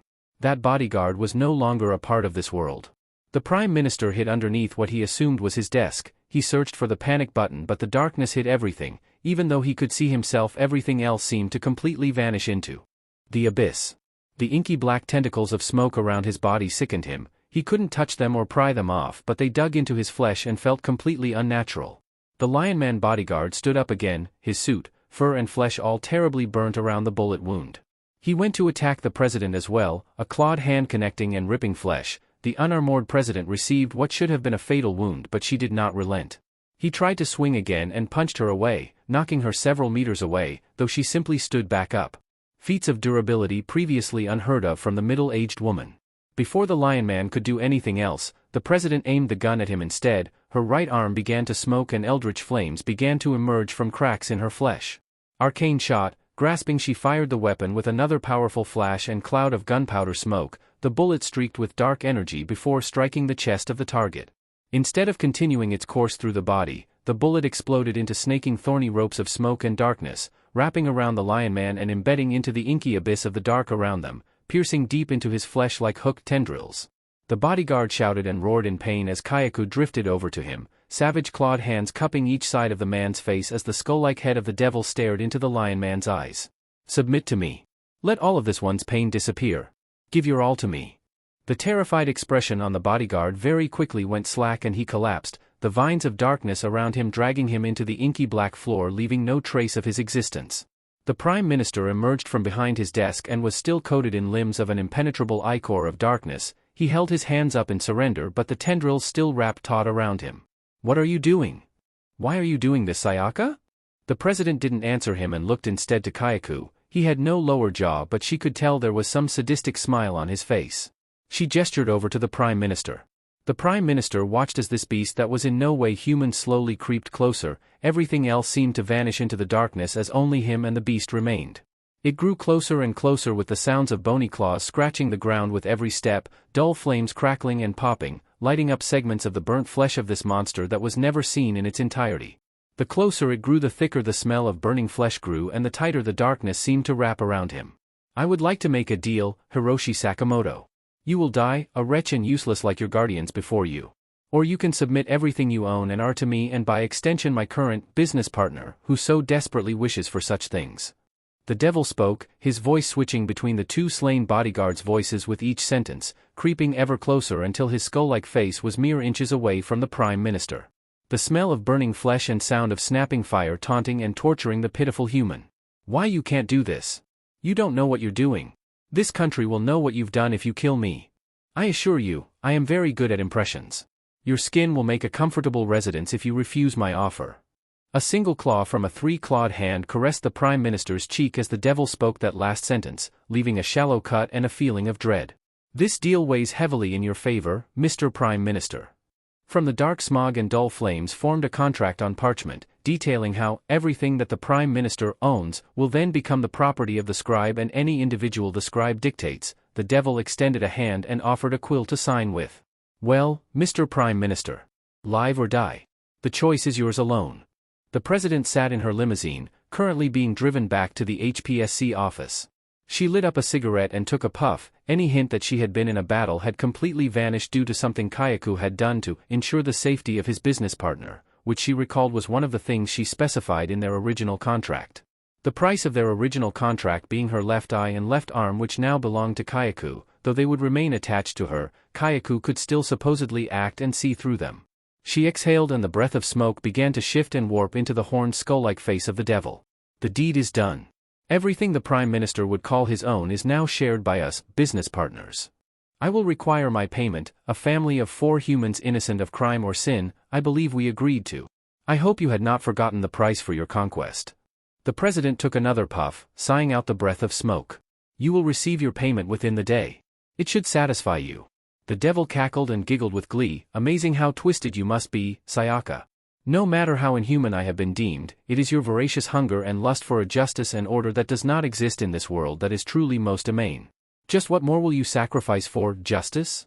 Kyaku laughed in her face before she rolled down a window and the cloud of smoke was blown out of the limousine.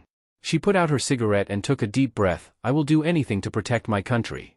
She said out loud. She didn't know anymore if this was the truth or an attempt to push herself forward for the greater good. Either way, it was all she believed in ever since she got the job as president of the HPSC and in the years of sacrificing and crawling her way to that position. With another sigh, she opened a notebook to a list of things she needed to do, crossing off, speak with the Prime Minister. Now to find out what I can about that vampire girl Takami informed me of. Japan, Kanagawa, Nazokaru City, St. Michael's Church. Ibara Shiozaki was walking through the ossuary of the church she volunteered at. While practicing with her quirk in preparation for the UA entrance exam, she did not falter in her attendance to the church and made every effort to help in the preservation and cleanliness of this holy site. Though the ossuary was a grim place to be, given it was a large dark stone room filled with the remains of people, Ibara was not one to hide in fear of death, knowing it was merely the next step in the journey of life planned by God. The ossuary was located in the serene and solemn graveyard behind the church, the peaceful sanctuary well stocked with trees that would bear cherry blossoms in the spring, the ossuary itself located adjacent to the rows of headstones. The structure was small, but it tunneled below ground into a blessed home for the dead to rest, the exterior adorned with intricate wooden carvings depicting angels, guardian spirits, and holy motifs. Ibara had finished dusting the multiple sarcophagi that adorned the ossuary, and went to place a votive candle at the rack of already lit candles so that she may pray for those that had died and had no friends or family to pray for them. However, as she walked, her foot suddenly caught something solid and she tripped forwards, hitting the stone floors with her hands first. The fall was not bad, only tearing the skin of her hand slightly, though the impact caused the candles on the votive stand to wobble and shake, threatening to fall over. Ibara quickly pushed herself up and used her quirk, her hair made up of many vines precisely and accurately wrapped around each individual candle, stopping the structure from falling. She held it steady with her hands and made sure every candle was in its correct place before internally breathing a sigh of relief. She turned back around to look at what she tripped over. It was pretty dark and the only light available was from the candles and a flashlight she had brought with her. Shining the flashlight down at the ground, she saw a pair of legs very briefly in the light, though as soon as the light was shown on them they were pulled back behind one of the sarcophagi. You there? Excuse me? Who are you? Ibara called out to no answer. She carefully stepped over while still holding the flashlight. What are you doing here? She continued until she reached where the individual had been, but nobody was found in that spot. Huh? I could have sworn I saw someone. This book, it's the Bible, isn't it? I imagined it would be thinner. A female voice spoke up behind her next to the votive candles, though it sounded devoid of most emotion. There was someone standing next to the votive stand, though their entire body was hidden behind a deep black cloak aside from their head. They looked young, possibly as young as her, with brown hair to her shoulders and brown eyes, though most notable was their very pale skin. Ibara watched as they flicked through the Bible she had dropped when she tripped before reading out loud, "Do not be overcome by evil, but overcome evil with good." The blank-voiced girl quoted before looking over at her. Brown eyes shimmered with candlelight but portrayed no emotion. Ibara was shaken up to say the least, a chill crawling down her spine like her brain calling out to her that this person was a great danger. She felt like she shouldn't speak, but this person already knew she was here. She pulled together her courage and spoke clearly despite her fear. I am sorry, but the ossuary isn't open to the public without permission from the father. I'll have to ask you to leave. She spoke with a confidence that quickly began to diminish after the person didn't respond for a while. It seemed childish to think, but Ibra began to think she was speaking with a ghost. She watched the figure place the Bible back on the ground. Oddly, a slight smoke or gas drifted off of her hand before she let go. The figure bowed to Ibra. "My apologies, but I'm afraid I cannot leave right now. You see, I am terribly allergic to sunlight. The sun will not set fully until around 6 p.m, I am unable to leave until then. That is the reason I was resting here. I'm sorry if you were frightened." The girl spoke, her voice still gave way to no clear emotion though her words sounded honest and true. Ibra felt pity, believing the girl's story and understanding that having such a condition would lead to such a troubling life, thinking that was where the girl's odd emotionless mannerism stemmed from. "I see that. Is there anything I can do for you until then?" Ibra asked, stepping closer to retrieve her Bible on the floor. "No," the girl replied before standing aside from the holy book on the ground. Oddly, a fine smoke still drifted off the cover and pages of the book. No damage was done to the book itself, but a subtle smell of burning remained in the air. Ibra held the Bible under her arm before beginning to walk away from the girl. Though she was still quite intimidated, she felt an honesty from the girl and so felt a need to not force the girl to leave. "I won't tell the father about you being here, but you should leave once the sun sets. If you need to use the church itself as a shelter again, please don't be afraid to ask. I will put in a good word with the father if you choose to do so." "Are you really so trusting? I could be a thief trying to steal from these graves, or worse. Or will you simply report me once you leave?" The girl questioned. She didn't sound aggressive in her tone but more so genuinely confused. As if the very notion that someone would perform an act of kindness to her was unthinkable. No thief would lie and say they are allergic to sunlight. I don't think even the devil would tell a lie such as that. "You might seem a little bit creepy, especially in the dark of this ossuary, no offense, but I do believe you are an honest soul." Ibra spoke up, turning to face the girl and giving a reassuring smile that she would not need to worry. She heard the girl be silent before sniffing slightly. "You fell, didn't you? On your hands, are they hurt?" she asked. Ibra looked at her hands. Now closer to the candlelight she saw that the skin was torn along her palms and fingers. While not terrible, it was deep enough to begin bleeding. The strange girl walked up and examined Ibra's hands, though she moved so fast that Ibra swore she didn't see the girl move but rather teleport. The girl held her hands over Ibra's and spoke up again, looking into Ibra's eyes. Ibra felt almost hypnotized. She didn't want to look away. "You were kind to me, much like another person of faith I know. I would like to return the favor with a gift. If you ever find yourself in grave danger, hold on to this and call for me. I will answer." The girl spoke before mumbling something. Before letting go of Ibra's hands, a light began to shine from the gaps between their hands and that slight burning smell returned. Ibra felt a small weight in her hand before the girl walked backwards back into the shadows of the ossuary, fading into the darkness like a droplet being absorbed into a pond.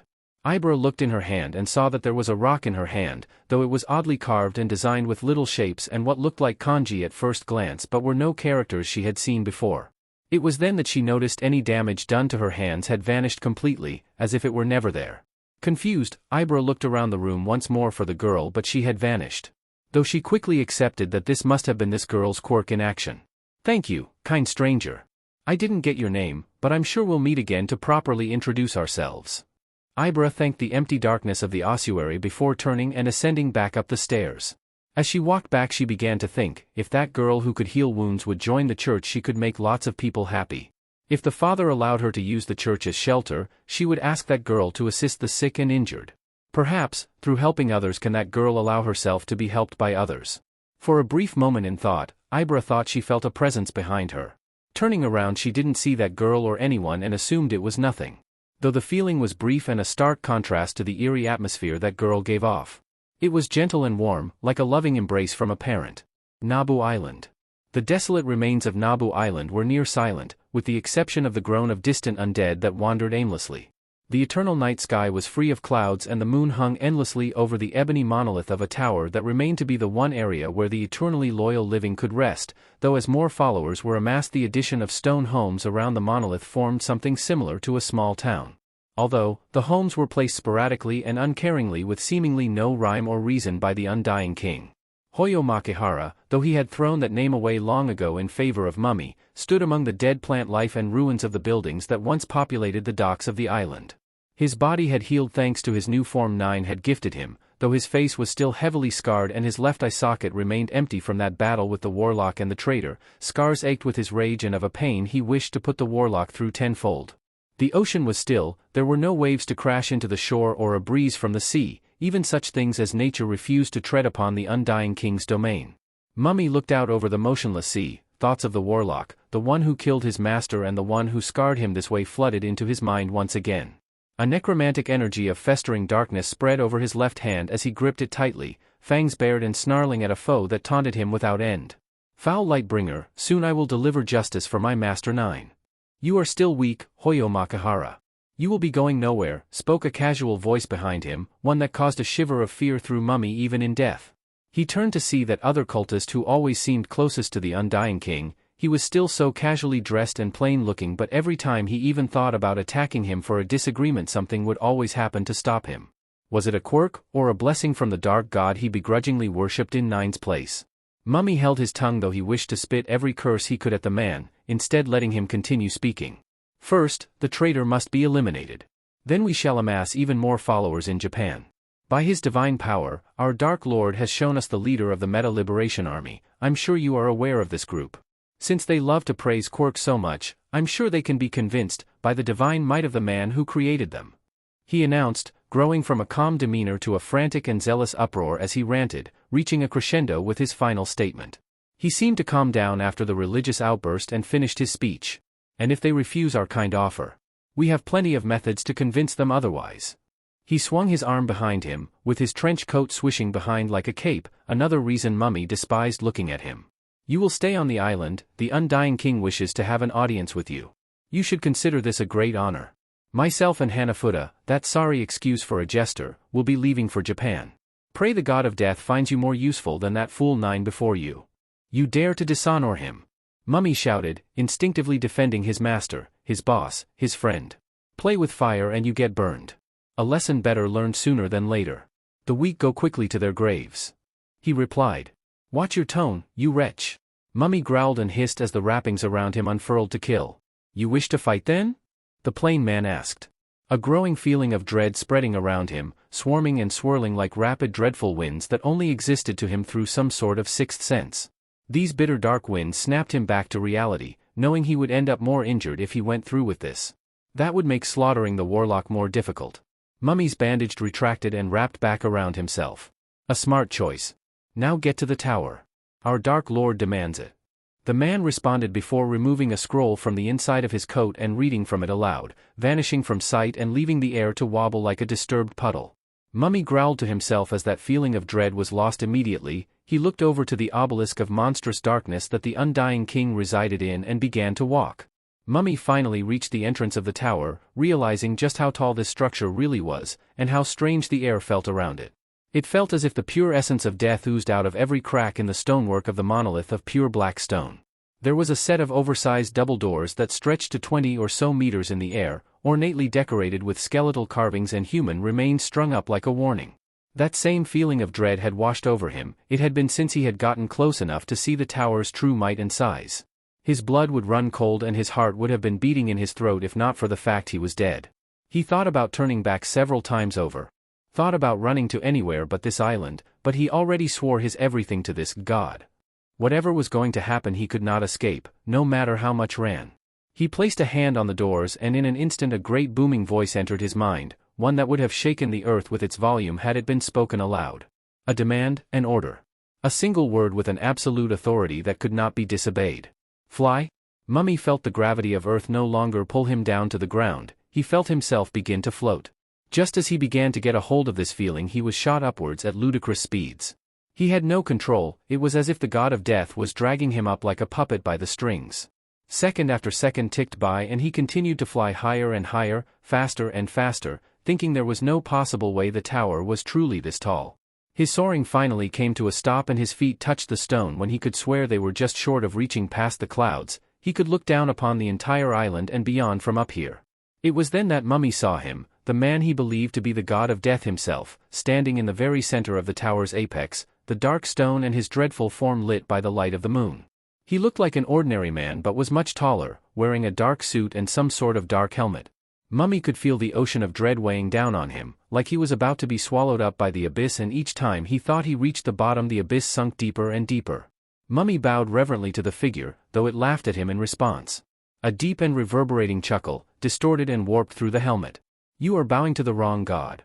They spoke up, which made Mummy flinch in fear. If he was not the Undying King, then where was he?